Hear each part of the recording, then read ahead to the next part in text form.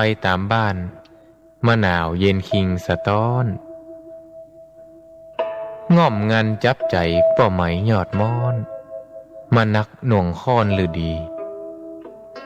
เสียงลมปัดไม้สอดไซนนทรีเคล้าเสียงดนตรีกวีข้าวเศร้าดังก้องแสนเสียงสำเนียงคนเท่าดิดเด่งปันเมาสะต้านบ่กึดหาไผหือใจเหี่ยวมานปล่อยใจว่าอันตวยลมมีปินหัวจ้างแนบข้างประสมสุขแสนอารมณ์บ่ถามใครได้มีปินหัวจ้างแนบข้างประสมสุขแสนอารมณ์บ่ถามใครได้บ่ถามใครได้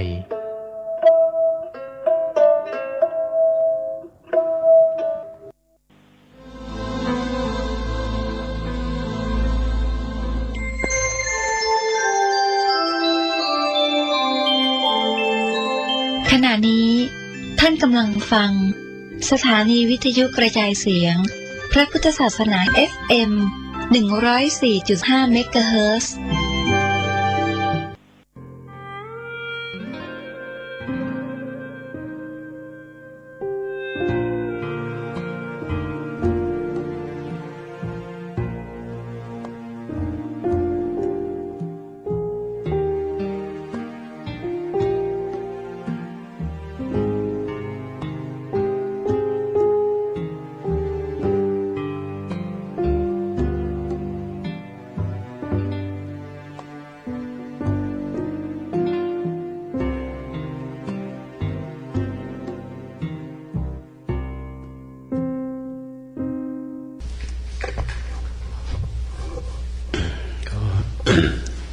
ปฏิบัติไปด้วยนะ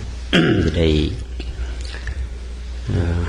มีอะไรก็จะได้ทำความเข้าใจกันไปโดยเฉพาะอย่างยิ่งใน เรื่องของวิธีการที่โยมทำนี่ก็เป็นวิธีการที่จะใหม่สำหรับโยมนะจึงวิธีการนี้เกิดมาตั้งจนถึงปัจจุบันนี้ก็ถือว่าก็เป็นอย่างน้อยก็70-80 ปีแล้วนะวิธีการอันนี้ซึ่งในสมัยเมื่อหลวงพ่ออัสสภะเถระเป็นสังฆมนตรีว่าการปกครองในสมัยนั้นวัดมหาธาตุท่านได้ตั้งคณะวิปัสสนาขึ้นมาที่วัดมหาธาตุแล้วก็ท่านก็เอาท่านก็ส่งพระเนรไปเรียนวิปัสสนาอยู่ที่พม่าก่อนที่วิธีการนี้จะเกิดนะที่มันมาเนี่ยซึ่งพระที่เป็นพระวิปัสสนาจารย์พม่าในสมัยนั้นนี่ชื่อมหาศิษยาดรศิษยาดรมหาเถระเป็นสมเด็จนะศิษยาดรนะก็เป็นพระวิปัสสนาจารย์ที่ดังในสมัยนั้นหลวงพ่ออัสสภะเถระนี่ก็ส่งพระไปเรียนในบรรดาพระที่ไปศึกษาได้สำเร็จแล้วก็มีหลวงพ่อเจ้าคุณโชดกคุณเทพสิทธิ์มุนีในสมัยนั้นก็ในความตั้งใจของท่านก็รู้สึกว่าเรียนได้เร็วงั้นเถอะ2-3 ปีท่านก็ช่วงแรกเนี่ยในวิปัสสนาแบบมหาศรีสยาดรเนี่ยท่านจะใช้แบบเขาเรียกไหวนิ่งนะใช้มือนี่แหละไหวนิ่งซึ่งหลวงพ่อเจ้าคุณโชดกก็เรียนมาเอามาเผยแพร่ที่วัดมหาธาตุสมัยนั้น2485 2484 2485เหล่านั้นซึ่งก็ทางหลวงพ่ออาจอัสสภะเถระเนี่ยท่านก็นิมนต์พระเขมรพระประเทศเขมรประเทศลาวมาเลเซียในสมัยนั้นที่มีอยู่เนี่ยมาศึกษาด้วย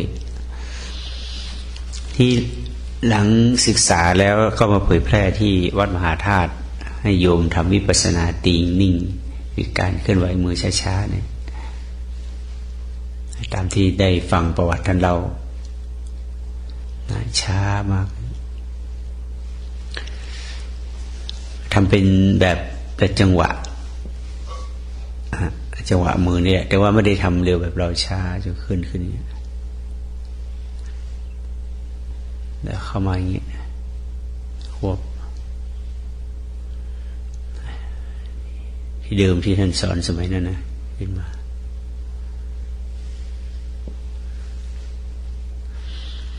ซึ่งพอนำวิธีการนี้มาเสนอที่วัดมหาธาตุได้สักระยะ 2-3 ปีเนี่ยก็ปรากฏว่าโยมส่วนใหญ่เขาใช้วิธีพุทโธมาก่อนพอมาใช้วิธีแบบไหวนิ่งเนี่ยก็ปรากฏว่าโยมที่ทำแบบภาวนาแบบอานาปานสติพุทโธเนี่ยรับไม่ได้ก็ไม่ขอบ้านเราก็เลยมันไม่เวิร์กนะไม่เวิร์กก็หลวงพ่ออาสภะเถระนี่ก็ส่งข่าวไปทางพม่าบอกว่าวิธีการนี่จะมีวิธีการปรับปรุงเปลี่ยนแปลงจะได้ไหมเพราะทางกรุงเทพเนี่ยรับไม่ได้หรือรับได้แต่ว่าน้อยทางหลวงพ่อท่านก็ส่งเจ้าคุณโชดกกลับไปที่นู่นไปศึกษาก็เรียกเป็นสัมมนาตอนนั้นส่งเจ้าคุณโชดกไปแต่ในช่วงที่สอนอยู่ที่กรุงเทพ 2-3 ปีเนี่ยพระตัวแทนของประเทศลาวก็คือหลวงพ่อมหาปานอนันโทนะหลวงพ่อมหาปานอนันโทก็ไปศึกษาวิธีแบบเคลื่อนไหวแบบติ้งนิ่งแบบนี้จากวัดมหาธาตุแต่ในการกลับไปของหลวงพ่อโชดกที่ไปสัมมนาที่พม่าเพื่อเปลี่ยนวิธีการหรือไปศึกษาวิธีการใหม่เนี่ยหลวงพ่อมหาปานอนันโทไม่ได้ไปด้วยนะที่ทางมหาศรีสยดอก็เอาวิธีการเปลี่ยนวิธีการจากไหวนิ่งเนี่ยมาเป็นพองยุบคือการเคลื่อนไหวมือเนี่ยสมัยนั้นเขาไม่คุ้นนะแต่ถ้าเอาพองยุบมันยังเกี่ยวข้องกับลมหายใจเข้ามาเอาพองยุบเขาว่าแทนที่จะเอามือเนี่ยเอาพองยุบท้องเนี่ยเป็นเปลี่ยนเป็นอันนี้แทนอย่างน้อยก็ใกล้แบบอานาปานสติหรือพุทโธก็กลับมาหลวงพ่ออาสภาก็มาเผยแพร่เรื่องของยุบต่อที่วัดมหาธาตุปรากฏได้ผลดีนะได้ผลดีก็ตั้งแต่นั้นมาวิธีการของยุบก็เผยแพร่ต่อมาโดยที่หลวงพ่ออาสภาเถระท่านเป็นผู้แล้วก็เอาเจ้าคณะพระสังฆาธิการในต่างจังหวัดนี่มาศึกษาปฏิบัติกันทั่วประเทศเพราะว่าท่านเป็นสังฆมนตรีว่าการปกครองท่านทำได้แต่ในช่วงที่เผยแพร่เรื่องพองยุบเนี่ยท่านไม่ได้เรียกพระจากต่างประเทศมาศึกษาเหมือนกับครั้งแรกนะ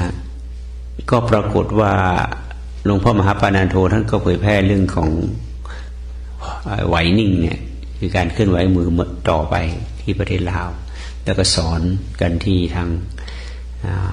วัดศพประหลวงเนี่ยก็วิธีการนี้ก็ไปแพร่ขยายอยู่แถวทางหนองคาย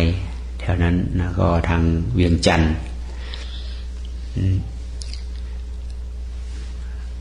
ในช่วงนั้นเนี่ยหลวงพ่อเทียนท่านก็แสวงหาการปฏิบัติอยู่แล้วท่านก็ทำพุทโธมาก่อนสมัยเป็นคฤหัสถ์ออกจากพุทโธท่านก็มาทำแบบหนอที่พองยุบแบบวัดมหาธาตุสอนท่านก็ทำแล้วทำมาจนกระทั่งว่ามีครอบครัวมีเย่ามีเรียนท่านก็ทำอยู่งั้นนะสมทานโบสถวันพระท่านก็ไปทำพาญาติโยมทำแต่ว่าสิ่งหนึ่งที่ท่านสังเกตที่ท่านเล่าบอกว่าความโกรธเนี่ยมันละไม่ได้แต่อย่างอื่นดีหมดแต่ว่าแค่มันความโกรธหรือความไม่พอใจที่เป็นส่วนบันดาลใจของท่านมากที่สุดคือตอนที่ท่านทอดกฐินท่านเล่าว่านะทอดกฐินหลายกองในปีนั้นก็ตามปกติทอดกฐินก็มีหมอลำมีหมอร้องหมอลำมานี่ท่านเป็นทำหน้าที่รับแขกที่มาร่วมงานกฐิน แม่บ้านของท่านก็ดูแลเรื่องข้าวปลาอาหารแล้วการบันเทิงหมอร้องหมอลำที่จ้างมาจากที่ไหนเนี่ย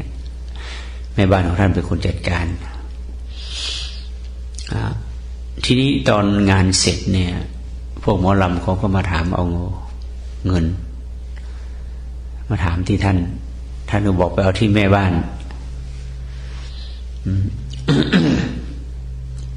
แม่บ้านก็จัดการไปแต่คือตกลงกันไว้ก่อนว่า เรื่อง จัดการเอาเงินให้หมอร้องหมอลำเนี่ยเป็นหน้าที่ของแม่บ้านนะแต่ทำไมแม่บ้านมาถามปล่อยให้พวกหมอลำมาถามที่ท่านอีกท่านไม่พอใจ อันนี้สาเหตุนะท่านรู้สึกมันติดอยู่ในใจนะนี่เราตกลงกันแล้วว่ามันเป็นหน้าที่ของแม่บ้านทำไมมาปล่อยให้พวกนี้มาถามเราได้พอเสร็จงานแล้วก็เวลาพูดคุยอะไรท่านก็รู้สึกไม่พอใจก็พูดคำไหนขึ้นมาก็เรื่องนี้เรื่องไอ้ใหญ่เงินให้หมอลำเนี่ยมันติดในใจท่านติดคออยู่ที่แม่บ้านก็ผิดสังเกตทำไมพ่อบ้านท่านทำไมพูดเรื่องนี้ซ้ำซากแสดงว่าไม่พอใจไม่พอใจนั่นก็แม่บ้านก็ถามตรงๆมาแต่เรื่องที่ให้หมอลำไปถามเอาเงินจากเจ้านี้แสดงว่าเจ้ามีพอใจใช่ไหมใช่ไม่พอใจโกรธโอ้ท่านทอดกฐินทั้งหลายกองเจ้ายังโกรธอยู่เจ้าก็ตกนรกในงานนี้ว่างั้นนะทวงท่านก็บอกโอ้ถูกต้องทีเดียวฉันตกนรกว่างั้นนะท่านไม่พอใจท่านรู้สึกเสียหน้าว่านั่นนะแต่ก็ยอมรับว่าแม่บ้านพูดจริงเนี่ยว่าเจ้าก็ตกนรกทอดกฐินแล้วยังตกนรกอยู่ก็เลยหลังจากเสร็จงานกฐินท่านก็ออกแสวงหาปฏิบัติท่านตั้งใจไว้ในใจถ้าออกจากบ้านคราวนี้ไปแสวงหาการปฏิบัติถ้าไม่หายโกรธเนี่ยจะไม่กลับบ้านนั่นเองนั่นนะจะไม่กลับบ้านก็ไปท่านก็ไปปฏิบัติที่แรกท่านจะไปปฏิบัติกับหลวงพ่อมหาปานเนี่ยแต่ว่าปรากฏว่าหลวงพ่อท่านไปจำพรรษาที่ไหนทุกปีนั้นมีหลวงพ่อวันทองทำหน้าที่แทนอยู่นะก็ปฏิบัติกับหลวงพ่อวันทองก่อนก็ยังไม่แจ่มแจ้งท่านว่านะที่พรรษาต่อมาท่านก็ข้ามไปเวียงจันทร์แต่หลวงพ่อวันทองนี่อยู่ที่ท่าใหม่นะอำเภอศรีเชียงใหม่เรียนมาจากหลวงพ่อมหาปานนี่แหละก็ยังไม่เต็มที่พอปีต่อมาท่านก็ข้ามไปที่เวียงจันทร์ไปเรียนกับหลวงพ่อมหาปานโดยตรงก็เรียนแบบติ้งนิ่งนี่แหละทำฉันบอกว่ามีจำพรรษาปฏิบัติกับหลวงพ่อมหาปานเป็นนั้น25 คนเป็นพระแค่23เป็นโยมแค่2 คนท่านเรียกเป็นญาติท่านเรียกว่าห้อยพ่อมุกท่านพูดในเทปว่านะ2 คนนะทีหลังออกพรรษาแล้วก็ท่านก็พระก็สอบท่านก็สอบอารมณ์ญาติโยมพระอะไรต่างที่พอมาถึงท่านเนี่ยสอบอารมณ์คือในช่วงปฏิบัติแบบนี้หลวงพ่อเทียนท่านเกิดสะกิดขึ้นมาในใจว่าทำไมช้ามันก็เหมือนพุทโธเหมือนหนอแหละเพราะมันการเพ่งจิตนะเพ่งไปที่มือนะก็ทำท่านก็เลยไม่ทำทีนี้ไม่ทำก็มาทำเล่นๆเดินจงกรมเป็นส่วนใหญ่ทำมือช้าๆนี่ไม่ทำเพราะมันเพ่งนะต่อมาท่านก็ทำแบบปกติทำว่าช้าๆแบบเราเนี่ยท่านพิจารณาว่าทำอันนี้เพื่ออะไรยกมือเนี่ยเพื่ออะไรท่านก็วิเคราะห์อันนี้ท่านเกิดญาณปัญญานะทำเพื่อที่จะ ลำเลียงไอ้ตัวสติสัมปชัญญะเข้าสู่จิตถ้างั้นมันก็ต้องทำช้าก็ได้ไวก็ได้ดิเพราะทำเป็นเครื่องมือให้เป็นสื่อให้สติสัมปชัญญะเข้าสู่จิตเท่านั้นไม่จำเป็นต้องช้าหรือต้องไวทำปกติเนี่ยพอปรากฏว่าถ้าพอนึกอย่างนี้แล้วก็ท่านจะทำอย่างนี้ไม่นานท่านว่านะท่านก็เกิดได้อารมณ์ขึ้นมาเลยได้อารมณ์ท่านก็เลยทำต่อเนื่องกันทั้งวันทั้งคืนแต่ไม่ใช่ทั้งคืนเหนื่อยก็พักแล้วก็ทำเดินจงกรมเนี่ยเป็นส่วนใหญ่ทีนี้ตอนที่ท่านเข้าใจเนี่ยท่านบอกว่าขณะนั่งปฏิบัติอย่างนี้มีแมลงป่องนะแมลงป่องตกใส่ขาท่าน ตามปกติเวลาแมลงปกใส่ขาโยมทำไงไม่ต้องปัดทันทีใช่ไหมพอตกเสร็จปั๊บท่านบอกท่านมองจึ้งเลยเหมือนกันนะท่านไม่ปัดก็คือแป๊บขึ้นมาบอกป่องก็เป็นรูปขาก็เป็นรูปให้เราเห็นรู้เนื้อเกิดเป็นเห็นรูปเห็นนามท่านว่านะตามปกติไอ้จิตแรกของเราไปเห็นนะท่านจะว่าแมงป่องจะกัดเราแต่จิตนั้นไม่มีมันมีแต่ว่ารูปขึ้นมาทันทีเลยรูปนามแมงป่องก็เป็นรูปเป็นนามไอ้เราก็เป็นรูปเป็นนามถ้าเราไปแตะแมงป่องมันต่อยแมงป่องก็มีความโกรธใครมาแตะเราก็มีความโกรธรูปนามนี่มันมีความโกรธความโลภความโกรธความหลงเหมือนกันไม่ว่าคนว่าสัตว์ในนั้นเกิดขึ้นมานะถ้าหากว่าเราไม่ไปทำอะไรโลภโกรธหลงมันก็ไม่เกิดมันก็เป็นเพียงรูปเพียงนามนี่เกิดขึ้นมาทันทีเลยนะสาเหตุที่ท่านเราฟังตกลงมาใส่ขาเห็นรูปเห็นนามเมื่อก่อนไม่ต้องเห็นขากับแมงป่องใช่ไหมทุกคนนะเวลานี้อันนี้ไม่เห็นแต่รูปกับนามมากระทบกันนี่อันนี้ไม่ใช่จู่ๆมันเห็นเพราะหมายความว่าทำความเพียรมาทั้งพรรษาเนี่ยมันก็มาเกิดตรงนั้นนะมันผุดขึ้นมาปุ๊บเลยที่ต่อมาเวลาไปเดินจงกรมมันจงกรมระหว่างต้นคอยต้นสมพอท่านว่า2 ต้นก็เดินไปเดินมามีตะเข็บตะขาบมันเดินผ่านทางท่านก็เห็นอีกนะท่านก็เห็นเป็นรูปเป็นนามก็เกิดตัวสภาวะธรรมต่างๆอะไรเกิดขึ้นมาในท่านบอกขณะที่เดินจงกรมมีความคิดเนี่ยมันเกิดขึ้น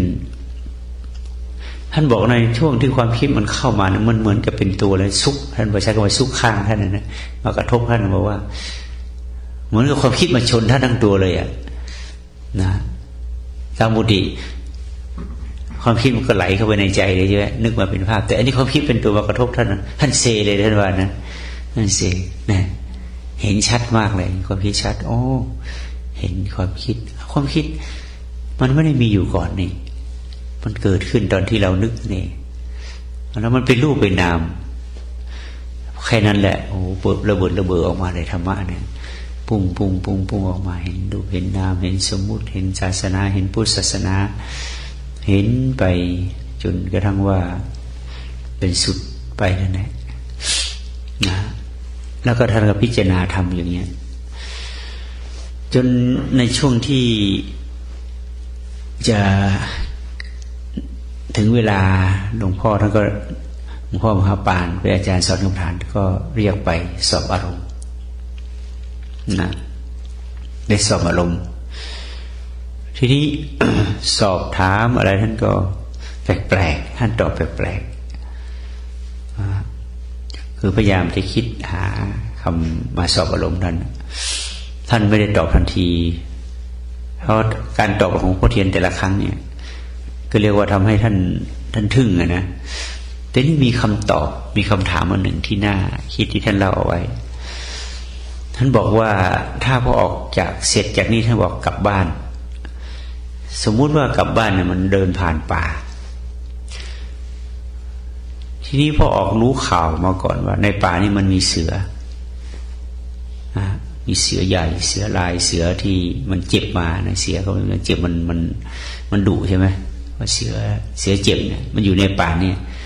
พ่อออกจะกล้าผ่านไปไหมหลวงพ่อเทียนตอบทันทียังไม่ลังเลนะบอกกล้าไม่กลัวเสือกัดเลยมันยังไม่เห็นเสือเนี่ยไปกลัวมันทำไมวะงั้นนะไปกลัวทำไมบางทีไปเห็นเสือจริงอาจจะสู้เสือได้นะก่อนนะ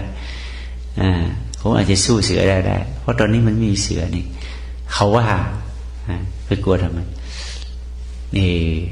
หลวงพ่อมหาปานคือถามทุกคนก็ต้องกลัวใช่ไหมพอมาเจอหลวงพ่อไม่กลัวนะอาจจะสู้เสือได้แล้วก็ถามต่อไปว่าพริกนี่เผ็ดไหมหลวงพ่อก็ตอบพริกไม่เผ็ดทำไมว่าไม่เผ็ดเพราะตอนนี้พริกไม่ได้อยู่ที่ลิ้นผมเนี่ยตอนนี้พริกไม่เผ็ดเห็นไหมคำตอบที่เป็นปัจจุบันทันทีเลยนะพริกไม่เผ็ดเกลือเค็มเกลือก็ไม่เค็มเหมือนกันนะ ทำไมไม่เค็มเพราะตอนนี้มันไม่มีเกลือเหมือนกันนะนี่คำตอบของท่านโอ้เป็นวิปัสสนาที่เดี๋ยวพอหลังจากตอบนี้หลวงพ่อมหาปานยกมืออนุโมทนาว่าสอบมานี่25 คนเนี่ยไม่เหมือนอุบาสกสักคนเลยตอนนั้นท่านเป็นอุบาสกอยู่นะท่านก็เข้าใจว่าหลวงพ่อเทียนเข้าใจเรื่องนี้แล้วท่านก็อนุโมทนาด้วยหลังจากนั้นก็กลับพอกลับมานี่ก็เอาเรื่องนี้มาพูดให้โยมที่จำศีลที่วัดฟังที่วัดบรรพตคีรีที่อำเภอเชียงคานนะฟังก็ปรากฏว่าสมัยนั้นในเรื่องลัทธิคอมมิวนิสต์มันกำลังรุ่งเรืองใช่ไหมพวกนี้ก็ฟังแล้วก็รู้สึกมันแปลกกว่าที่เคยมาหาว่าหลวงพ่อเทียนนี่ไปเมืองลาวมาไปถูกล้างสมองว่าเอาลัทธิคอมมิวนิสต์มาสอนว่างั้นนะเพราะท่านไปแล้วท่านตีเรื่องหมากเรื่องพลูเรื่องเหล้าบุหรี่อะไรเนี่ยนะเพราะว่าโยมมาจำศีลส่วนใหญ่เนี่ยมันไม่ได้บุญเพราะอะไรเข้ามาแล้วก็ยังติดของเก่าเหมือนเดิมเคยสูบบุหรี่เคยเคี้ยวหมากนอนกลางวันคุยกันมาจำศีล8อย่างไรอันนี้เนี่ยเอามาสอนแล้วก็ญาติพี่น้องของท่านที่เข้าใจท่านดีนะเอามาสอนทีนี้แม้แต่ไอ้พี่ชายของท่านเนี่ยท่านไปสอนพี่ชายของท่านก็ไม่เอานะยังด่าท่านกลับเลยนะเมื่อก่อนมันดีนะเดี๋ยวนี้ทำไมมันสอนแปลกๆเนี่ยนะแปลกๆเป็นว่าท่านก็สอนมาเลยปรากฏว่าต่อมาท่านก็ไปหาคนที่รู้จักกันที่เคยไปปฏิบัติธรรมเลยท่านก็ไปบอกแล้วก็มาเปิดอบรมที่บ้านตัวเองดึงคนนั้นมาปฏิบัติดึงคนนี้มาปฏิบัติท่านบอกทำอยู่2 ปีทีนี้สาเหตุที่ท่านจะออกบวชเนี่ยท่านบอกว่าตอนไหนจะเปิดอบรมเนี่ยท่านต้องไปซื้อหาพวกอะไรพวกปลาร้าพวกหน่อไม้ดองพวกอะไรมาไว้เพราะท่านจะต้องเป็นเจ้าภาพเลี้ยงเองเนี่ยอาหารอะไรมาตุนเอาไว้แล้วเปิดอบรมทีนี้ไอ้คนมันก็พวกที่แฝงกินมันเยอะเนาะก็หอบลูกจูงหลานมาเข้าปฏิบัติกันเลยว่างั้นไม่ต้องไปทำอาหารกินอะไรมาปฏิบัติกันเอาครอบให้ช่วยโอกาสทั้งครอบครัวเลยก็เลยมันบอกโอ้อย่างนี้ไม่ไหวดิท่านบอกว่าถ้าบวชนี่น่าจะดีไม่ต้องเลี้ยงกันนะไปบิณฑบาตมาเลี้ยงเอาท่านนึกถึงเรื่องบวชเพราะนึกถึงไงจะเอาอาหารมาเลี้ยงนักปฏิบัติเท่านั้นนะท่านไม่ได้บอกว่าจะบวชเพื่อจะมาปฏิบัติธรรมนะบวชเพื่อที่จะได้มีอาหารมาเลี้ยงนักปฏิบัตินะท่านก็เลยคุยกับแม่บ้านก็ปฏิบัติธรรมก็เข้าใจท่านทดสอบดูท่านว่านะก่อนที่จะออกบวชเนี่ยว่าวิธีแบบที่ท่านเคยปฏิบัติแบบหนอกับแบบเคลื่อนไหวเนี่ยอันไหนมันจะได้ผลเร็วช้ากันท่านเอาคนมา2 คนมาปฏิบัติดูท่านหนอท่านเคยปฏิบัติมาท่านก็สอนได้แล้วก็เคลื่อนไหวที่ท่านก็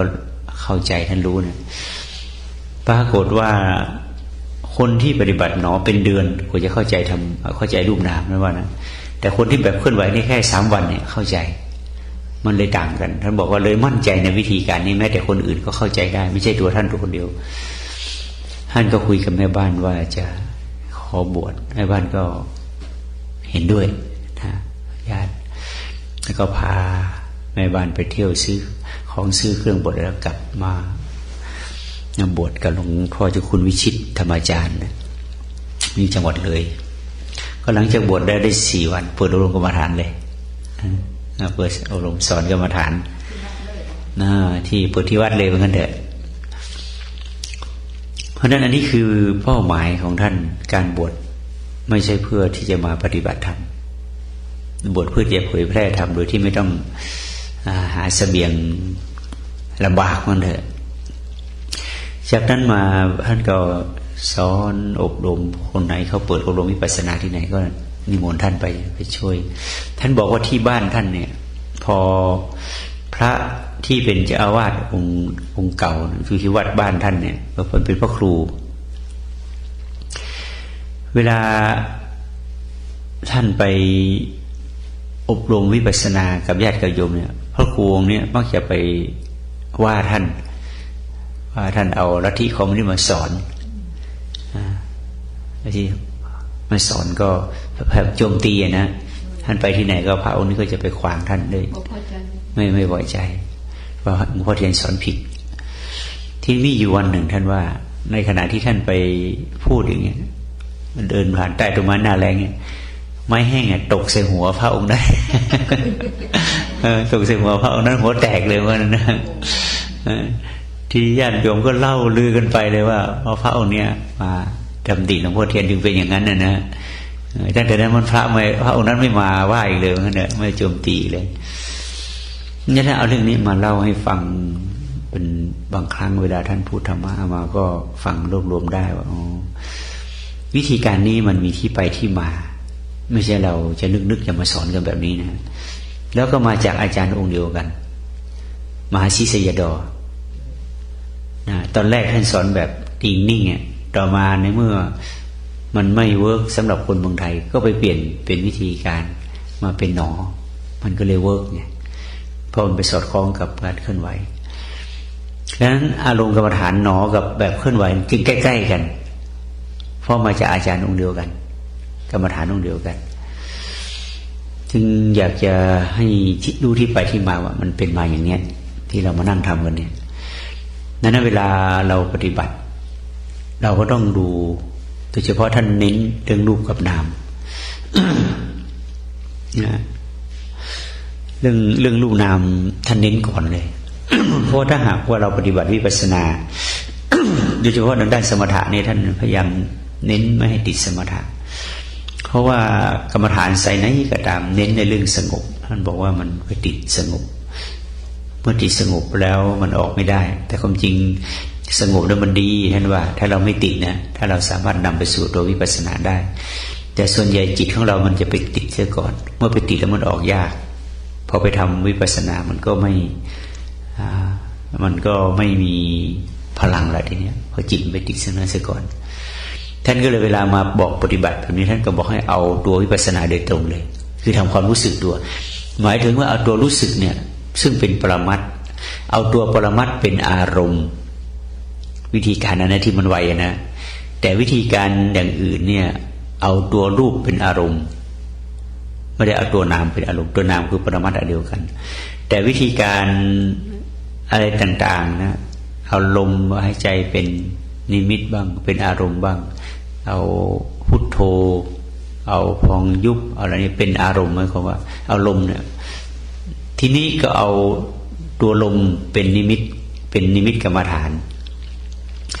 แต่ในวิธีการเคลื่อนไหวเนี่ยท่านบอกให้เอาตัวรู้สึกเป็นนิมิต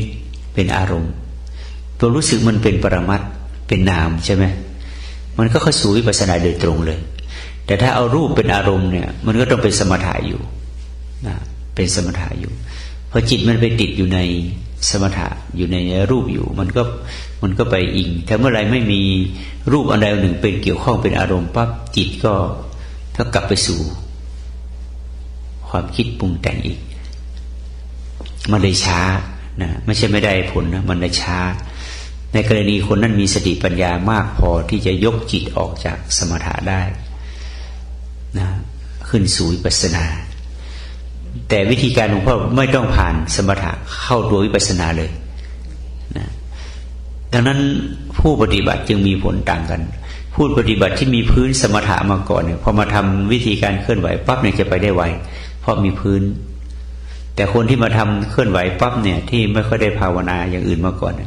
ไปได้เร็วแต่ว่าตอนปลายชักไปไม่ค่อยไหวเพราะอะไรเพราะฐานมันไม่มีเหมือนต้นไม้ที่มันโตไวๆนะปุ๊บ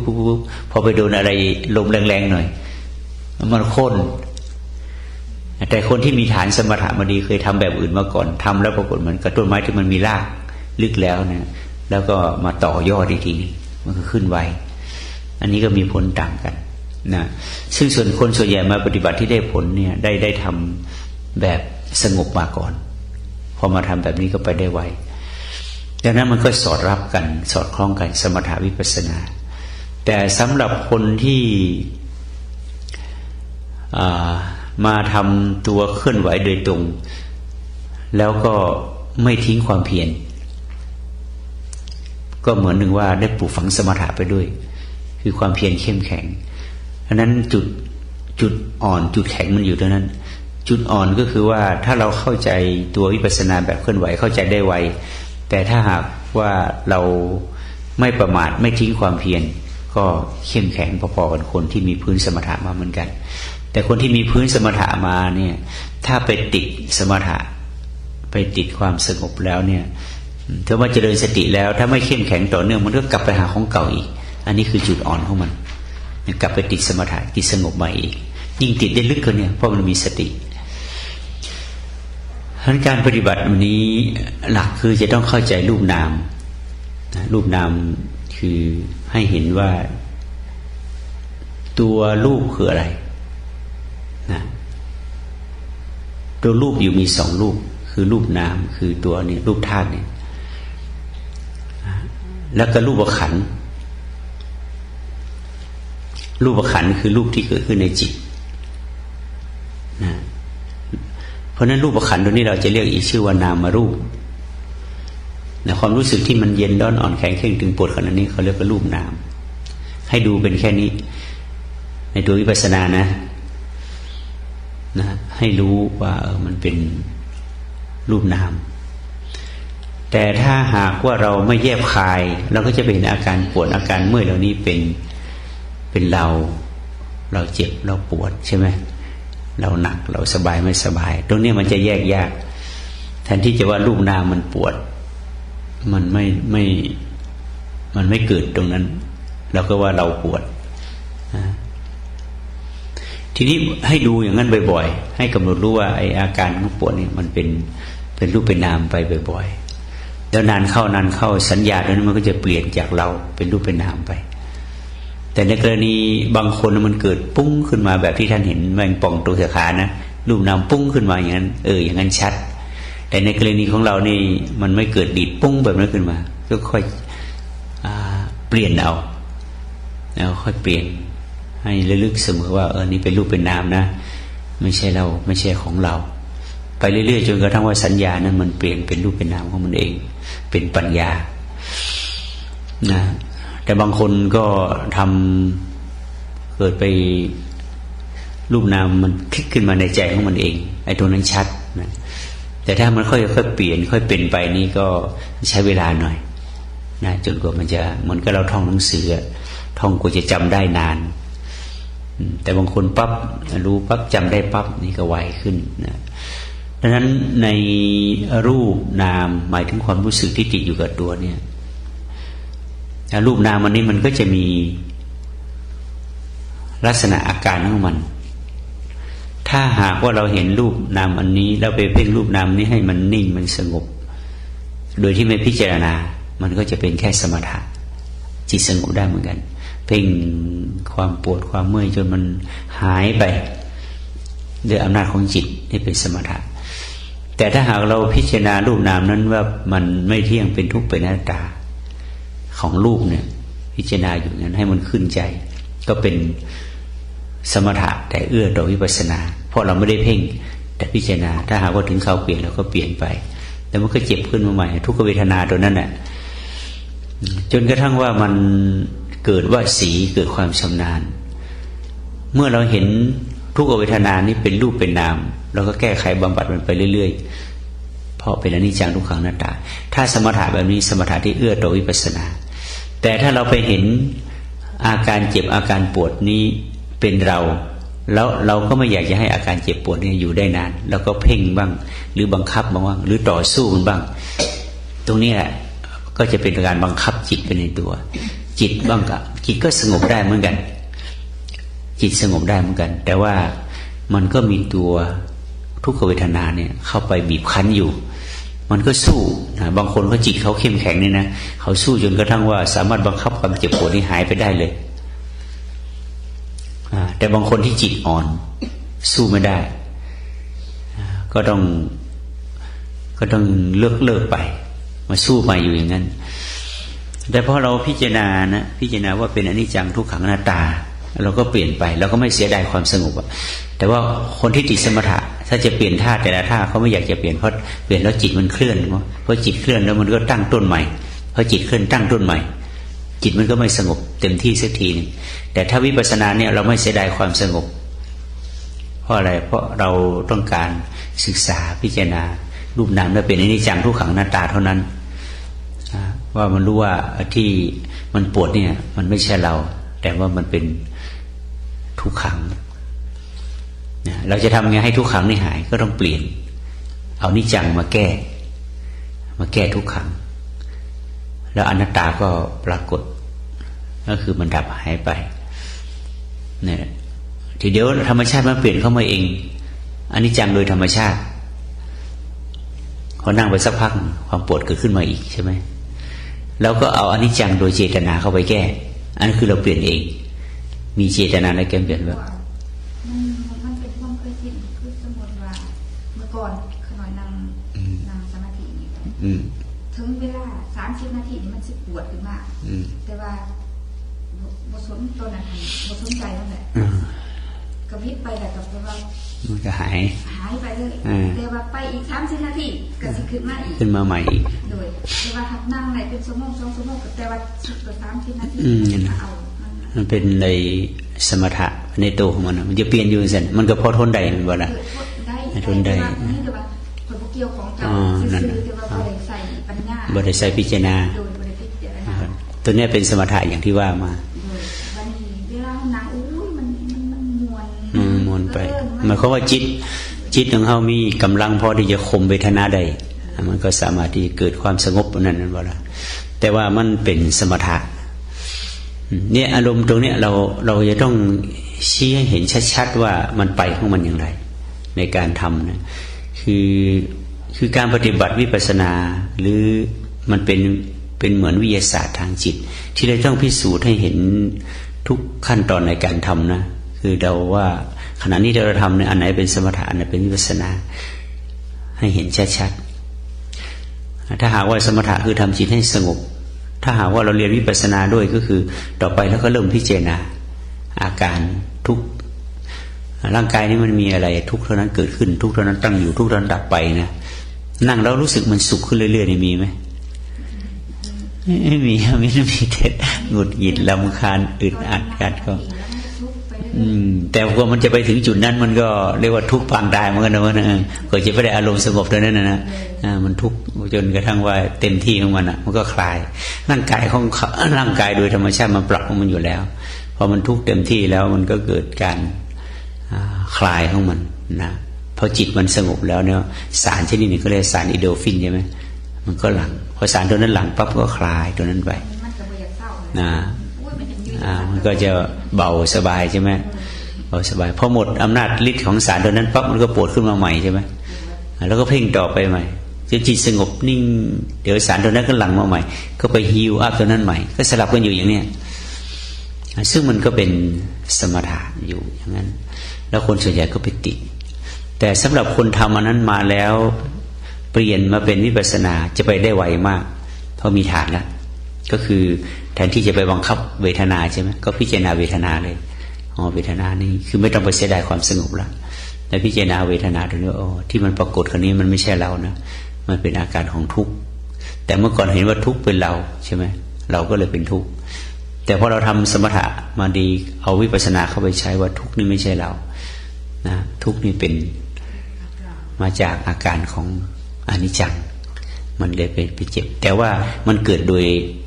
ยองค์ของไตรลักษณ์คือเป็นธรรมชาติที่มันเกิดอย่างนั้นทีนี้เราก็เอาอนิจจังเนี่ยไปแก้คือเราเจตนาใช้อนิจจังคือเปลี่ยนเลยใช่ไหมอันนี้อนิจจังตัวที่เป็นสติตัวเนี้ยตัวนี้มันก็จะไปแก้อนิจจังตัวที่เป็นไตรลักษณ์นะพอเราเปลี่ยนปั๊บความปวดก็หายไปใช่ไหมเดี๋ยวก็ขึ้นมาใหม่อีกอนิจจังตัวนั้นก็ทำงานของมัน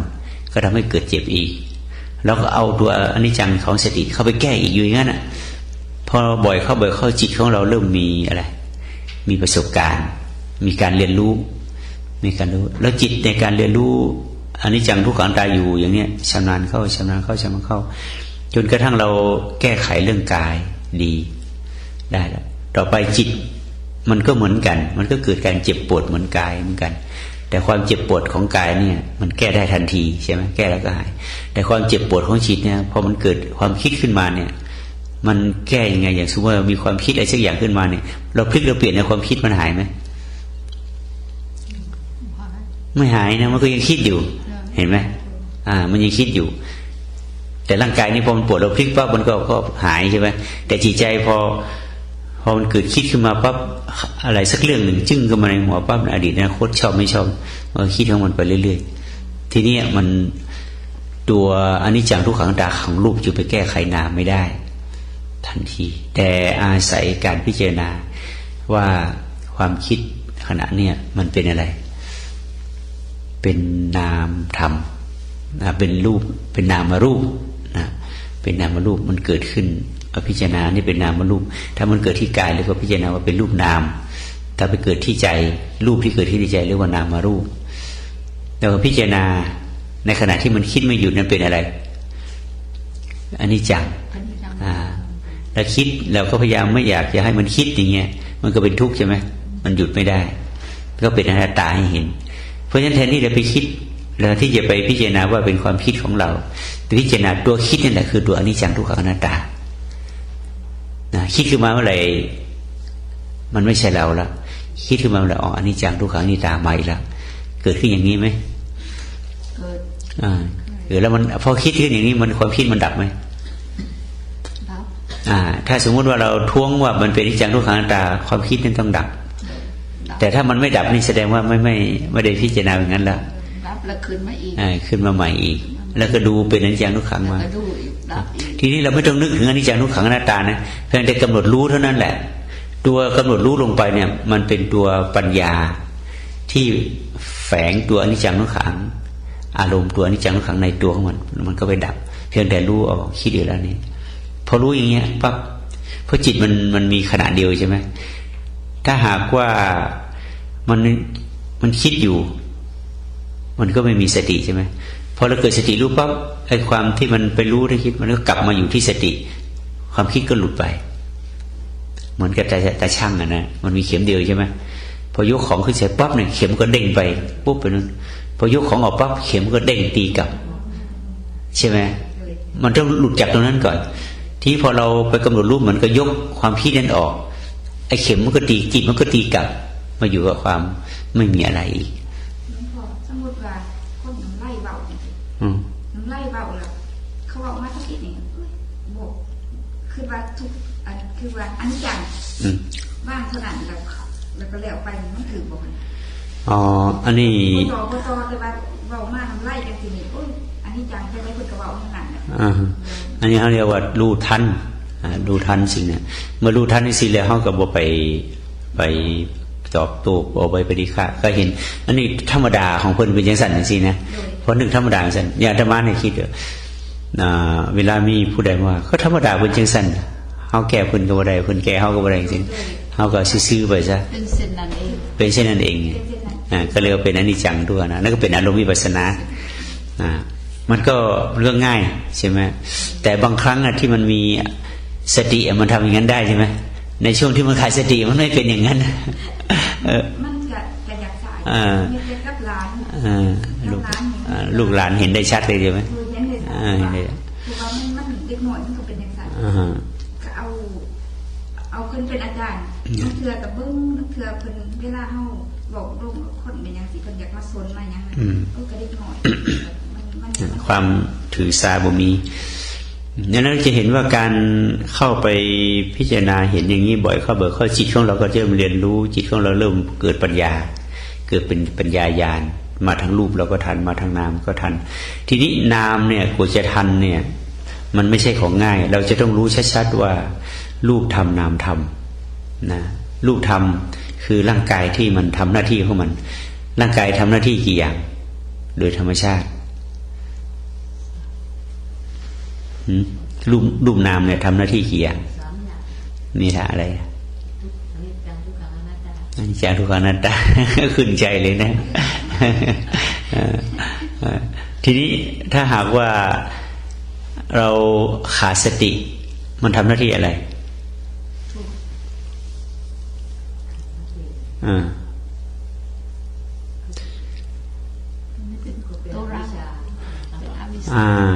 เมื่อขาดสติตัวนามรูปก็ปรากฏถ้าเรามีสติมันก็แค่อยู่ติดอยู่แค่รูปนามใช่ไหมมันก็ไม่ได้ไปสร้างความคิดหรือความพอใจไม่พอใจ อนิจจังทุกขังตาทางฝ่ายรูปนั้นแต่พอเราขาดสติปั๊บอนิจจังทุกขังตัวนี้มันก็ไหลเข้าไปสู่ตัวนามรูปคือตัวคิดด้วยมันก็สร้างตัวคิดต่อนามรูปก็ปรากฏนามมันเขาเรียกนามธรรมแล้วตอนนั้นนามทำงานไปถึงนามแล้วตัวแรกมันมีแต่นามเฉยๆนะรู้แต่พอหากว่าตัวอนิจจังทุกขังตาที่เราไม่กำหนดรู้ที่รูปเนี่ยมันก็ไหลไปสู่นามกลายเป็นนามมารูปเป็นความคิดขึ้นมาปรุงแล้วพอเป็นความคิดขึ้นมาพอเป็นก่อตัวเป็นนามรูปปั๊บสติมาไม่ทันเป็นอะไรเวทนาตัณหาอุปาทานไปเรื่อยๆเลยทีนี้จึงได้เป็นทุกข์เป็นคิดเป็นเรื่องเวลาไปแต่พอสติมาทันนามรูปเป็นไงมันก็แทงรูปมันก็แทงไปมันไม่กลายเป็นตัณหาอุปาทานมันก็ตกไปเพราะฉะนั้นพอเป็นรูปที่จะคิดมาปั๊บสติไปรู้ทันทีรูปนั้นก็ไปก่อตัวทุกข์ไม่ได้ที่เขาเรียกว่าไปรู้นามธรรมนี่รู้รูปธรรมนามธรรมแต่ถ้าหากว่าสติมาไม่ทันรูปธรรมนามธรรมอะไรเกิดรูปทุกข์นามทุกข์ เกิดขึ้นแล้วนะเป็นรูปโลกนามโลกก็เกิดขึ้นอีกตามมาเลยรูปโลกนามโลกรูปทุกข์คือหมายความว่ากายเป็นโลกคือโรคเจ็บโรคปวดเนี่ยนะก็เป็นเพราะเราปวดนามโลกก็มาเราก็คิดอยู่ในความเข้าไปในความคิดแล้วทีนี้จิตก็เป็นโลกจิตก็เป็นทุกข์แล้วเห็นไหมให้ดูเห็นไปเงี้ยก็ทำให้การปฏิบัติเนี่ยเราเห็นกระบวนการขั้นตอนของการเปลี่ยนแปลงของกายของใจอย่างนี้เสมอเวลาเราปฏิบัติเนี่ยนะเราไม่ใช่ไปเพ่งให้มันเป็นอย่างนั้นนี่นะคือพยายามเข้าไปดูสบายก็เข้าไปดูไม่สบายเข้าไปดูความเป็นเปลี่ยนแปลงของมันเพราะฉะนั้นเรานั่งทำนานๆมันก็ไม่ใช่เรื่องสนุกใช่ไหมมันก็เป็นเรื่องทุกข์ล้วนๆนี่แหละแต่ที่นี้เราจะเข้าไปพิจารณาทุกข์เห็นความเป็นนิจจังของตาทั้งรูปทั้งนามทั้งภายในภายนอกบ่อยๆ100 ครั้งพันหนหมื่นครั้งแสนหนเพื่ออะไรเพื่อให้จิตของเราเกิดญาณปัญญาทีนี้เมื่อเกิดญาณปัญญามันไปจำอาการเหล่านี้อาการเปลี่ยนของรูปไปอย่างนี้นะอาการเปลี่ยนแปลงของนามไปอย่างนี้นะอาการเปลี่ยนของกายไปอย่างนี้อาการเปลี่ยนของจิตไปจิตของเราก็จะไปซับเอาตัวรู้ไปจำเอาตัวรู้อย่างนี้เป็นประสบการณ์ออกมาเรื่อยๆนี้ต่อไปเวลามีอนิจจังทุกขังอนัตตาเกิดต่อไปเนี่ยแทนที่จะเราทุกข์ฉันทุกข์ใช่ไหมมันก็มีสติเข้ามาอันนี้ไม่ใช่เราอันนี้คือทุกข์เราไม่มีแต่ถ้าเราลืมสติที่เข้าไปกำหนดรู้สติมาไม่ทันเมื่อไหร่มันก็เป็นเราทุกครั้งไปแต่พอสติมาทันเราไม่ได้ทุกข์นี่เพราะทุกข์มันอาศัยอะไรเกิดอาศัยรูปอาศัยนามเกิดก็จริงถ้าอาศัยรูปเกิดถ้าหากมีสติเข้ามาก่อนมันก็ไปไม่ถึงนามนะเพราะฉะนั้นทุกข์นั้นเป็นเพียงอาการมันไม่ใช่เราไม่ใช่เขาเป็นเวทนาเป็นจิตเป็นธรรมเป็นเพียงอาการสักแต่ว่ากายเวทนาจิตธรรมไม่ใช่สัตว์บุคคลตัวตนเราเขามาเราก็จะดูรูปดูนามอย่างนี้ตลอดจนกระทั่งจิตของเราเนี่ยมันไม่เผลอเข้าไปในความคิดเพราะเรารู้ทันนะหลวงพ่อเทียนก็เตือนเลยว่าอย่าเข้าไปในความคิดอย่าไปเป็นผู้คิดแต่ถ้าหากว่าเราไม่ได้ฝึกฝนสติให้เข้มแข็งมันจะไปห้ามได้ไงใช่ไหมพอคิดเมื่อไหร่มันก็หลุดเข้าไปในความคิดทุกทีนะอย่างยายนึกคิดถึงบ้านเนี่ยคิดถึงเมื่อไหร่ก็เข้าไปในความคิดทุกทีมันไม่ทันอย่างนี้ไม่ได้โอ้ยหนาวทรมานอาหารกินบ่แซ่บนะพอมันก็คิดแต่วันนี้พอคิดปั๊บมันเข้าไปในความคิดคิดนอนบนรับลมเย็นเนาะคิดนอนวันนอนตอนนอนใจก็ไปแล้ววันนี้มันบอกมันเบอเห็นแล้ววันนี้เห็นดูเห็นน้ำแล้วเห็นแต่ความทุกข์เจ้าของเราเนี่ยเขาคิดไปด้วยเนี่ยก็สะกิดกลับพื้นมากมันบอกทุกเรื่องก็หายไปเนี่ยเพราะฉะนั้นเราก็ต้องบึงอยู่เสียซ้อมบึงอย่างจนกระทั่งว่ามันชำนาญมันบึงขึ้นเสมอมันเข้าเขียดกอไก่ขอไข่เขียนเสมอก็ชำนาญขึ้นเรื่อยๆมันบอกละมันก็ไว้ขึ้นแต่เขาบอกให้เขียนข้อความมันก็ต้องคิดแล้วเขียนยังไงพอเขียนถึงมือเสมอมันบ่ต้องคิดแล้วมันบอกปั๊บเขียนถึงปุ๊บเลยอย่างสินะดังนั้นการปฏิบัติเนี่ยจึงเป็นสิ่งที่เราจะต้องรู้เห็นเข้าใจกระบวนการ ของการเป็นไปของรูปของนามของนามของรูปเนี่ยให้แจ่มแจ้งที่เรียกวิปัสสนาวิปัสสนาแปลว่าเห็นกระบวนการขั้นตอนของการเกิดการเป็นไปให้ชัดเมื่อเห็นชัดแล้วมันก็ยิ่งทำมันก็ยิ่งเห็นมันก็ยิ่งทำเพราะทำนั้นก็เห็นความเปลี่ยนแปลงความเป็นไปจนเป็นวสีนั่นใช่ว่านะวสีคือความชำนิชำนาญทีนี้พอในช่วงที่เราไม่ได้ทำเนี่ยเราไปทำอะไรมันก็เกิดของมันเองทีนี้ใช่ไหมมันรู้ของมันเองแหละอันนี้ก็คือตัวเป็นญาณปัญญาที่มันเกิดรู้ของมันเองเป็นญาณปัญญาเขาเรียกว่าปรมัตถ์รู้ปรมัตถ์แต่ในช่วงการปฏิบัติที่รู้อย่างเงี้ยถ้าหากว่าเราไม่ทิ้งความเพียรจิตของเราก็จะเห็นเราจะเห็นการเปลี่ยนแปลงของจิตไปเรื่อยๆเปลี่ยนไปรู้อันนี้ก็รู้ชัดอันนี้เลยแต่ว่าถ้าหากว่าไม่ซักซ้อมไม่ทำความเข้าใจเรื่องนี้ให้ดีนะสำหรับผู้ปฏิบัติที่ไม่มีประสบการณ์เนี่ยปัญหาหนึ่งที่เกิดขึ้นก็คือตัววิปัสสนูคือมันไปเห็นคักโพดนะมันอดบอกว่าได้มันอดบอกว่าได้อดสอนว่าได้คักโพดนะผมเคยเห็นมาก่อนนี่นะก็อยากจะอวดมู่นะว่าฉันรู้แล้วเอาไปว่าได้วันนี้อดว่าได้พอไปว่าไปสอนมู่ทีนี่มู่กับมู่จักน้ำเราเป็นว่าอะไรก็ว่าเขาเป็นบ้าแล้ววันนี้ทำแตกแล้วอันนี้ต้องระวังเลยอย่าหนึ่งเลยเด็กมีรถน้ำหมูยกมืออย่างนี้ไล่หูไล่ตา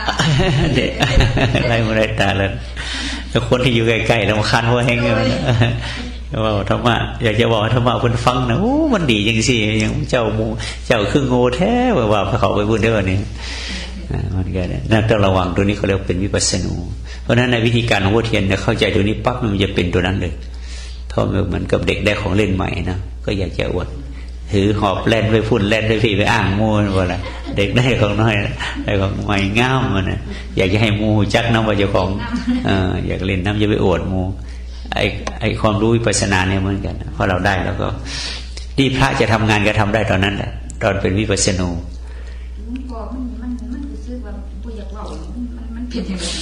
อ๋อก็หมายความว่ามันตัววิปัสสนูมันอาจจะผ่านมาแล้วก็ได้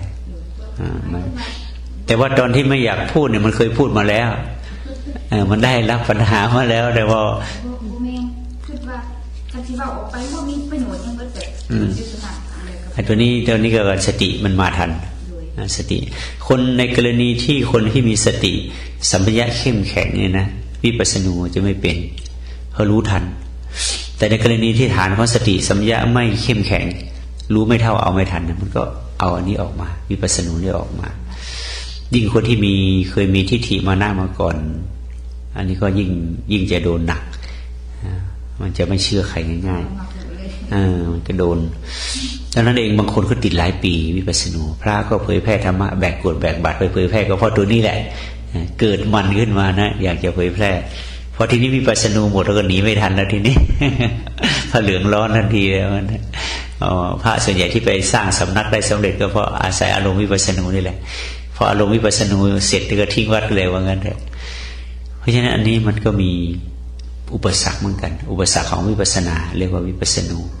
ท่านเรียกว่ามันเป็นตัวญาณอันหนึ่งและจินตญาณมันเกิดจากการญาณที่เราตกหลุมความคิด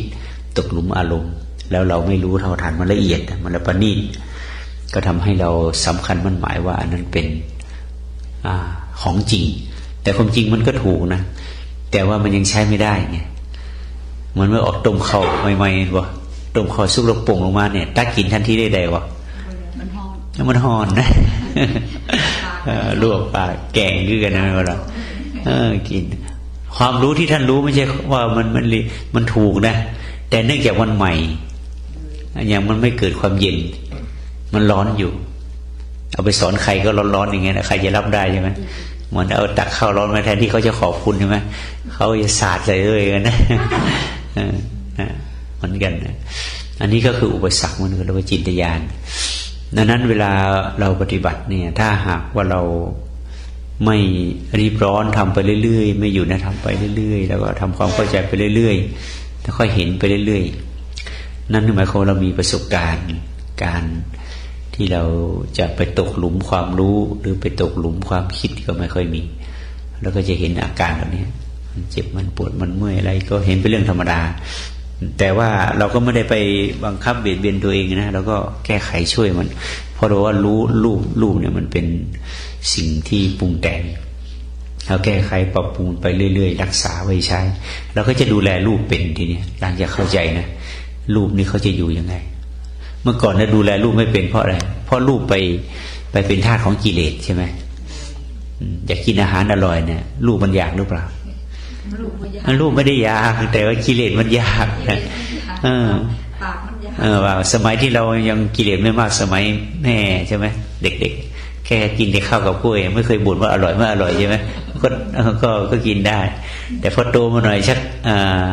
เลือกเลยใช่ไหมอยากกินนั้นกินนี้กิเลสมันก็เริ่มเกิด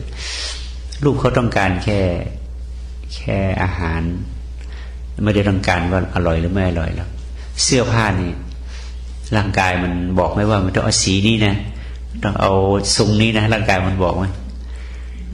ไม่จิตใจกิเลสที่นั่นมันบอกมันดีสักกิเลสมันบอกปรุงเนี่ยพระในใจทรงเดียวเนี่ยทรงเดียวรูปเดียวสีเดียวเนี่ยมาก็ยังหลายสีเหมือนกันนะกิเลสมันบอกมันจะว่าแน่ในบางองค์กับผ้าไหมมันก็เป็นมือด้วยเนี่ยกิเลสมันบอกนั้นเราจะเห็นว่ารูปเนี่ยเขาไม่ต้องการอะไรมากต้องการเสื้อผ้าเครื่อง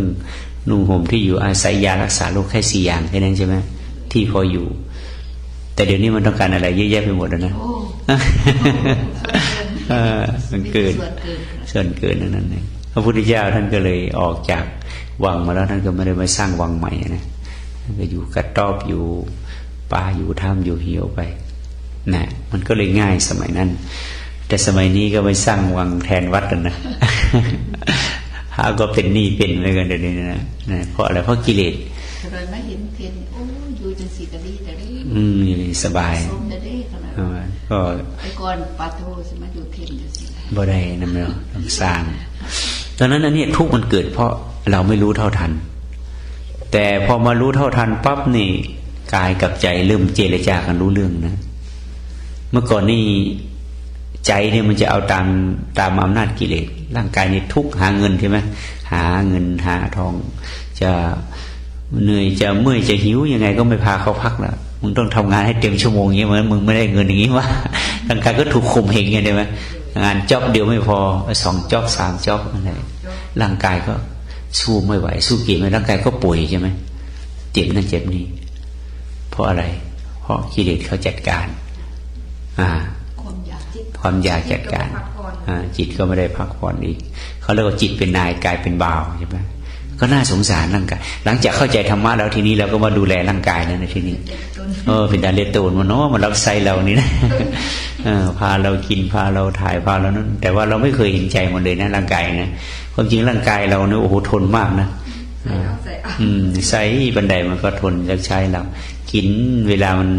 กิเลสมันอยากเผ็ดกินตาดำตาแดงร่างกายก็น่าสงสารมันนะ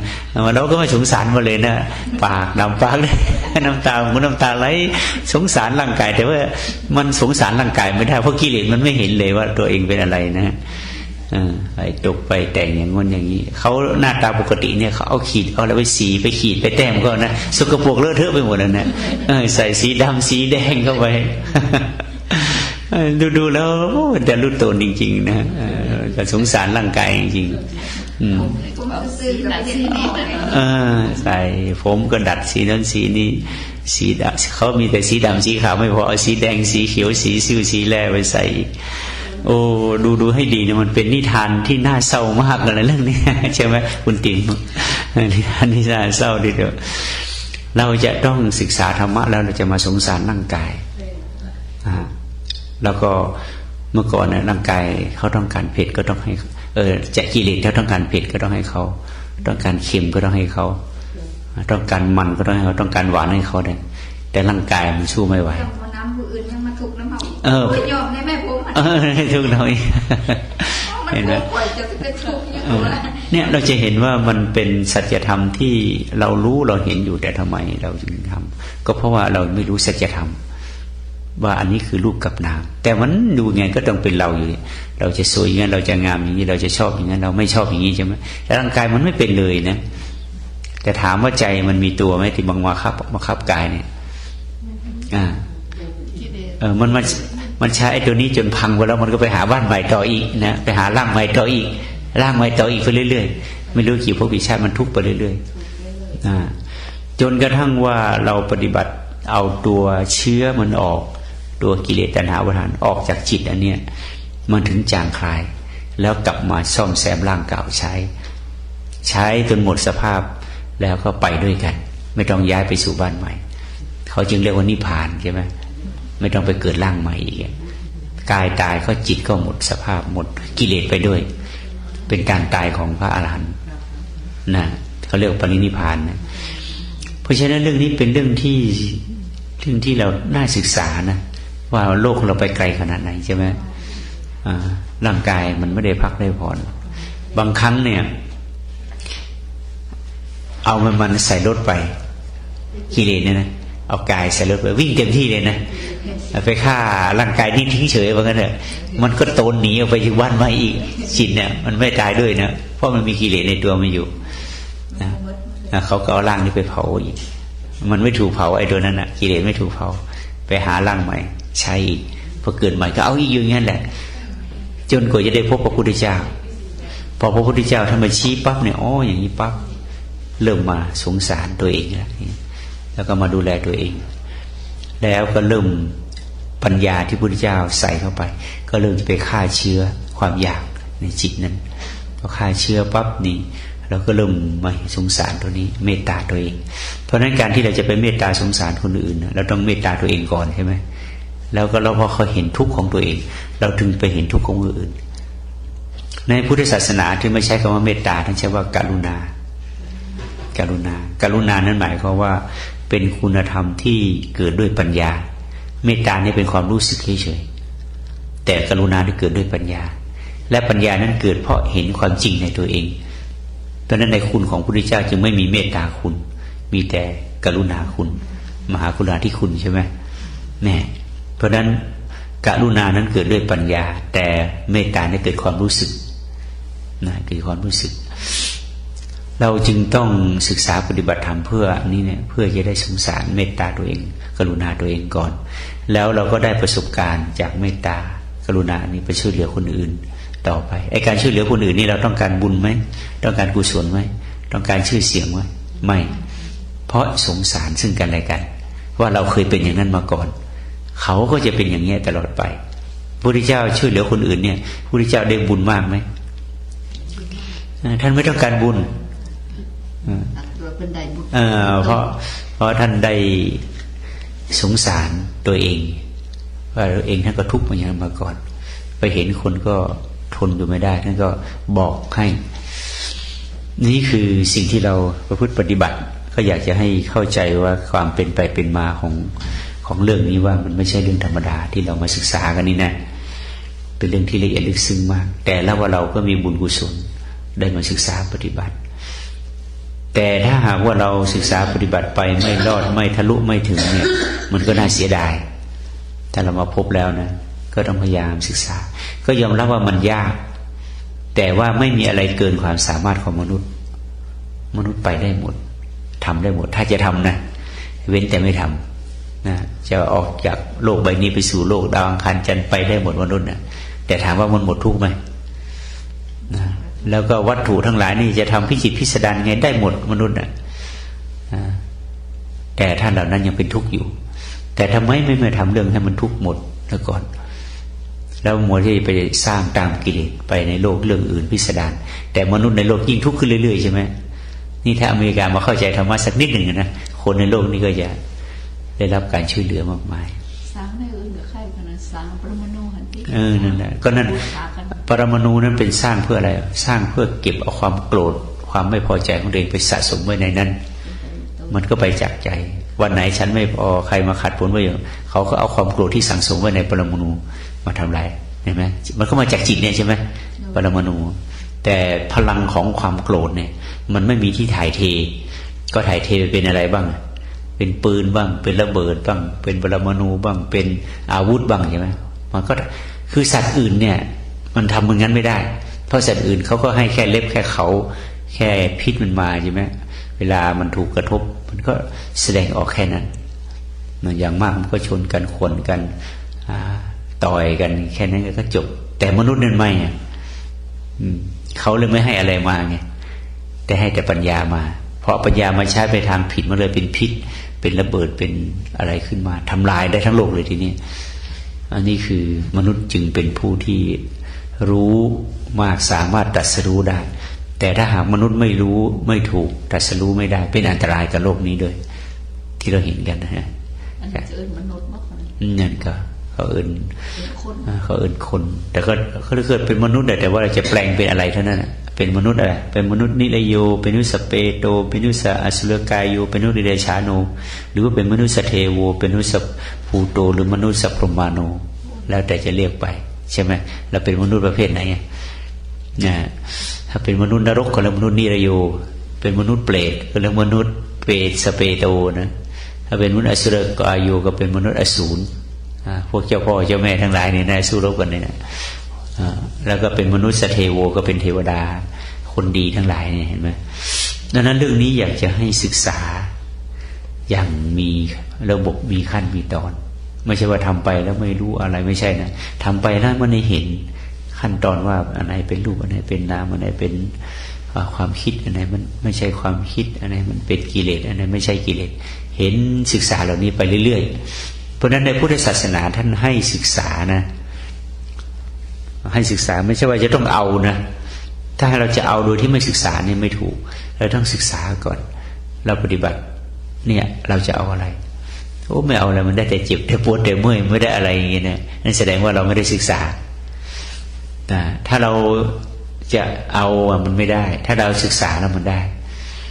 นะที่เราเห็นการเจ็บการปวดการเมื่อยการเบื่อการเซ็งเขาเห็นแล้วก็เข้าไปพินิจพิจารณาศึกษาตัวพินิจพิจารณาศึกษามันก็จะเห็นความจริงคือเห็นอะไรเห็นอนิจจังทุกขังอนัตตานะมันก็เกิดแล้วมันก็ดับของมันแล้วเราจะทำยังไงมันจะได้อะไรคือได้จิตที่มันไม่ทุกข์อะไรจิตปล่อยจิตว่างนะเพราะนั้นมันก็จิตก็สบายก็สุขแล้วใช่ไหมแล้วจะเอาอะไรเราจะเอาลาภเอารวยอย่างที่เราเป็นกันใช่ไหมเอาหวยเอาเบอร์เอาโยเกียรติยศชื่อเสียงเอาอะไรต่ออะไรมันคนละเรื่องเลยทีนี้ศาสนาเราก็เลยเพี้ยนไปไง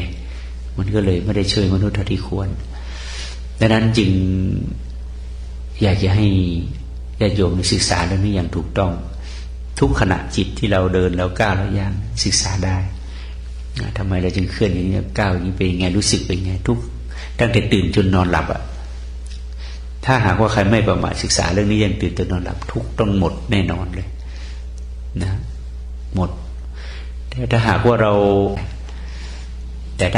ไม่เกิดจิตดลบันดาลไม่อยากจะหมดทุกอย่างถึงจิตถึงใจมันก็ทำบ้างไม่ทำบ้างรู้บ้างไม่รู้บ้างแค่นั้นเองบางทีมันทุกข์น้อยๆมันยิ่งสนุกกันนะเขาทิ้งเอาไว้บางคนมันจะหมดทุกข์แล้วมันไม่สนุกอย่างเงี้ยคนอย่างคิดอย่างนั้นก็มีนะดังนั้นในช่วงเย็นวันนี้ก็ได้คุยกันมาพอสมควรกับเวลานะก็ขออนุโมทนาสาธุในความตั้งใจ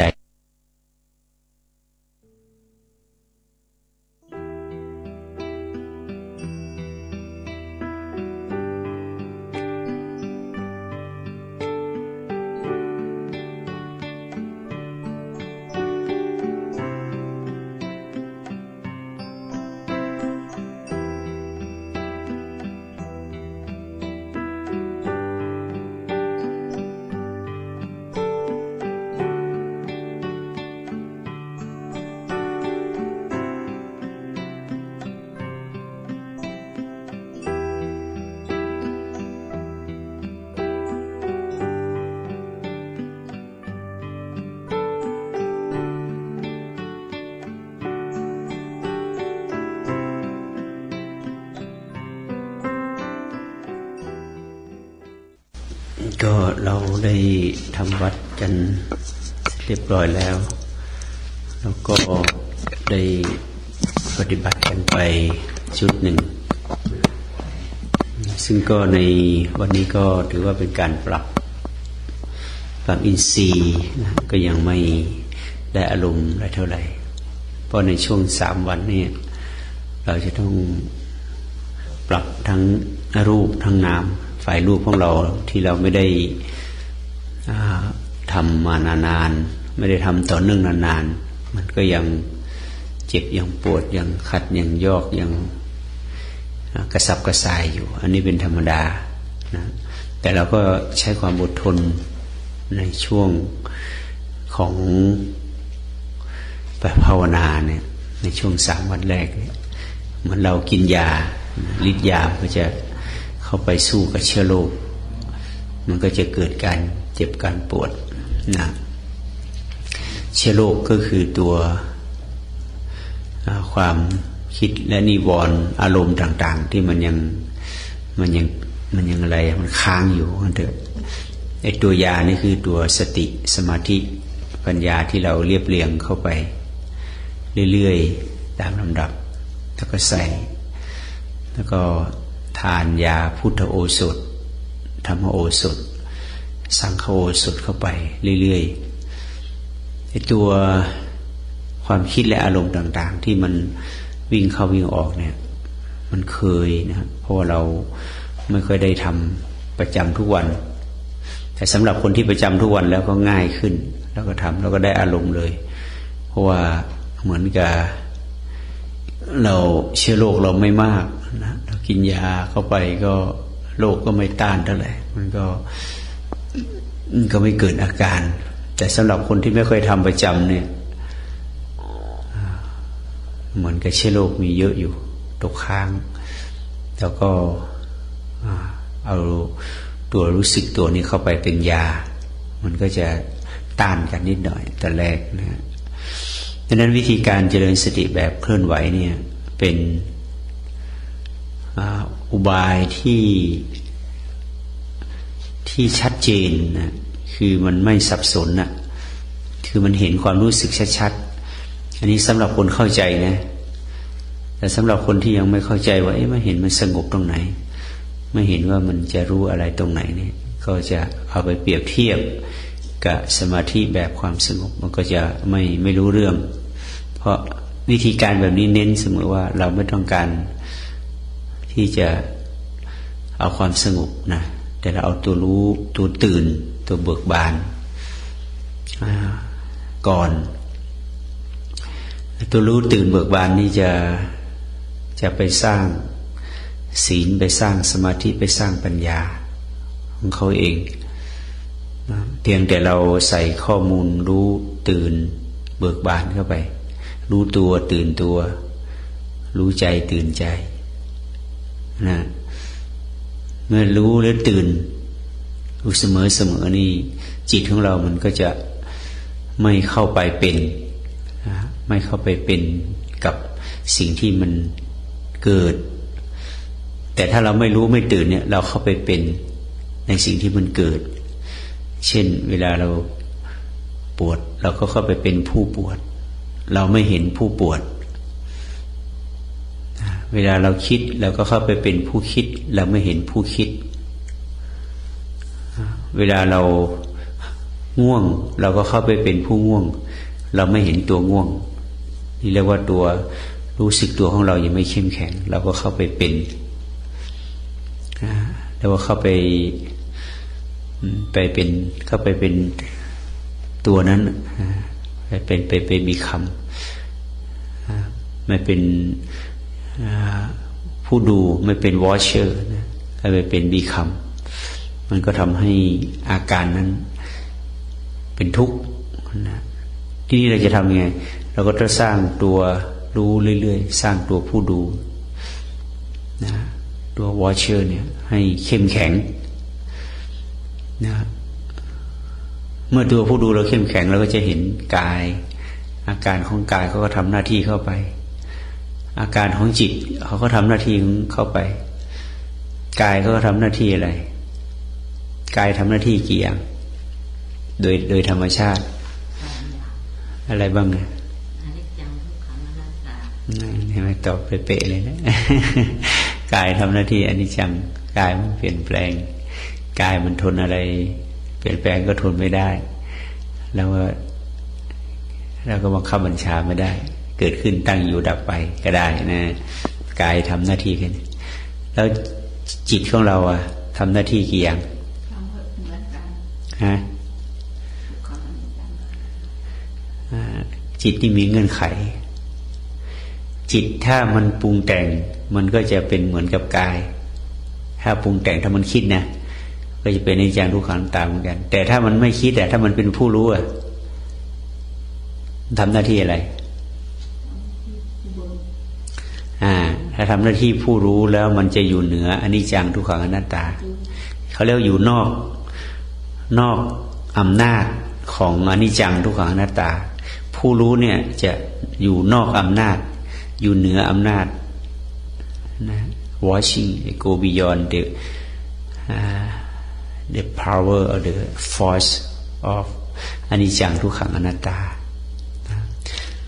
เพราะว่าอนิจจังทุกขังอนัตตาเนี่ยไปจัดการกับผู้รู้ไม่ได้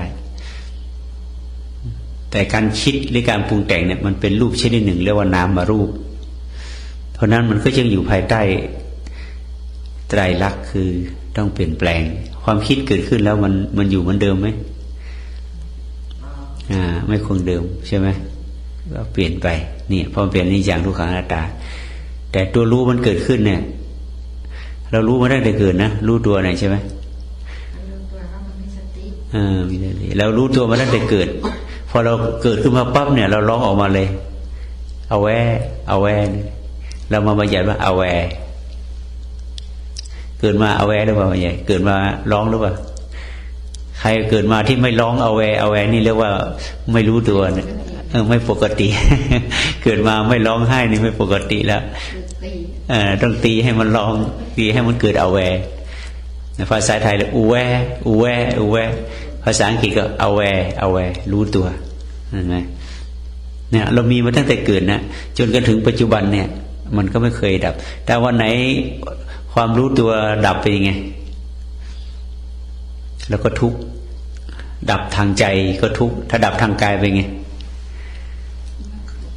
แล้วก็ตาย เมื่อใด aware นะ self aware มันตายนะเราก็ pass away แล้วว่างั้นแต่ถ้าหากว่า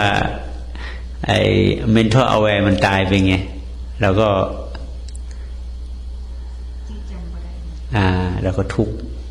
unaware ขึ้นมาแล้วก็ทุกข์unaware ไม่รู้ตัวละดังนั้นจะเห็นว่าตัวเนี้ยมันอยู่เหนือกฎของอนิจจังทุกขังอนัตตาแต่ถ้าหากว่าเมื่อไรมันพัฒนาตัว aware เนี่ยให้เป็นตัว awake นะมันเป็นตัว alert ก่อนพัฒนาตัว aware เนี่ยเป็นตัว alert แล้วพัฒนาตัว alert เป็นตัว awake เขาจึงเรียก awaken one ไง awaken mind ก็ตื่นเต็มที่แล้ว completely awake แล้วก็ทำให้เราเรียกบุคคลนั้นว่าผู้รู้ผู้ตื่นแล้วก็ผู้เบิกบานทีนี้จะทำไงให้มันคงที่ตัวรู้สึกตัวเนี่ยทำไงให้ความรู้สึกตัวนี้คงที่นะเราก็ต้องทำสิ่งนั้นบ่อยๆเหมือนกับท่องหนังสือเนี่ยเมื่อก่อนเราจำนะโมไม่ได้แต่เดี๋ยวนี้ไปที่ไหนก็จำได้แต่ว่ามันคงที่ใช่ไหมคงที่ว่านะโมแบบว่าได้เลยแต่มาที่นี่มาบอกให้โยมว่านะโม3 จบก็บอกนะโมเป็นอย่างนั้นไป ว่านะโม3 จบบอกนะโมตัสสะพระคัมภีร์ไม่ว่าว่านะโม3 จบบอกนะโม3 จบเหมือนกันมันได้แต่นะโมอันนี้ก็เรียกว่ามันไม่ขึ้นใจยังไม่คงที่มันยังไม่ sustainable นะมันไม่ sustain แต่แต่ว่า how to develop the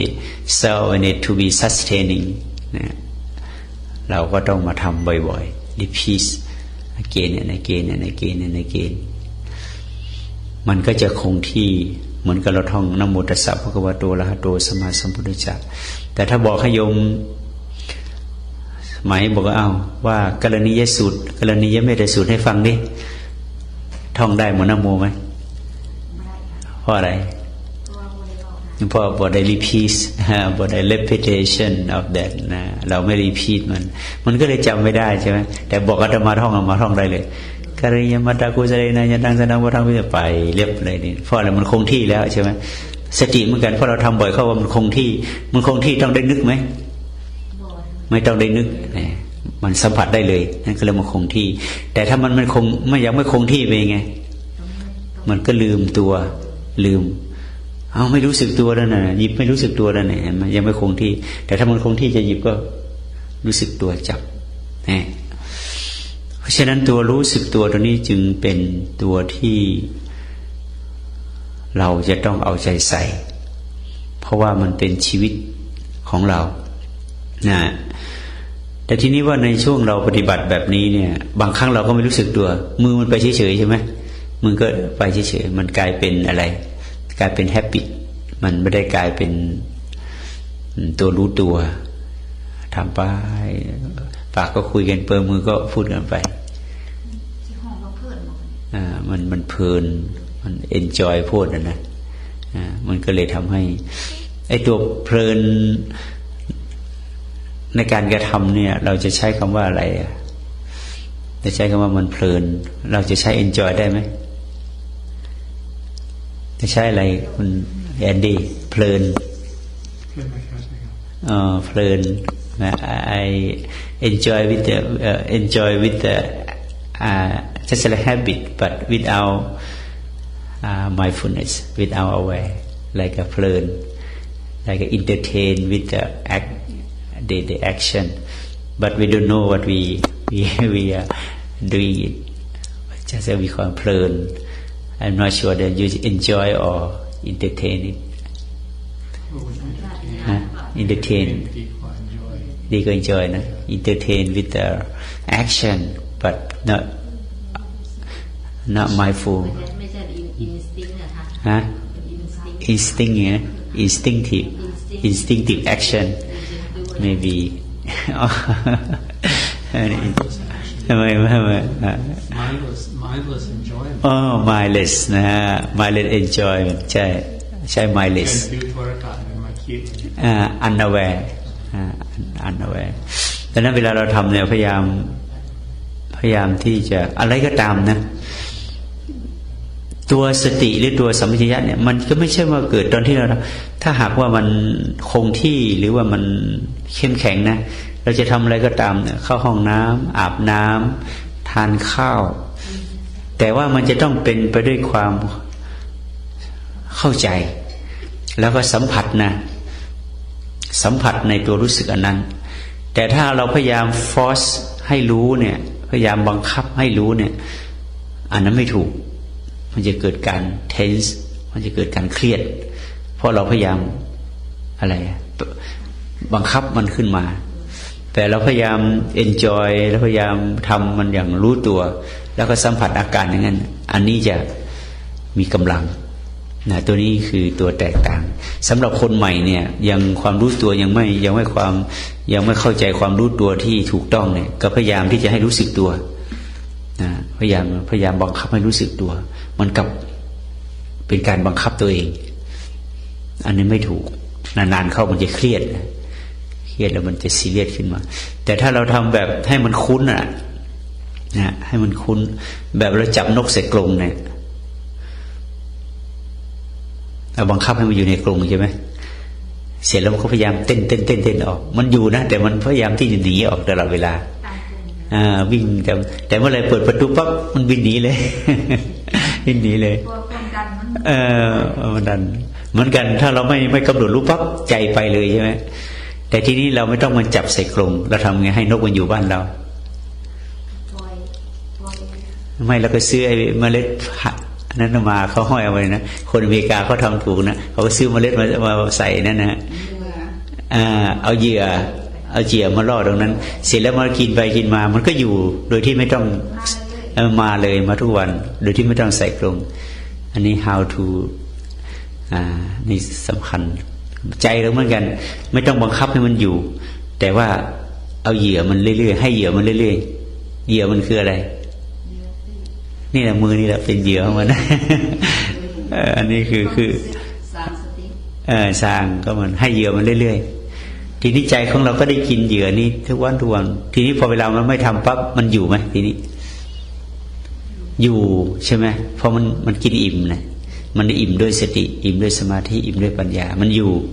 เพราะมันได้กินเหยื่อดังนั้นแต่ไอ้เหยื่อนี่มันอร่อยหรือเปล่าล่ะถ้าไม่อร่อยมันก็ไม่มาเหมือนกันนะ เห็นเพื่อนทำก็ทำนะไม่อยากทำเราความจริงอันนี้ก็เลยเหยื่อไม่อร่อยแล้วตอนนี้มันขึ้นกับบุคคลได้ฮะวันนั่นแต่ก็จะไม่เห็นจะมาชอบถ้าหากคนไหนชอบสนุกกับนั่นนะแสดงว่าอร่อยใจก็อยู่ใช่ไหมบางคนก็ทำไปงั้นแหละทำไม่สนุกหรอกทำไปงั้นแหละทำพอให้เขาไม่ว่าอันนี้เขาเรียกว่าเหยื่อของใจไม่อร่อยเสร็จแล้วพอไม่ทำปั๊บจิตก็ไปคิดเรื่องอื่นละอันนี้เป็นอุบายเขาเรียกว่าเป็นวิธีการเราจะต้องทำให้เข้าใจเพราะนั้นอามาเมื่อก่อนก็ฝืนนะใหม่ๆก็รู้สึกว่าฝืนมันยังไม่รับทีนี้อาศัยว่าทำความเข้าใจเราทำไปทำไมนะตัวเนี้ยตัวปัญญาเนี่ยโอ้ยากนะบางทีนะถ้าปัญญามันไม่เกิดมันไม่เห็นความสำคัญของไอ้ตัวรู้สึกตัวเนี่ยจะรู้ไปทำไมก็รู้อยู่นี่นะอย่าไปกำหนดว่าทำไมก็รู้อยู่แต่ว่ารู้มันรู้ตลอดหรือเปล่านี่สำคัญรู้แป๊บเดียวนี่ไม่ถือว่ารู้นะรู้แป๊บเดียวนี่เขาเรียกว่ามันเป็นยังไม่เป็นตัวกรรมฐานพอรู้แล้วมันหายไปแต่ถ้ารู้บ่อยๆแต่ว่าถ้าจะรู้เป็นต่อเนื่องไหมรู้แบบเหล็กเส้นอย่างนี้นะถ้ารู้แบบต่อเนื่องอย่างนี้ไม่ดีนะเพราะอะไรมันทื่อแต่ถ้ารู้เป็นข้อเขาเรียกเป็นเชนนะเป็นข้อใครข้อมันระลึกได้ครั้งหนึ่งก็ข้อหนึ่งลึกได้แต่ถ้าลึกต่อเนื่องกันยาวอย่างเงี้ยมันจะทื่อเลยถ้าตรงดังเงี้ยนะมันดูข้อใครข้อมันเนี่ยอ่อนเหมือนกันคุณแลนดี้เข้าใจไหมเข้าใจนะwhen we maintain the awareness is long like the steel like that. It's not flexible but if we try to practice like a chain connect each other independent each other it's flexible the same นั่นก็เหมือนการปฏิบัติกันพยายามให้มันเป็นลูกโซ่แต่ไม่ให้เป็นเหล็กเส้นถ้าเป็นเหล็กเส้นเนี่ยมันจะเครียดมันจะดึงมันจะบังคับตัวเองนะมันจะเครียดทำให้สบายๆพยายามกฎของมันก็คือ relax mindfully gently and comfortably คือให้สบายให้ผ่อนคลาย easily นะผ่อนคลายมันก็ทำให้จิตของเราเนี่ยไม่ต้านจิตของเราก็ยอมรับพอจิตเป็นปัจจุบันจิตรู้สึกตัวจิตเป็นยังไงจิตก็รู้สึก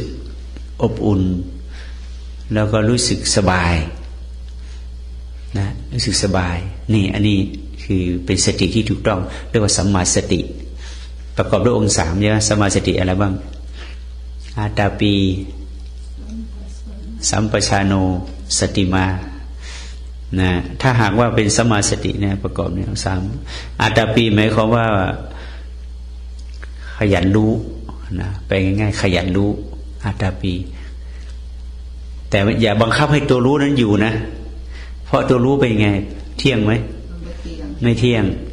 แต่รู้บ่อยๆนะรู้บ่อยๆรู้บ่อยๆบ่อยเข้าขยันรู้เขาเรียกอาตาปีขยันรู้สึกตัวขยันทำอาตาปีทำด้วยอะไรทำด้วยสัมปชานโนสติมาทำด้วยความรู้สึกตัวให้ความรู้สึกมันอยู่เข้ามาในตัวอย่าไปจะรู้สึกที่มือรู้สึกทั้งหมดเลยทั้งหัวจดเท้าเนี่ยขณะนี้เรานั่งเนี่ยรู้สึกเจ็บตรงไหนขัดตรงไหนเข่งตรงไหนตึงตรงไหนให้รู้ไม่ใช่รู้แต่มืออย่างเดียวนะใช่ไหมยินนึกเข้าใจไหมเข้าใจให้รู้ทั้งหมดนะนี่เขาเรียกสัมปชานโนถ้ารู้แต่พ่อมือนี่เขาเรียกสติแต่รู้ทั้งหมดตัวนี่สัมปชานโนแต่รู้แล้วเป็นไงรู้ให้มันรู้สึกตัวทั่วพร้อมให้มันสบายอัตตาปีสติมาถ้าหากประกอบด้วยองค์สามนี่ท่านบอกว่าวินัยโลเกอภิชาโทมนัสสังสามารถขจัดความพอใจและความไม่พอใจออกไปได้ ต้องถ้ามันถูกนะเราจะความพอใจมันก็ไม่มีความไม่พอใจก็มันมีความรู้สึกตัวอยู่มันก็สามารถทำให้เราได้สัมมาสตินะฉะนั้นเวลาเราทำเนี่ยเราต้องสำรวจตรวจสอบว่ารู้ตัวทั่วพร้อมไหมตั้งแต่หัวจนเท้าเนี่ยถ้ารู้ตัวทั่วพร้อมก็ทำประคองไปเรื่อยๆถ้าหากว่ารู้สึกตัวทั่วพร้อมชัดเจนเนี่ยความคิดปรุงแต่งเนี่ยมันมีโอกาสเกิดไหมมันเข้ามาเหมือนกันแต่มันก็ผ่านไปเข้ามาแล้วก็ผ่านเข้ามาแล้วก็ผ่านมันไม่ค้างอยู่นะเข้ามาแล้วมันไม่ติดอยู่ตรงนั้นมันก็ผ่านไปมันมาแวะเฉยเรียกว่าจิตมันทำหน้าที่ของมันคือรับรู้อารมณ์จิตคือตัวรับรู้อารมณ์แต่ถ้าเมื่อไรจิตนี้มันเป็นตัวรู้สึกตัวมันไม่เข้มแข็งมันเป็นไงมันก็สร้างขยายตัวทีเนี้ยขยายตัวไอ้ตัวที่ขยายตัวนี้เราเรียกว่าสังขารเขาเรียกว่าไอ้เกิดการสังขารเขาใช้คำว่ามันเกิดคอนดิชันขึ้นมานะเกิดปรุงแต่งขึ้นมาสร้างขึ้นมานั่นตัวนั่นแหละจะทำให้เกิดตัวเหตุขึ้นมาเป็นเหตุแล้วว่างั้นเถอะเหมือนแมลงวันอ่ะมันก็บินเข้ามาเกาะปั๊บแต่ถ้ามันเกาะนานไปไงมันแค่ไข่มันก็จะเป็นหนอนเป็นเวิร์มออกมาเลยนะจะได้กับ fly when they come to touch something if they touch for long periods they must create the worm the egg of the fly the same the mind the thought also when you keep the thought for long period such a thought also create the condition just like the fly egg egg fly and create other that make the mind become lost นั่นเราจะเห็นว่าอันนี้คือกฎของวัดรูปธรรมเนี่ยทำให้นำให้เห็นนามธรรมเห็นรูปธรรมเห็นนามธรรมนี้ปั๊บเนี่ยมันก็สามารถที่สำรวจเข้าไปในใจได้เพราะฉะนั้นปฏิบัติแบบนี้ไม่ต้องเอาสุขไม่ต้องเอาสงบแต่เอาตัวรู้เพราะตัวรู้ตัวนี้มันจะไปแปลงเป็นตัววิปัสสนาญาณเพราะฉะนั้นสมถะแบบที่เราทำเนี่ยเป็นสมถะที่เอื้อต่อวิปัสสนาคือความตั้งใจสมถะคือบังคับให้จิตสงบแต่ถ้าสมาธินี่ไม่ใช่นะสมาธิแปลว่าจิตตั้งมั่นนะจิตตั้งมั่นหมายถึงว่า stable mind เนี่ยแต่สมถะมันเป็น calm cool อะไรแบบนั้นนะแต่ว่า stable mind หรือว่าเป็นจิตที่ตั้งมั่นนะก็ตั้งมั่นของสติความตั้งมั่นของสติตั้งมั่นของจิตก็ทำให้ความรู้สึกตัวชัดเจนนี่นั้นเราจะเห็นว่าการเจริญสติแบบนี้มันมีกฎเกณฑ์มีเหตุเหมือนกับวิทยาศาสตร์มันมีเหตุมีผลเหมือนกับวิทยาศาสตร์สามารถตรองตามเห็นความเป็นเหตุเป็นผลของมันได้ชัดเจนไม่ใช่เราจะพูดนึกไปไม่ใช่นึกเอานะแต่เห็นขบวนการเห็น process ของมันได้ชัดเจนว่าออกจากนี้เป็นอะไรออกจากนี้เป็นอะไรเช่นเวลาเราจับความรู้สึกตัวบ่อยๆเป็นยังไงจิตก็มาอยู่ปัจจุบันใช่ไหมพอจิตมาอยู่ปัจจุบันบ่อยๆเป็นยังไงจิตก็ตั้งมั่นใช่ไหมพอจิตตั้งมั่นนานๆเป็นยังไงมันก็รู้อารมณ์ตามความเป็นจริงพอเรารู้อารมณ์ตามความเป็นจริงบ่อยๆเป็นยังไงมันก็ไม่เก็บใช่ไหมรู้ตามความเป็นจริงหมายความว่ามันไม่เที่ยงเป็นทุกข์ความเป็นจริงของมันคือไม่เที่ยงเป็นทุกข์แล้วก็แตกดับใช่ไหมมันก็สลัดทิ้งดิเมื่อจิตสลัดทิ้งความคิดบ่อยเข้าอะไรเกิดการปล่อยวางเกิดก็เรียกนิพพิทายานก็เกิดเขาเรียกเกิดยถาภูตญาณนิพพิทายานการปล่อยวางก็เกิดของมันเองแหละโดยที่ไม่ต้องไปอยากให้มันเกิดนะแต่มันเป็นของมันเองธรรมชาติมันเป็นมันเองก็เหมือนเรากินอาหารน่ะกินอาหารที่มันไม่เฮลตี้อ่ะกินอาหารที่ไม่ดีพอเรากินเข้าไปบ่อยๆทำให้เกิดอะไร เกิดโลภต่อไปเรารู้มันเกิดโลภเราจะกินอีกไหมมันก็ไม่กินใช่ไหมเหมือนกันจิตของเราเนี่ยมันไปรับเอาความคิดอะไรมาแล้วเอามาคิดปรุงแต่งแล้วมันทำให้เกิดไม่สบายใจมันหนักต่อไปมันก็ไม่เอาแล้วไม่แต่ความรู้สึกตัวทั่วพร้อมเนี่ยมันรู้สึกยังไงจิตของเราหนักหรือเบาจิตของเราเบาสบายจิตของเราเบาสบายก็เหมือนเรากินยาที่กินแล้วมันหายโรคใช่ไหมกินแล้วมันหายโรคมันก็สามารถที่จะเวลาเราเป็นขึ้นมาเราก็นึกถึงมันกินยานั้นเพราะฉะนั้นก็จะเห็นว่านี่คือเป็นเหตุเป็นผลที่เราพิสูจน์ได้ไม่ใช่ทำไปเราพิสูจน์ไม่ได้ไม่ใช่นะเราปรูฟได้ว่าที่เราทำนี่เพื่ออะไรเมื่อเราพิสูจน์ได้เห็นกระบวนการชัดเจนก็ทำให้เราเห็นคุณค่าเมื่อเห็นคุณค่าปั๊บก็ทำได้มากเหมือนกับเงินเนี่ยจะรู้ว่าเงินเนี่ยมันมีคุณค่าเราก็ยิ่งหาเยอะขึ้นเท่าไหร่ยิ่งดีใช่ไหมมี100เดียวไม่พอเอา200โดยเฉพาะยายนึกก็ไม่รู้มีกี่ล้านแล้วเนี่ยยังไม่พอนะยังไม่พอจะเอาอีกยังไม่พอขนาดหามาตลอดชีวิตแล้วนะเป็นเท่าแก่เลยนะแต่ว่าก็ยังทุกข์อยู่ใช่ไหมทุกข์แต่ถ้าว่าสั่งสมตัวสติให้มันเยอะๆมันยิ่งเยอะเท่าไหร่มันก็ยิ่งเพิ่มคุณธรรมมากขึ้นนะนี่เราจะเห็นว่าคนจะปฏิบัติได้ก้าวหน้าเนี่ยต้องเห็นคุณค่าของธรรมก่อนว่ามันดีอย่างไรเหมือนกับเราจะหาเงินเนี่ยเราก็ต้องเห็นคุณค่าของเงินเนี่ยเงินมันมีเงินแล้วเป็นยังไงไปก็สะดวกมาก็สะดวกใช่ไหมจะกินจะนอนจะไปที่ไหนโอ้สะดวกใจแต่จะไปซื้อความทุกข์ออกจากใจไม่ได้นะเงินนะเอาทุกข์ไปขายเลยทิ้งมาซื้อทุกข์ทิ้งไปหน่อยเนี่ยไม่ได้ละมันช่วยได้แค่นั้นช่วยแต่ความสะดวกสบายทางกายเงินแต่ว่าสติสมาธิปัญญาเนี่ยมันช่วยให้กายให้ใจเนี่ยสะดวกสบายนั้นเราจึงไม่ขี้เกียจเนี่ยทำทั้งวันสนุกเอามาตั้งแต่รู้เรื่องนี้มาเนี่ยเอามาไม่เอาอีกแล้วเอาแต่เรื่องเดียวนี้พอได้ทุกเรื่องเลยทีนี้แล้วก็ได้เยอะแล้วก็เป็นเศรษฐีด้วยนะแล้วเศรษฐีชนิดนี้ใครปล้นใครชี้ใครทำลายไม่ได้เลยนะเขาเรียกว่าundestructible ทำลายไม่ได้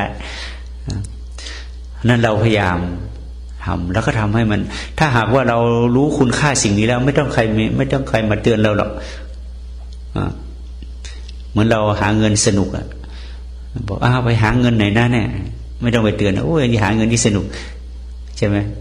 ไม่ต้องไม่แต่กลางคืนไม่นอนก็ได้ใช่ไหมทำทั้งวันทั้งคืนก็ได้ไม่ต้องไปบอกอะแต่ถ้าหากว่าคนที่ยังไม่รู้จักค่าของเงินต้องบอกไปหาเงินดังนั้นเองการปฏิบัติก็เหมือนกันเอามารับรองว่าในทำวิธีการอันนี้อย่างถูกต้องแล้วเนี่ยต้องหมดทุกข์ตั้งแต่ทำนั่นแหละแต่มันหมดทีละนิดทุกมันหมดไปทีละนิดนิดไปเรื่อยๆจนถึงวันใดวันหนึ่งแต่ว่าคุณสมบัติมันก็คือว่าเวลาเรามีสติสัมปชัญญะเนี่ยศีลเกิดไหมศีลเกิดยังไงคือเป็นปกติใจปกติใช่ไหมถ้าเรามีศีลแปลว่าปกติถ้าใจปกติเนี่ยแปลว่าใจต้องมีศีลแล้วเราก็จะรักษาศีลโดยปริยายแต่ถ้าหากว่าเราไม่มีสติจิตมันก็ผิดปกติเดี๋ยวคิดนั่นเดี๋ยวคิดนี่เดี๋ยวชอบเดี๋ยวชังเดี๋ยวอะไรพอจิตปกติจิตผิดศีลนะพอจิตผิดศีลแล้วมีความสุขไหมไม่มีเพราะไม่มีมันก็ไปผิดศีลข้างนอกต่ออีกไปหาเรื่องทำอะไรข้างนอกเพราะนั้นศีลต้องมาจากใจสบายที่ปกติก่อนแล้วศีลข้างนอกมันจะมาเองตอนนั้นสมัยครั้งพุทธกาลที่พระพุทธเจ้าสอนในสมัยแรกเนี่ยพระพุทธเจ้าไม่ได้สอนเรื่องศีลก่อนนะท่านสอนเรื่องธรรมก่อนศีลเพิ่งมาบัญญัติตอนที่มันมีเรื่องมีพระเยอะๆเนี่ยนะบัญญัติศีลขึ้นมาศีลภายนอกแต่ธรรมนั้นน่ะคำว่าธรรมะเนี่ยเป็นทั้งศีลอยู่ในตัวในธรรมมีศีลอยู่ด้วยแต่ว่าศีลสมมุติเนี่ยเพิ่งมาบัญญัติตอนมีเรื่องเช่นพระสุทินไปนอนกับเมียเก่าบ้างพระอุทายีไป เราไปหลอกเขาบ้างแล้วก็บัญญัติศีลตามเข้ามาอันนี้ท่านไม่มีความสุขก็ผิดศีลถ้าจิตของเราปกติแล้วจิตของเราก็มีสุขจิตของมีศีลแล้วก็ศีลข้างนอกก็มันก็รักษาโดยปริยายแล้วก็สบายตรงนี้เขาเรียกว่าอริยกันตศีลอริยกันตศีลคือศีลที่พระอริยะชอบรักษาคือใจของเราเนี่ยเพราะนั้นเองศีลก็เกิดเวลาเจริญสติสมาธิเกิดไหมเกิดนะคือจิตตั้งมั่นอยู่กับปัจจุบันแล้วก็สมาธิที่เป็นสมาธิได้แก่อะไรขณะที่เราเจริญสตินั้นมีวิตกวิจารไหม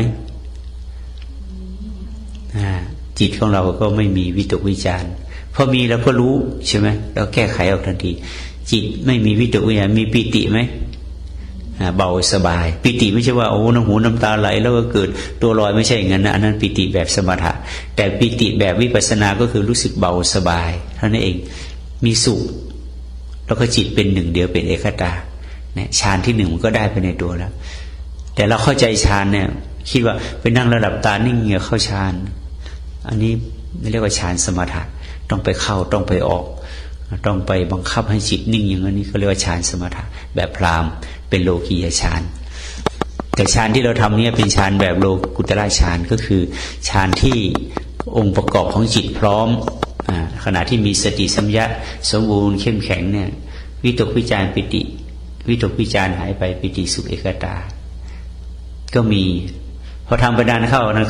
เราไม่เห็นความว่าไม่จำเป็นจะต้องไปอยู่ในปิติในสุขเอกตาอะไรนะก็วิตกวิจารก็หายไปมีปิติสุขเอกตาฌานที่สองปิติสุขก็หายไปฌานที่สามความจิตเฉยๆหรือว่าไม่สุขไม่ทุกข์นะจิตปล่อยวางอารมณ์จิตสบายๆเหลือแต่ปีติและสุขมีแต่ปีติและสุขแล้วก็มีอุเบกขาเนี่ยเป็นฌานที่สามที่สี่ไปในตัวเสร็จไม่ต้องไปนั่งเข้าทีละองค์ลงแบบฌานสมถะแต่มันเข้าทีเดียวปรูดเข้าไปเลยสี่เลยเห็นไหมนี่ฌานก็เป็นไปในตัวเขาเป็นสัมมาสมาธิแต่ส่วนใหญ่เลยนักปฏิบัติเราเข้าใจกันผิดฌานต้องไปนั่งทำฌานอย่างโน้นฌานอย่างนี้เข้าเงินมันก็เลยทำให้ผู้ปฏิบัติเนี่ยไม่เข้าใจคุณปฏิบัติวันนี้มันไม่เป็นฌานหรอกใช่มันไม่เป็นฌานสมถะแต่ฌานวิปัสสนามันเป็นคือจิตมีสติและอุเบกขาสติและอุเบกขาก็จิตเป็นฌานที่สี่ใช่ไหมสติแล้วก็จิตวางเฉยเนี่ยสุขก็ไม่เอาปิติก็ไม่เอาวิตกวิจารก็ไม่มาเพราะจิตของเรารู้ตัวอยู่นะนั้นเวลาปฏิบัติเราพยายามปรับให้กายให้ใจให้รูปให้นามของเราเนี่ยให้มันสบายให้มันพอดีถ้าปฏิบัติแบบนี้แล้วรู้สึกว่าเป็นทุกข์นี่แสดงว่าปฏิบัติยังไม่ถูกนะต้องแก้ไขทำไงให้มันไม่ทุกข์เราใช้คำว่าทุกข์เนี่ยไม่ใช่ตรงข้ามกับสุขนะsuffering is not opposite of happiness suffering opposite of non-suffering นะเพราะว่า happiness ก็รูปแบบอันหนึ่งของทุกข์มันเองทุกข์กับสุขอันเดียวกันทุกข์กับสุขก็เหมือนกันหน้ามือกับหลังมืออันเดียวกันคนละหน้านี่สุขอันนี้ทุกข์อันเดียวกัน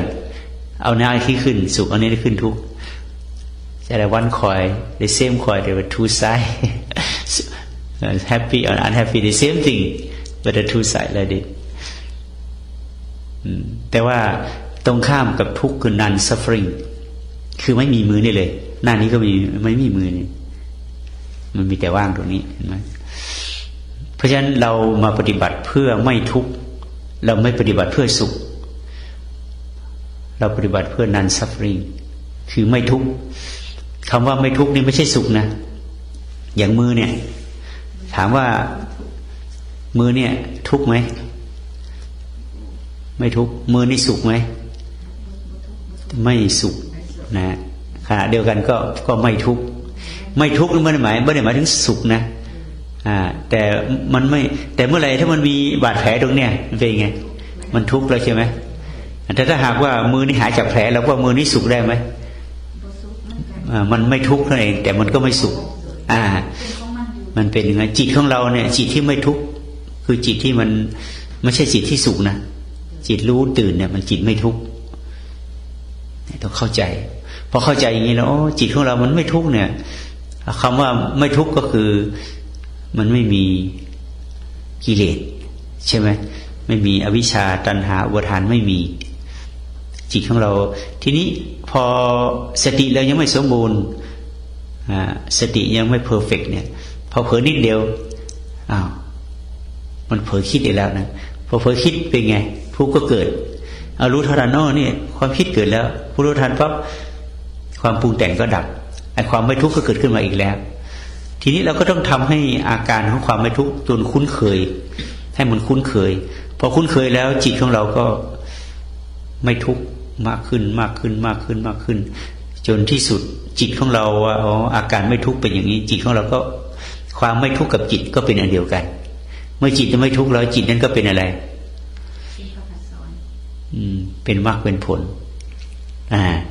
เป็นมรรคเป็นผลไปในตัวโดยที่ไม่ต้องไปปรารถนา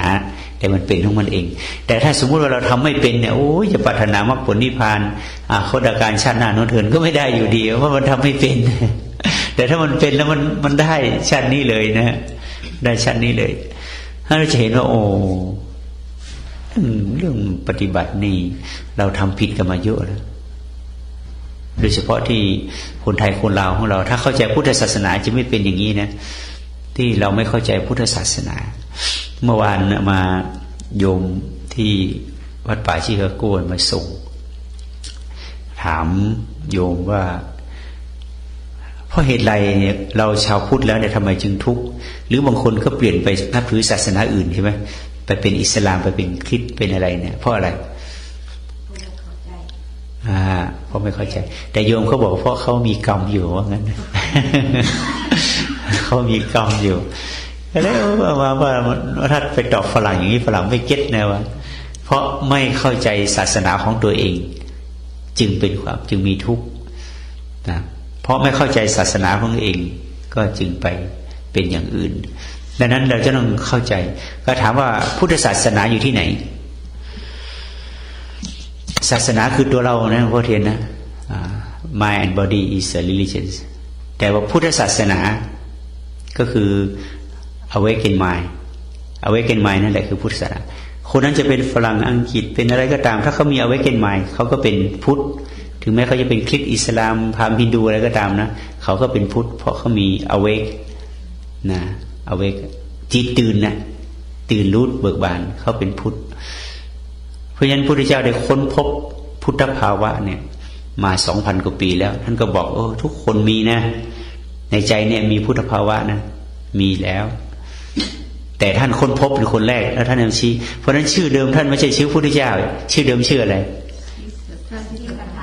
สิทธัตถะแต่เป็นผู้ค้นพบ awaken mind จึงเขาเรียก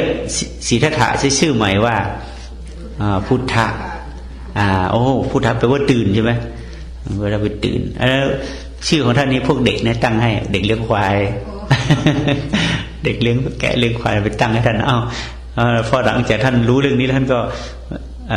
ไปบิณฑบาตท่านก็สอนเด็กๆนะเด็กมาใส่ว่าก็สอนเด็กๆให้ทำให้รู้สึกตัวนะทีนี้ภาษาอินเดียนี่ก็พุทธะเด็กมันตื่นพุทธะไอ้ข้อยูพุทธะข้อยูพุทธะเรียกพุทธะเกิดขึ้นดังนั้นเราจะเห็นว่าทุกคนมีพุทธะอยู่แล้ว awaken mind awake aware เนี่ยทุกคน everybody have but they don't know how to maintain it how to develop it how to use it they don't know ถ้าหากว่าทุกคนรู้อันนี้ทุกคนก็สามารถไปมรรคผลนิพพานได้โดยไม่ยากนะดังนั้นก็อยากจะให้เกิดความเข้าใจเพราะฉะนั้นความเข้าใจให้ถูกเนี่ยพระพุทธเจ้าถึงตั้งเป็นองค์อันแรกเรียกว่าอะไรสัมมาทิฏฐิใช่ให้เห็นให้ถูกสัมมาทิฏฐิในมรรคมีองค์8นะ right view right understanding เนี่ยเอามาก่อนเลยให้เข้าใจให้ถูกว่าเป็นเมื่อเข้าใจถูกแล้วไอ้ตัวสัมมาสังกัปปะสัมมากัมมันตะสัมมาวายามะสัมมาอาชีวะสัมมาสติสมาธิมันจะมาของมันเองเพราะฉะนั้นตอนแรกที่สุดต้องให้ได้สัมมาทิฏฐิ the right view ตัวนี้ให้ได้ก่อนเข้าใจว่ายังไงเข้าใจว่าใจของเราเนี่ยมันไม่มีทุกข์มาก่อน ใจของเราเนี่ยไม่มีกิเลสมาก่อนแต่เมื่อเราขาดสติทุกข์จึงมีกิเลสจึงมีแต่เมื่อเรามีสติทุกข์ก็หมดกิเลสก็หมดแต่ทำไมมันจึงมีหมดล่ะยมนึก เพราะอะไรบางครั้งมันก็มีบางครั้งก็ไม่มีเพราะอะไรเพราะสติยังไม่คงที่สติยังไม่เข้มแข็งเราก็ต้องทำให้มันคงที่เหมือนกับจุดไฟบางครั้งมันมืดบางครั้งมันสว่างช่วงไหนมันมืดเราก็ไปออฟมันใช่ช่วงไหนมันออนมันก็สว่างออฟแอนด์ออนสติแล้วเนี่ย mindfulness off mindfulness on เอา mindfulness on โอเคเอาสว่างmindfulness off เอามืดอีกแล้วทุกข์อีกแล้วเห็นไหมเพราะฉะนั้นเราก็พยายามให้มัน all the time off all the time โดยการปฏิบัติตอนแรกที่มันยังไม่ all the time เราก็ต้องพยายามปฏิบัติไปก่อนทำด้วยความสนุกเป็นสุขในการทำนะเมื่อเราทำตรงนี้เป็นแล้วเดินเป็นไหมเป็นซักผ้าอาบน้ำเป็นหมดเลยทีนี้เพราะมันตัวเดียวกันแต่ทำไมเรามันยังไม่เป็นเวลานั่งต้องปฏิบัติอย่างดีแต่เวลาไปกินข้าวหลุดเลยเพราะอะไรเพราะมันยังอ่อนกำลังสติมันยังอ่อนยังวีคอยู่มันหลุดง่ายนะมันหลุดง่ายเพราะฉะนั้นต้องพยายามให้มันเข้มแข็งเอาไว้แล้วทุกข์มันก็จะหายโดยไม่ยากทีนี้เมื่อคนไม่มีทุกข์เขาเรียกว่าคนมีบุญนะแต่ไม่เรียกคนมีบุญเขาเรียกคนประเสริฐแต่ถ้าคนมีทุกข์อยู่เขาเรียกคนอะไรคนประสาท คนประสาทคนเนิร์ฟนะเนิร์ฟกับโนเบิลนะถ้าหากว่ามันมีสติมันก็เนิร์ฟถ้ามันมีมันขาดสติมันก็เป็นเนิร์ฟถ้ามันมีสติก็เป็นโนเบิลเห็นไหมประสาทกับประเสริฐมันใกล้เคียงกันนะประเสริฐกับประสาทเขาเรียกว่าอริยบุคคลโนเบิลวันนะไม่ใช่เนิร์ฟเวสวันส่วนใหญ่มันเนิร์ฟอยู่นะมันแมดอยู่มันเนิร์ฟอยู่ก็ทำให้ขาดสติเองนะดังนั้นเองแต่อเมริกันเขาใช้หนักกว่านั้นเขาใช้คำว่าอะไรcrazy นะ so crazy get mad อะไรนั้นเขาขาดสตินะเพราะว่าเราไม่เห็นความสำคัญนะดังนั้นมาค่อนข้างมั่นใจว่าในอนาคตnext century เนี่ยคนตะวันตกจะมารู้จักตัวนี้มากขึ้นเพราะเขามีพื้นอยู่แล้วแต่คนตะวันออกแต่มัวมันทุกข์มากเกินไปมันไม่เข้าใจมันก็ลิงได้แก้วลิงได้แก้วไก่ได้พลอยไม่รู้จักค่าในสิ่งที่ตัวเองมีเราก็เอาแก้วเอาพลอยเนี่ยมาแลกเอาข้าวสารแค่เม็ดนึง เอาพลอยเม็ดหนึ่งไปแลกกับข้าวสารมันไม่มีค่าอะไรเราเอาธรรมะเนี่ยมาแลกกับดอลลาร์ ใช่ไหมก็เลยทุกข์กันเนี่ย เอาพลอยมาแลกกับข้าวสารโอ้ยตายเลยแล้วก็จะทุกข์กันอย่างเงี้ยใช่ไหมดังนั้นพวกเราต้องฝึกเรื่องนี้กันอย่างจริงจังถ้าไม่ฝึกกันอย่างจริงจังแล้วโอ้เราก็ทุกข์ทีนี้ถ้าเรามีความสุขแล้วเป็นไงไปอยู่บ้านเราก็สุขใช่ไหมถ้าอยู่บ้านก็หน้าบานถ้าไปอยู่บ้านหน้าบึ้งหลานก็ไม่อยากเข้าหาแล้วนะไม่อยากเข้าใกล้แล้วจะเป็นว่านรกเลยฮะบ้านก็เป็นว่านรกเป็นนรกไงเพราะเป็นสวรรค์เบิกบานเบิกบานใครก็อยากเข้าใกล้เนาะโอ้มันใหญ่เพชรมีความสุขหน้าบานก็อยากเข้าหาไม่ใช่เพชรนะใหญ่เพชรหน้าบานแต่ถ้าเผยสติมึงอย่าเข้ามาหากูเลยเอาของกูไปใส่เนี่ยหน้าบึ้งเขาเป็นนรกเลยล่ะขาดสติสู้นี่เฮ็ดชกปรกกูเฮ็ดเวียกมืดบ่ฮู้ใจนี่มันยังจมขึ้นมาแล้วแม่นบ่หน้าบึ้งขาดสตินี่บางเทื่อมันคุมสติบ่ได้นะเห็นบ่ขาดสติมันคุมสติไม่ต้องพยายามแล้วพยายามอีกมันจะยากขนาดไหนก็ทำเพราะมันคุ้มค่านะนานเท่าไหร่ก็ทำชาตินี้มันไม่หมดชาตินี้มันทำไม่จบก็ปรารถนาไปทำชาติหน้าต่ออีกก็ได้ เอามันหลายๆชาติเลยก็ได้แต่ถ้ามันจบชาตินี้นะโอเคสบายก็ว่าจังซั่นแหละเด็กสมมุติเดี๋ยวนี้ก็น้อยก็ว่าซะปรารถนาอยากเฮ็ดความดีนั่นแต่ละมือไปบ่ต้องเฮ็ดความดีน่ะความดีเฮ็ดแต่ความรู้เฮ็ดความรู้สึกตัวด้วยนั่นแหละความเป็นเป็นนั่นอยากจะน้อยก็ปะคืออยู่ดนแล้วคือบ่ไปบ่มาทางไหนก็บ่เลี้ยงมันน่ะตัวเท่าเก่านั่นแหละบ่ให้อาหารมันไปพอว่าคือบ่ไปก่อนไปหาจังเลยน่ะก็บ่เลี้ยงเอาเข้าให้มันกินเด้ก็จะบ่เลี้ยงกาเลี้ยงไก่บ่มีเหยื่อดีเนาะบ่มีเหยื่อบ่ให้อาหารมันนั่นแหละเนาะมีเหยื่อดีมีเหยื่อดีก็บ่อยากไปอยากมาแม่นมันก็ใหญ่แล้วมันบ่ล่ะพอสมมุติเฮาเลี้ยงกาเลี้ยงไก่เนี่ยโอ้ยยังบ่ได้กับตัวเท่าเก่าบ่ใหญ่จักเทื่อมันบ่ให้เข้าเพิ่นกินจักเทื่อเพิ่นหากินเองพอตายแล้วนะก็หิวกันบ่ใหญ่จักเทื่อแล้วบ่ไปบ่มาแล้วสติต้องให้เหยื่อดุๆเพราะอย่างมันกินเหยื่อหลายเด้เฮามันใส่ความคิดหลายแห่งใส่ความคิดหลายแห่งกินเหยื่อหลายเด้เพราะนั้นมาหาเหยื่อกลับไปบ้านมันกินหมดคือเขาเดียวไปหอดบ้านกินหมดเพราะฉะนั้นอย่าให้มันหมดพยายามใส่สมมติเราได้เงินมา100นี่โอ้ใส่หมด100บางทีใส่ได้มา100เดี๋ยวใส่ไป200ก็มีไงมันก็บ่ร้อยจักเทื่อแล้วก็เป็นหนี้เนาะได้มา100นึงก็ใส่มันสัก10 บาท20 บาทให้มันเหลือ70 80ยังมีโอกาสรวยบ่ล่ะนี่มันวิธีการคือเฮาปฏิบัติกำหนดรู้หลายๆแต่เวลาเฮาจะเว้าเฮาก็ต้องระวังอย่าเว้าหลายเวลาเฮาจะคิดเฮาก็ต้องระวังอย่าคิดหลายเวลาเฮาจะเฮ็ดก็ต้องระวังอย่าเฮ็ดหลายเฮ็ดแนวที่บ่แม่นน่ะเฮ็ดแนวเฮาใส่หลายโพด unnecessary thought unnecessary speech unnecessary doing เราก็ยังคัดออกไปเฮ็ดเฉพาะนั้นแต่ว่ากำหนดรู้หลายๆแต่ส่วนใหญ่ถ้ามันเคยเลยมันเฮ็ดไปของมันเองเนาะมันก็เลยหลุยไปสติเนี่ยมันหลุยไปยึดเจ้าของบ่เป็นนี่เข้าใจเด้แล้วเฮ็ดหลายเข้าใจหลายมันบ่ล่ะคิดหลายเข้าใจหลายไอ้สตินี่ได้มาน้อยๆพอเยอะท้องพอเฮ็ดหลายเนี่ยเพิ่นคิดนั่นคิดนี่หมดไปแล้วอีกมาสั่งสมมาอีกอยู่จังซั่นแล้วโอ้ยบ่เป็นเศรษฐีนำเพิ่นเทื่อบางทีก็ขาดทุนเพราะฉะนั้นเฮาจะเฮ็ดจังไดก็ต้องเฮ็ดหลายๆใจน้อยๆถ้าอยากเป็นเศรษฐีเฮ็ดหลายๆใจน้อยๆว่าหลายนี่ใจหลายได้แม่นบ่ว่าหลายก็ใจหลายคิดหลายแห่งใจหลายนะแต่ว่าเพิ่นใช้ก็ว่านิสัมมะกรณังไสยโยพิจารณาก่อนแล้วจึงพูดจึงทำจึงคิดพิจารณาก่อนแล้วถึงจ่ายบ่แม่นจ่ายตามอยากดังนั้นเวลาเฮาขยันจ่ายก็ต้องขยันเฮ็ดมันจะสมดุลกันถ้าขยันจ่ายขยันหาก็พออยู่ได้แม่นบ่ขยันแล้วพออยู่เลยขยันพออยู่ถึงจ่ายหลายปานใดก็พออยู่แต่ถ้าขี้ข้านน่ะโอ้ยเป็นหนี้แล้วเป็นหนี้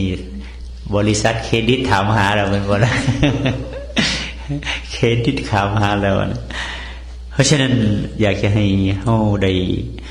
ทำเรื่องนี้ด้วยความสุขทำด้วยความสนุกแล้วก็เบิ่งหาไหนทุกข์มันอยู่ไสไล่ข้ามโลดตัวไหนมันจะทำเกิดทุกข์เลยนะบ่แม่นไล่เอาดิไล่มันหนีไล่มันหนีใครๆเขามีไฟฉายเนี่ยเขาจะย่านความมืดบ่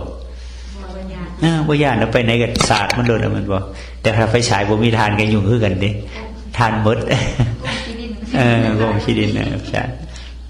ถ้าเขามีสติสัมปชัญญะเขาบ่ย่านทุกข์เด้เซิร์นมันมาโลดทุกข์นั่นน่ะแต่ถ้าสติสัมปชัญญะอ่อนบ่ต้องเซิร์นมาโลดเข้าโลดนะเข้าโลดนั่นอยากจะให้พยายามทำความพอใจอันใดที่มันบ่แม่นลองบอกอันใดที่มันเป็นเหตุให้เกิดทุกข์เนี่ยให้รู้จักแต่ทุกข์เนี่ยเพิ่นบอกว่าทุกข์นี่บ่ต้องไปดับมันเด้แต่ไปดับที่เหตุมันพุ่นน่ะ ทุกข์ต้องกำหนดรู้ทุกข์ต้องศึกษาทุกข์ต้องเข้าใจทุกข์ต้องหูจักเด้แต่บ้านเฮาเวลามาบอกดับทุกข์นะ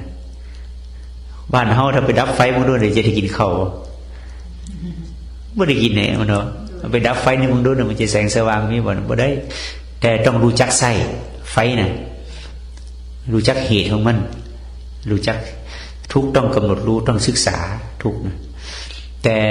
เหตุของทุกข์ต้องละเหตุของมันนะเหตุของทุกข์อันใดที่มันเป็นเหตุให้ทุกข์ต้องละอันนั้นนะให้เป็นละเหตุของมันสมมุติว่าไฟนี่เขาใส่แล้วเป็นยังไงต้องดับมันบ่ละแต่ในช่วงใส่ฮะก็อ่อนทุกบางครั้งก็ต้องใส่มันได้เป็นบ่เวลานั่งปฏิบัติเนี่ยมันสบายบ่เนี่ยมันไม่สบายแล้วปวดขาจริงอย่างนี้ถูกเด้ปวดหลังปวดเอวเนี่ยอันนี้เขาใส่ถูกเด้ใส่ถูกเขานั่งนี่นั่งเพื่อให้มันเห็นถูกเด้นั่นพูดว่าเหตุของถูกนั่นแหละเห็นมันถูกตัวนี้แหละเหตุให้เกิดแสงสว่างถูกเมื่อทุกเขาใส่ทุกให้เป็นแล้วเอาทุกนี่ไปดับทุกเอิ้นว่านิโรธเหตุของทุกมันดับเอิ้นนิโรธก็คือตัวที่เหตุมันดับไปที่นี่ทุกเนี่ยมันเกิดแล้วเนี่ยมันดับไปแล้วเนี่ยมันจะเกิดอีกบ่เกิดอีกเฮ็ดยังไงอีกบ่นั่นน่ะก็ดับอีกไอ้การดับแล้วดับอีกคือเอิ้นว่ามักhow to ดับอีกดับอีกคือมักแปลว่าหยังเพิ่นน่ะมักแปลว่าหยังมักก็คือมักนั่นแหละมักภาษาอีสานว่ารักมักในบาลีว่ามัก is the way นะ the way but Eastern language มัก is mean รัก love love to do love to do เนี่ยมักก็คือเฮ็ดดุเฮ็ดเฮ็ดเรื่อยๆมักเฮ็ดดุเนี่ยมักภาษาหนึ่งคือเป็นมักไว้ขัดเด้อบ่นั่นน่ะแปลกันเลยขัดมักเพราะฉะนั้นตัวทุกข์ที่มันเกิดนี่ให้รู้เด้อกำหนดรู้เมื่อกำหนดรู้แล้วแก้ไขนั่นคือรู้เหตุแล้วพอแก้ไขปั๊บเนี่ยเป็นมรรคแล้วทุกข์ดับไปเนี่ยเป็นนิโรธทุกข์สมุทัยนิโรธมรรคปฏิบัติตลอดเวลาได้เนี่ยถ้าเขาปฏิบัติถูกทุกข์สมุทัยนิโรธมรรคต้องมาแต่ปฏิบัติบ่ถึงนี่บ่ฮู้จักตัวใดเป็นทุกข์บ่ฮู้จักตัวใดเป็นสมุทัยบ่ฮู้จักตัวใดเป็นนิโรธบ่ฮู้จักตัวใดเป็นมรรคบ่ถูกเด้บ่ถือคนคอยคนตามสติตัวเดียวเนี่ยมันจึงเป็นถึงอริยสีเป็นถึงมรรคแปดภาคปฏิบัตินะสติเบิ่งตัวเดียวจะเป็นสัมมาสติเพราะฉะนั้นเขาถึงมั่นใจว่าเขาปฏิบัติเนี่ยมันถือตั้งแต่แรกเลยแต่ถ้าหากบ่เข้าใจเนี่ยโอ้ยเจ้าเฮ็ดไปมันก็เสียเวลาที่มีซื้อเป็นทุกข์แล้วก็เบื่อบ่ม่วนทุกข์ไปเราปฏิบัติไปเราบ่คักนะไปนี่ก็เลยบ่เข้าใจเห็นตัวเองเกี่ยวกับทุกข์ทุกข์เพราะฉะนั้นเบิ่งดีๆเด้อเบิ่งดีๆอย่าไปเสียเวลากับสิ่งที่มันจะให้เราทุกข์ต้องเปลี่ยนแปลง transform the suffering to be non-suffering บ่เป็น transform suffering to be happiness เด้บ่ transform suffering to be non-suffering transform happiness to be non-suffering นะเพราะนั้นเราจะต้องหาตัวสติสมาธิปัญญาให้เป็นอันเดียวกันรวมสติสมาธิปัญญาให้เป็นอันเดียวกันเรียกว่า insight แปลว่าอย่างเห็นข้างในไอ้ตัวเห็นรู้ข้างในเขาเรียกว่าญาณปัญญา นะมันรู้เห็นว่าใจเข้าอย่างใดเข้าออกอย่างใดใจสุขอย่างใดใจทุกข์อย่างใดใจนิ่งอย่างใดใจบ่นิ่งอย่างใดเห็นอาการของจิตตลอดเวลาเอิ้นว่า insight wisdom insight knowledge หรือบางที meditative insight ก็ได้เขาไปเบิ่งข้างในเห็นแจ้งกายก็เห็นใจก็เห็นไม่เห็นจังซี่แล้วตัวเห็นนั่นแหละเอิ้นว่าตัวพุทธะพุทธะพุทธะอายหรือว่า inner eye แล้วพุทธะจักษุฮะตาในพุทธะจักษุหรือบุตธะอายบุตธะawaken eye เห็นจักขุงอุทปาทิญาณังอุทปาทิปัญญาอุทปาทิวิชาอุทปาทิอาโลโกอุทปาทิเด้พอคุณสวดนะจักขุงโดยจักขุงอุทปาทิ inner eye เกิดขึ้นแล้วเนี่ย inner eye arising นะธรรมจักinner eye หมายถึงปัญญาหมายถึงวิชาหมายถึงญาณหมายถึงแสงสว่างจักขุงอุทปาทิหมายถึงญาณังอุทปาทิปัญญาอุทปาทิวิชาอุทปาทิอาโลโกอุทปาทิเป็นบ่ล่ะเกิดขึ้นแล้วเกิดขึ้นก็เอิ้นว่า inner eye หรือว่าพุทธจักษุเห็นเจ้าของโมเมนต์ไปเห็นตาทิพย์ตาสวรรค์ไปเห็นในข้างนอกตัวโมเมนต์เด้ที่ว่าบางองค์เทศว่าเห็นกระดูกอีหยังหั่นมันแม่นอันนี้บ่อันนั้นบ่แม่นอันนั้นเป็นนิมิตเนี่ยอันนั้นเขาเรียกว่าอันนั้นบ่เห็นนั่นแหละ imaginate เอานึกเอาคิดเอาบ่แม่นเห็นอย่างสมมุติว่าเห็นโดยความรู้สึกอย่างสมมุติว่าขณะเนี่ยมันปวดขาเนี่ยต้องได้นึกบ่มันถึงจะฮู้มันเห็นโลดเลยบ่ล่ะมันเห็นด้วยตาเห็นด้วยความรู้สึกเอาตาในเห็นดังนั้นเวลาปฏิบัติเนี่ยเฮาเห็นของจริงรู้ของจริงแล้วปฏิบัติจังได๋ก็ม่วนเพราะมันเห็นถ้าปฏิบัติไปถ้าบ่เห็นเนี่ยมันเป็นจังได๋ทุกข์ซะมันก็เบื่อแล้วโอ้ยปฏิบัติเห็นอย่างนั้นน่ะเบื่อว่าซั่นน่ะเพราะมันบ่เห็นเด้หลวงพ่อนั่นคนก็เอา20ปีมาเบิ่งกับ70ผู้บรรดาอยู่20ปีมาเบิ่ง70อ๋อแต่20ปีกับ70บ่ได้ของจริงก็มาเบิ่ง70นี่แล้วมันจะของจริงปีมันเบิดไปแล้วบ่70ก็บ่มี20ปีก็บ่มีคันสมมุติเอาสมมุติเอาบ่ได้มาเบิ่งแต่มันก็ทุกข์เลยเนาะทุกข์แล้วเดียวโอ้ยเป็นจังซี่เพราะฉะนั้นอามาว่าถ้าเฮาเอาไปปฏิบัติได้ตลอดเนี่ยมันจะบ่ทุกข์เป็นเด้อย่านึกอันนี้เวลามาเข้าคอร์สเทื่อนึงก็ตั้งใจเทื่อนึงเหมือนบ่ล่ะก็ไปออกไปนี่สิเฮียได้บ่เนี่ยเฮียแล้วพอลงไปบ่เฮียได้อยู่อย่างเงี้ยเพราะฉะนั้นพยายามไม่นะเฮาอายุหลายเฮียอะไรจังมาฮะบ่จะเฮียแล้วฮู้จักเก็บเด้เฮียฮู้จักเก็บมันมีคำอันนึงคำว่า meditation น่ะหมายถึงหยังมาพอใช้โอโชเพิ่นให้คำจำกัดความเดียวว่าได้แก่ฮู้จักหยุดเบิ่งน่ะ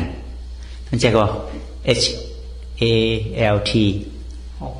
อย่า what does it mean หยุดดูหยุดเบิ่งหยุดเบิ่งเฮ็ดจังหยุดเบิ่งซะก่อนจังซี่นะmeditation หมายถึงตัวนั้นคือหยุดในระหว่างบ่ไปมันบ่หยุดเป็นมันบ่ปื้ดไปเลยเฮาบ่หยุดมันคือกระไดเห็นบ่กระไดนี่ถ้ามันซ้ำนี่สิขึ้นบ่ได้เด้บ่กระไดปั๊บเป็นขั้นนั่นน่ะ meditation อย่างงั้นคือมันเป็นขั้นไปการเบิ่งคือกันเบิ่งไปเวลาอันนี้ก็บ่แม่นเฮ็ดร้อยเลยอันนี้หยุดบ่เป็นเด้เนี่ยไปร้อยๆเลยนะถ้าหยุดก็เฮ็ดเป็นนี่หยุดมันสิ้นมันเป็นความบ่สิ้นมันไปซื่อๆเราบ่รู้สึกแต่เฮ็ดให้มันถือมันต้องหยุดในระหว่างก็มานี่มาถึงวิธีการของพระเทศมันเป็นกรรมฐานไปในตัวขึ้นหยุดเวลาไปเฮ็ดเวียกคือกันเฮาก็ต้องรู้จักเฮ็ดเป็นจังหวะไปมันก็บ่ขาดสติดังนั้นในเรื่องของการปฏิบัติจึงอยากจะให้มันเป็นชีวิตบ่ให้มันเป็นภาระบ่มีเวลาเฮ็ดนั่นว่าแม่นบ่ยิ้มติ๋มนั่นบ่เข้าใจเด้เนี่ยบ่ด้วยความบ่เข้าใจเด้ถ้าหากเข้าใจแล้วมันมีเวลาน่ะ คือเป็นอย่างว่ามีเวลาพอเฮามูยักษ์ มันมีเวลาพับตา มีเวลาอาปาก มีเวลาหายใจ มีโยมผู้หนึ่งไปหาหลวงพ่อชาบ่จมให้หลวงพ่อฟังโอ้หลวงพ่อหนูเป็นครูนี่มันบ่ได้มีเวลาเลยว่านะตื่นขึ้นมาแต่เช้าปฏิบัติปัดปัวลูกผัวสามีไปโรงเรียนกลับจากเรียนบ่มีมือปฏิบัติหลวงพ่อเฮ็ดบ่ได้ดอกหลวงพ่อชาว่าเจ้ามีเวลาหายใจบ่ เจ้ามีเวลาหายใจบ่โอ้ยมีโพดบ่นั่นแหละเวลาของเจ้าว่าซั่นว่า หายใจกันตาย ว่าหายใจกันตายนั่นแหละคือเวลาของเจ้าหมายความว่าเฮาน่ะมีเวลาอยู่แล้ว แต่ว่าเฮาบ่รู้จักใช้เฮาบ่รู้จักใช้มันก็เลยไปเลือกแต่เวลาเมื่อใดเนาะจะเอาแวคเคชั่นเขาปฏิบัติจังซี่นะโอ้ปฏิเที่ยวนี้เคยพูดแล้วได้ปีหน้าบ่ได้แม่นบ่คุณติมว่าโอ้บ่ได้เอาทุกเวลาถ้าเข้าใจนะโอ้ฮู้เมียคิดตอนแรกเอาเบิ่งกายซะก่อนเบิ่งกายหลายๆพอเบิ่งกายหลายๆแล้วมันก็เกิด experience เด้เกิด experience ตัวนี้ชำนาญทางกายมันเกิดสกิลทางกายมันก็ไปเบิ่งใจเป็นดูกายเห็นจิตเห็นว่าดูคิดเห็นธรรมดูกรรมเห็นปรมัตถ์ดูอริยสัจเห็นนิพพานทีนี้จะเบิ่งจิตก็ดูกายเคลื่อนกายไหวเนี่ยมันเคลื่อนไหวเองได้บ่เนี่ยมันเคยไหวบ่ได้พอมีจิตบ่ล่ะดูกายเห็นจิตเนี่ยดูกายมือเคลื่อนนี่บ่แม่นมือเคลื่อนนี่มันยังเคลื่อนจิตมันเคลื่อนแต่ว่าจิตทำมาอยู่นี่บ่ล่ะเวลาเบิ่งน่ะบ่อยู่แล้วมันไปใส่บูเนี่ยมันก็เลยบ่มีจิตเคลื่อนไหวนะ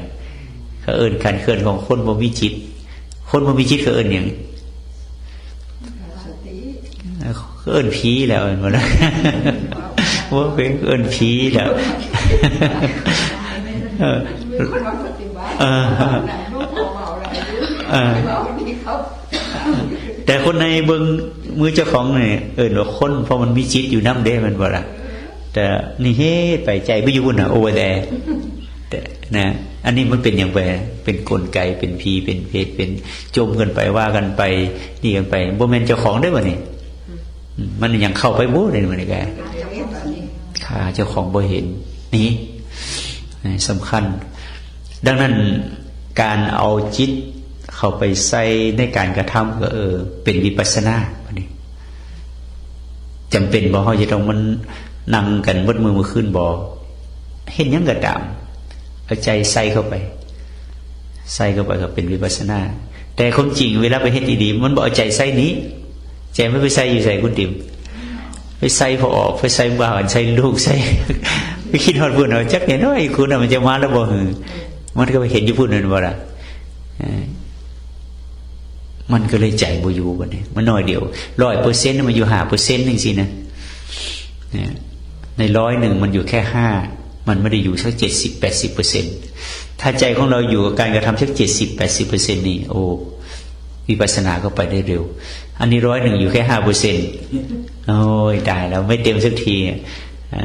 อ่างบอกง่ายว่าจะตักนำเสียยศเดี๋ยวหัวออกไปข้างนอกไปก็หมดเนี่ยจะเหลือหน่อยเดียว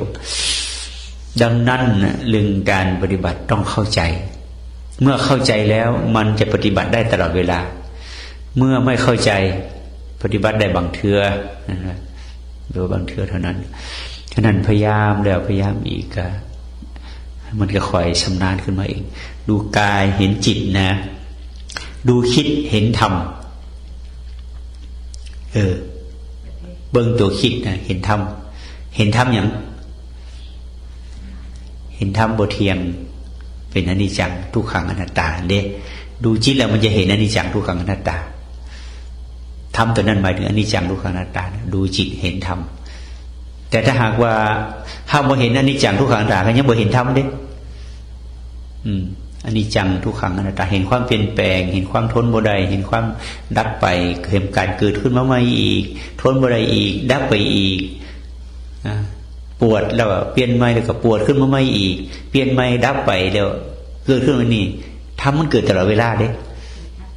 เกิดดับตลอดเวลาแต่เฮาเบิ่งบ่ทันเนี่ยดูกายเห็นจิตดูคิดเห็นธรรมทีนี้ดูกรรมเห็นปรมัตถ์ดูกรรมคือดูอย่างดูกรรมการกระทำดูกรรมเห็นปรมัตถ์ขณะนี้เฮานั่งอยู่นี่มีการกระทำบ่ทำอย่างเงี้ยนี่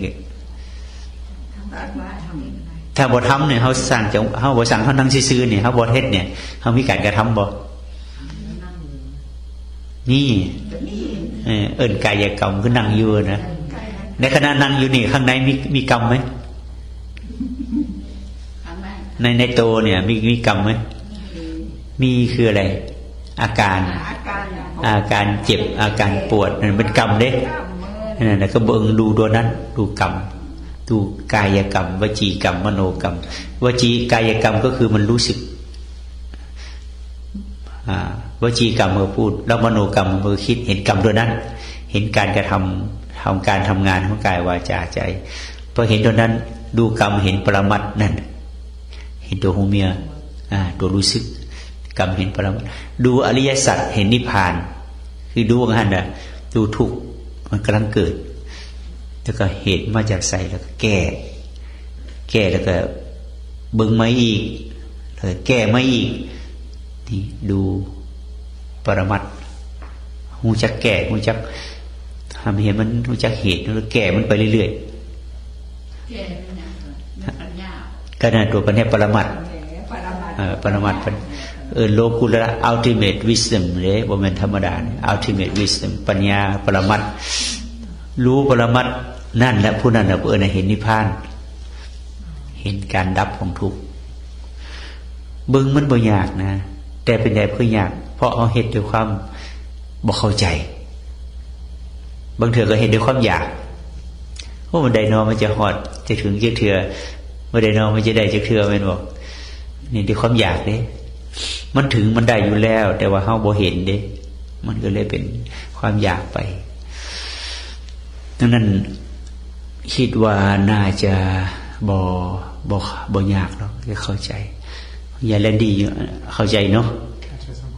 เข้าใจสมควรโอ้ดีใจนำเราอยู่เราโชคดีเด้ว่าโชคดีให้เราเข้าใจเราอย่าไปสอนหมู่เดียวกัน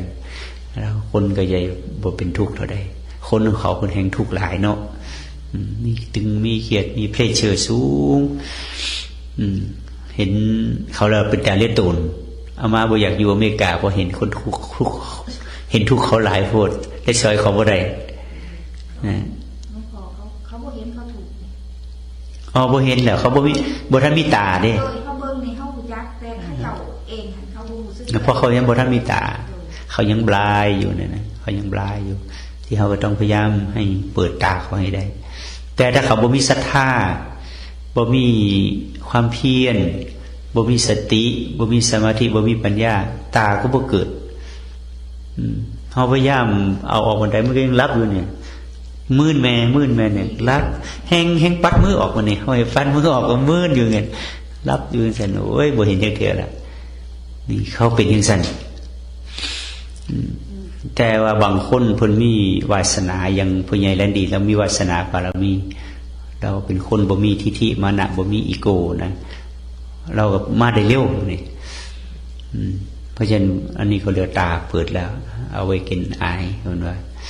ก็อยากจะให้หมู่เฮาให้กำลังใจกันนะ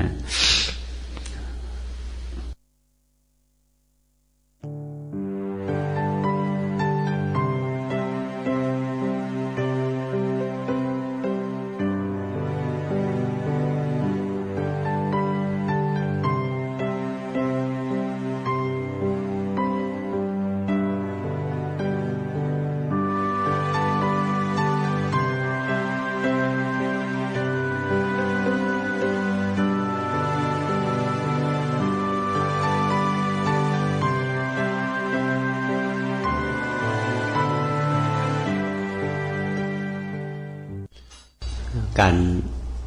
ปฏิบัติธรรมกับการทานอาหารนี่เราก็จะทำให้เราได้สติอีกแบบหนึ่งนะเพราะในช่วง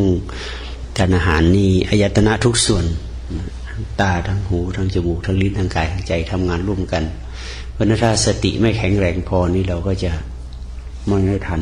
เราก็จะตกเป็นทาสของรสเป็นทาสของกลิ่น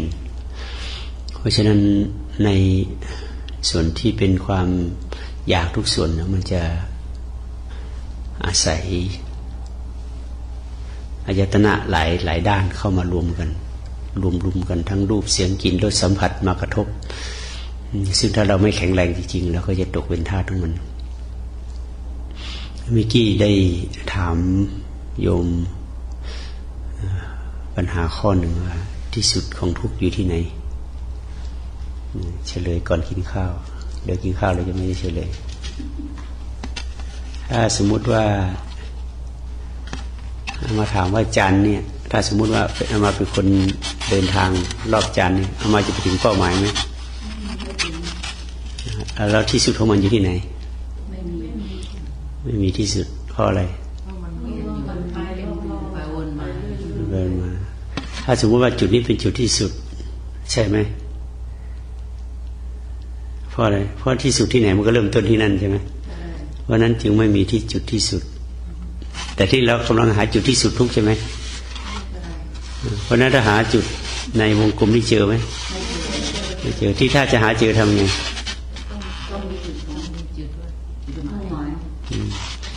ก็ต้องตัดตัวนี้ออกแล้วก็สมมติตรงนี้เป็นเชือกกลมๆนะก็ดึงตัวนี้ออกเป็นเส้นตรงสมมตินะดึงนี้เส้นตรงแล้วตัวนี้มันเป็นวงกลมเราก็หาไม่เจอใช่ไหมนี่ถ้าเราตัดตัวนี้ออกมันก็เป็นเส้นตรงหาเจอไหมหาที่สุดเจอไหมเจอไม่อยู่ที่ไหนอยู่สองข้อ ถ้าเลยไปที่นี่ถ้าเลยไปนี่เป็นอะไรมีเส้นไหมไม่มีเพราะนั้นจุดที่สุดของทุกข์คืออะไรไม่มีถ้าจุดที่สุดของเส้นนี่คืออะไรไม่มีเส้นใช่ไหมถ้าจุดที่สุดของทุกข์คืออะไรทำไมหายากหาคำตอบกันไม่ได้ก็เราทั้งหลายส่วนใหญ่เราก็จะตกอยู่ในเนี่ยเขาบอกให้ตัดโซ่ตัดโซ่ของความทุกข์เพราะมันเป็นวงเขาเรียกว่าอะไรวัฏฏะใช่ไหมวัฏฏะสงสารก็วนอยู่อย่างนั้นนะกินแล้วก็กามแล้วก็เกลียดแล้วก็กินแล้วก็กามแล้วก็เกลียดแกก็กินอันนี้จังทุกขังแล้วก็วนอยู่ในนี้นะโลภโกรธหลงก็วนมันก็ออกมาที่ต้องตัดตรงใดตรงหนึ่งออกรถที่มันวิ่งได้เพราะโซ่ใช่ไหมถ้าตัดโซ่ขาดรถวิ่งได้ไหมไม่ได้ทุกมันก็วิ่งเพราะโซ่วัฏสงสารนั่นแหละภาษาพระท่านเรียกว่าปฏิจจสุบาทมันก็มาต่อกันอวิชชาจะมาถึงทุกข์มาจอนะนี่อวิชชามาถึงทุกข์นี่ก็มาตัดตัวนี้ที่นี่จะตัดข้อไหนมันถึงจะขาดตัดข้อไหนเอาจังกลมๆเนี่ยตัดให้มันออกนี่ไปตัดตรงไหนตัดข้อตัณหาออกตัดข้อนั้นนะตัดมันเกิดมันเกิดจากเริ่มต้นจุดไหนก็ตัดมันเริ่มต้นด้วยอวิชชาก็ตัดอวิชชาตัดตัวอวิชชาพอตัดวิชาปั๊บอะไรวิชาก็เกิดใช่ไหมพอก็เหยียดตรงเราเป็นวิชารู้ไปว่าที่ไหนมันจุดแต่ถ้ามันนี้ไม่รู้ว่ามันเริ่มต้นจุดไหนนะก็ต้องตัดตรงใดตรงหนึ่งวิชามันก็ไม่เชื่อมกันละเพราะไม่เชื่อมกันมันก็หาที่สุดเจอใช่ไหมพอหาที่สุดของเรามีทุกข์ก็หาที่สุดเราทั้งง่วงเนี่ยทุกข์ใช่ไหมเราจะให้ทำไงให้หายง่วงก็แก้การง่วงใช่ไหมก็หาที่สุดของง่วงที่สุดของง่วงอยู่ที่ไหนก็ไม่เกิดหมอตรงมันเกิดเดี๋ยวถามคนเดียวไม่ได้ถามทั้งคนเวลาง่วงเป็นทุกข์ใช่ไหมทีนี้ได้แก้ง่วงตรงไหนหาที่สุดของง่วงอยู่ที่ไหนก็ดับก็คือไม่ง่วงนั่นแหละหาตัวไม่ง่วงนะ หาตัวไม่ง่วงให้เจอเวลามันง่วงก็หาตัวไม่ง่วงเวลามันปวดเป็นทุกข์ใช่ไหมหาที่สุดของทุกข์หาที่สุดของปวดอยู่ที่ไหนก็ให้หายปวดไม่ปวดหาตัวไม่ปวดให้เจอมีไหมตรงตัวไม่ปวดมีไหมมีถ้าเราเปลี่ยนแปลงก็นั่นนี่ทำไมไปหายากเย็นเย็นอันนี้ก็คือเฉลยปัญหาเราตั้งปัญหามา ก่อนอามาก็เลยไปคุยกับนายทอมมี่เขามากำมือแล้วให้เขาแกะไงก็ไม่ออกเอาคุณกำมือบ้างให้แกะเขาแกะออกง่ายๆเอาคุณกำอีกทีนี่ทีเขาก็กำแน่นก็แกะไม่ออกนะอันนี้คุณไปแก้ปัญหานี่แล้วที่มากำมืออีกทีให้เขาแกะอีกทีมาก็เอาทำไมแกะง่ายทีนี้เขาก็แกะมือเขาบ้างเขาก็แกะออกง่ายๆแล้วทำไมไม่กี้ทำไมแกะไม่ออกเพราะอะไรเพราะเราต้องแก้ปัญหาของตัวเราเองตัวเองแก้ตัวเองต้องแก้เอาเองของตัวเองเพราะเรา accept ยอมรับการแกะมันก็จะแกะง่ายแต่ถ้าหากว่าเราไม่ยอมรับใครมาแกะเราเฮ้ยต่อให้เอามีดมาปาดออกก็ไม่ออกปัญหาทุกอย่างอยู่ที่การยอมรับถ้ายอมรับเขาเรียกอากรีโยมคนหนึ่งอย่าเพิ่งทำอะไรโยมอยู่ที่ลาสเวกัสโยมแดงแกมีลูกสาวคนหนึ่ง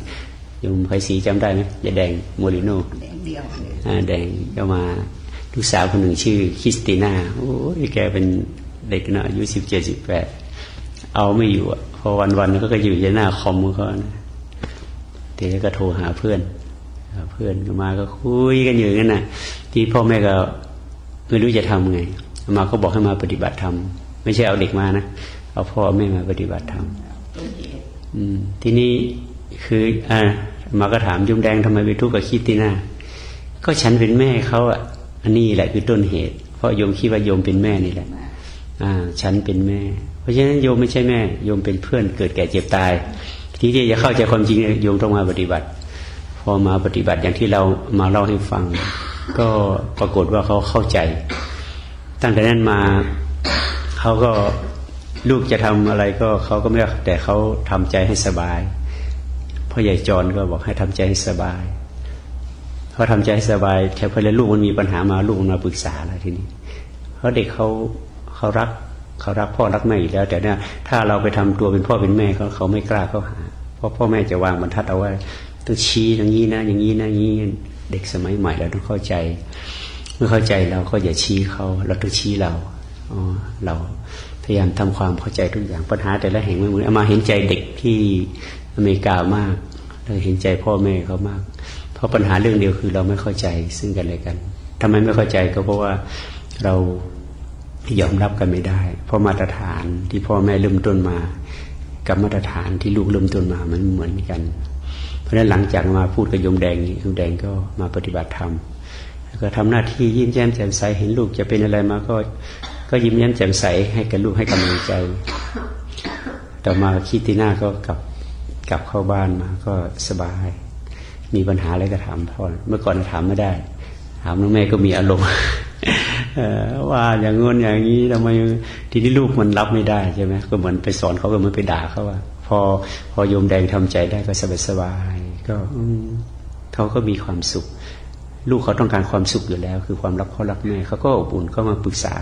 มันพอปรึกษาต่างคนต่างยอมรับซึ่งกันและกันไอ้ที่กรรมต่างคนเมื่อก่อนต่างคนต่างกำมือใช่ไหมต่างคนตั้งแกะกันไม่ได้ พอต่างคนต่างยอมรับกันมันก็เลยแก้ออกง่ายๆก็เลยอันนี้คือวิธีแก้ปัญหาหลังจากนั้นมาโยมแดงก็เข้ามาปฏิบัติธรรมพอเดี๋ยวนี้ก็สบายคริสเตียนาก็เข้ามาโดยที่ไม่ต้องสอนอะไรเลยเพราะเด็กเขาฉลาดอยู่แล้วโดยที่ไม่ต้องสอนเพราะว่าภาษิตไทยอย่างว่าคำตัวอย่างดีกว่าคำสอนเราต้องสุขให้ลูกดูเราต้องสบายให้ลูกดูยิ้มแย้มแจ่มใสให้ลูกดูคือตัวอย่างเราต้องมีความสุขแต่ว่าถ้าเขาไม่ดีขึ้นก็เป็นกรรมของเขาแต่เราอย่าไปเอากรรมเข้ามาใส่เราแต่เราทำหน้าที่ของเราให้ดีที่สุดคือหน้าที่เป็นเพื่อนเกิดแก่เจ็บตายแล้ว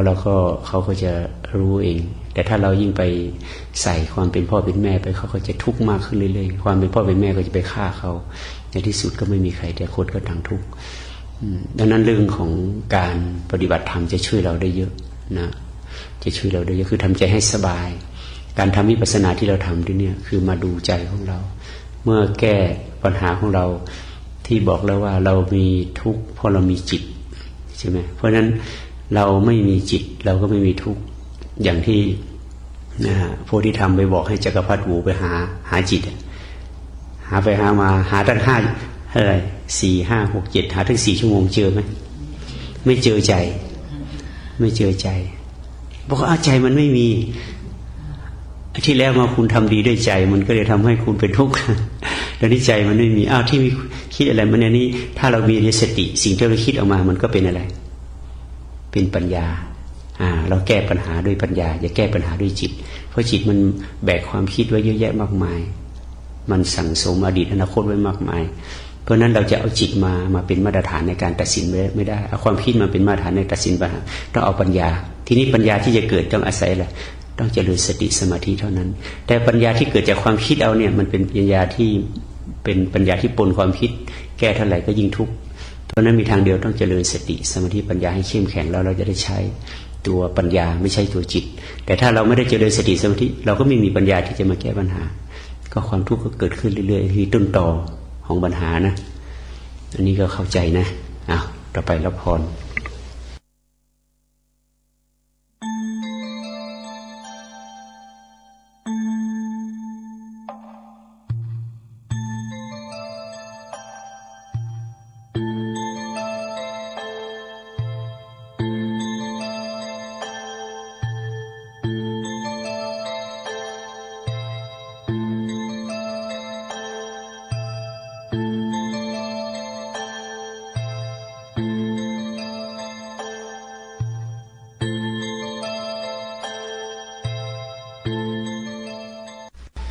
ก็เราได้จงกรม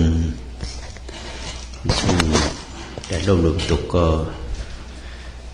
ได้ลมดีนะสำหรับวันนี้อยากจะทำความเข้าใจเรื่องของ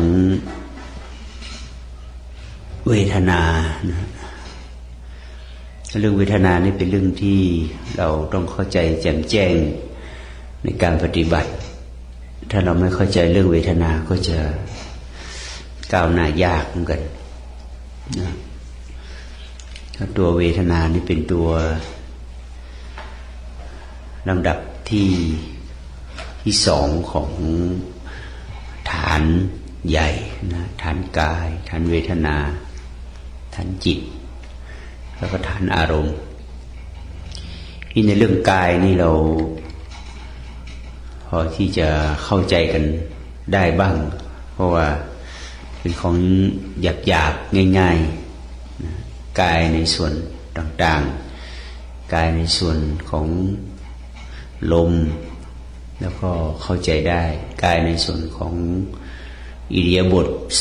4ยืนเดินนั่งนอนแล้วก็เห็นได้ชัดกายในส่วนของอิริยาบถย่อยพับตาอ้าปากหายใจเลี้ยวซ้ายแลขวาก้มเงยอะไรก็สัมผัสได้ง่ายกายในส่วนของธาตุ4ดินน้ำลมไฟเราก็พอจะนึกออกว่ามันเป็นส่วนไหนกายในส่วนของอาการ32ผมขนเล็บฟันหนังไปทุกส่วนของร่างกายแล้วก็พอสัมผัสได้กายในส่วนของอสุภะก็คือโครงร่างในส่วนที่มันเสื่อมอยู่ตลอดเวลาไหลออกมาจากทวารทั้ง9ไหลออกทางตาขี้ตาขี้หัวขี้ปากขี้ฟันจมูกผมขนเล็บอะไร2 โสโปกไหลออกตลอดนี่ให้พิจารณากายในลักษณะ6ลักษณะนี่คือพิจารณาในส่วนหยาบๆของในส่วนกายในส่วนของลมหายใจอิริยาบถ4อิริยาบถย่อยธาตุ4อาการ32อสุภะพวกนี้เราก็สัมผัสได้ด้วยอาการความรู้สึกที่เห็นได้สัมผัสได้จากอายตนะทีนี้ในความรู้สึกประการที่2ของสติปัฏฐานที่เราค่อนข้างจะตามได้ยากเพราะว่ามันละเอียดขึ้นอีกชั้นหนึ่งก็เรียกว่าถ้าเป็นการศึกษาก็เรียกว่าเป็นชั้นที่เป็นมัธยมนะกายนี่เป็นชั้นประถม เวทนาจะเป็นชั้นมัธยมเป็นเขาเรียกเป็น secondary ภูมินะในส่วนเวทนานี่มันมีลักษณะของมันอยู่3อย่างที่1เวทนาในส่วนที่มันสบายเรียกว่าสุขเวทนาซึ่งทุกคนจะชอบเพราะว่ามันทนได้ง่ายมันไม่ต้องทนว่างั้นเถอะสุขเวทนาเนี่ยคนก็ชอบอันที่2เวทนาที่เป็นทุกขเวทนาเรียกว่าทนได้ยากนะอันนี้ก็คนก็ไม่ค่อยชอบนะอันที่3เวทนาที่เป็นอทุกขมสุขคือเป็นเวทนาที่ยังไม่แน่ว่าเป็นสุขหรือเป็นทุกข์ยังตัดสินไม่ได้นะอันนี้เราก็ละเอียดขึ้นทีนี้ถ้าหากว่าเราเจริญสติถ้าเข้าไปดูเวทนาให้ชัดอยู่เสมอเนี่ยจิตของเราก็จะสัมผัสปรมัตถ์หรือสัมผัสนามเนี่ยได้กว้างเพราะว่ามันเป็นฐานที่ปรากฏตลอดเวลานะมีความรู้สึกเสวยอารมณ์ที่เป็นสบายเนี่ยอันไหนที่เราชอบอันไหนที่รู้สึกว่าชอบเราก็อยากจะให้เกิดอารมณ์นั้นๆบ่อยๆเช่นกินอาหารอร่อยเราก็อยากจะกินแต่สิ่งนั้นแหละปรุงอาหารก็ปรุงแต่สิ่งนั้นที่มันชอบถ้าเป็นรูปก็อยากได้ดูรูปที่มันสวยๆน่าตื่นเต้นประทับใจเสียงก็ฟังเสียงที่มันเพราะๆเสียงที่สบายหูถ้าใครมาพูดอะไรไม่สบายหูก็ไม่ชอบถึงแม้มันจะเป็นความจริงอยู่ก็ตามแต่ว่ามันไม่สบายนะกลิ่นก็ต้องเป็นกลิ่นที่หอมหวนนะแล้วมันจะแพงขนาดไหนแล้วก็ลงทุนซื้อกันเพราะมันได้ให้ความรู้สึกที่ชอบใจนะน้ำหอมชนิดดีๆแล้วก็แสวงหากันมารถยิ่งแล้วเลยติดรถนะบางคนถึงกับว่าตายก็ยอมขอให้ได้กินบางคนที่เป็นโรคความดันโรคเบาหวานโรคมะเร็งอาหารบางอย่างมันแสลงเขาก็ไม่กลัวเขาบอกขอให้ได้กินตายไม่เป็นไรนั่นเพราะว่าเขาติดเวทนาติดสุขเวทนาลิสัมผัสก็ยิ่งร้ายเข้าไปอีกสัมผัสตั้งแต่เสื้อผ้าความอบอุ่นความนุ่มนิ่มอะไรต่างๆแต่เราถึงที่อยู่ที่นอนต้องให้ได้สัมผัสสบาย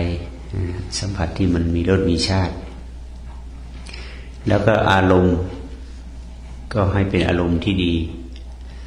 ไปไหนอารมณ์ดีก็รู้สึกชอบใจไปไหนอารมณ์ไม่ดีก็อยากจะหนี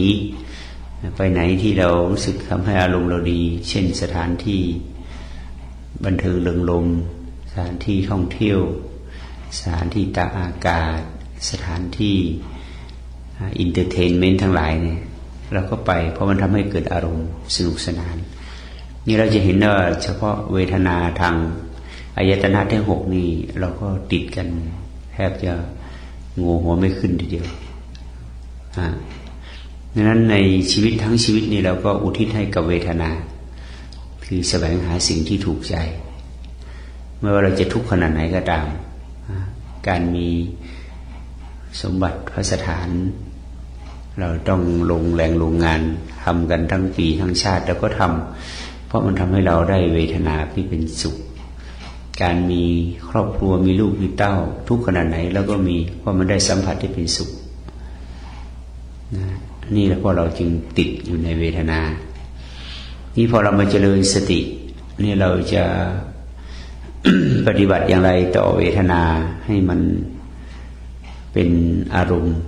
ของกรรมฐานเราก็ต้องมาศึกษาว่าตัวเวทนาตัวนี้โดยเฉพาะสุขเวทนาเนี่ยเป็นต้นเหตุให้เกิดความโลภความโลภก็ดีราคะก็ดีอนิถาอิทธารมทั้งหลายก็ดีมีแหล่งกำเนิดมาจากสุขเวทนาถ้าเรารักสุขเวทนาอยู่ก็หมายความว่าเราก็จะต้องเผชิญกับ ความโลภความอยากความกำหนัดความใคร่อะไรต่างๆล้วนแต่มาจากสุขเวทนามันพัฒนาตัวมันละเอียดขึ้นละเอียดขึ้นเป็นกามภพเป็นกามสวะเป็นกามฉันทะเนี่ยพวกนี้พัฒนา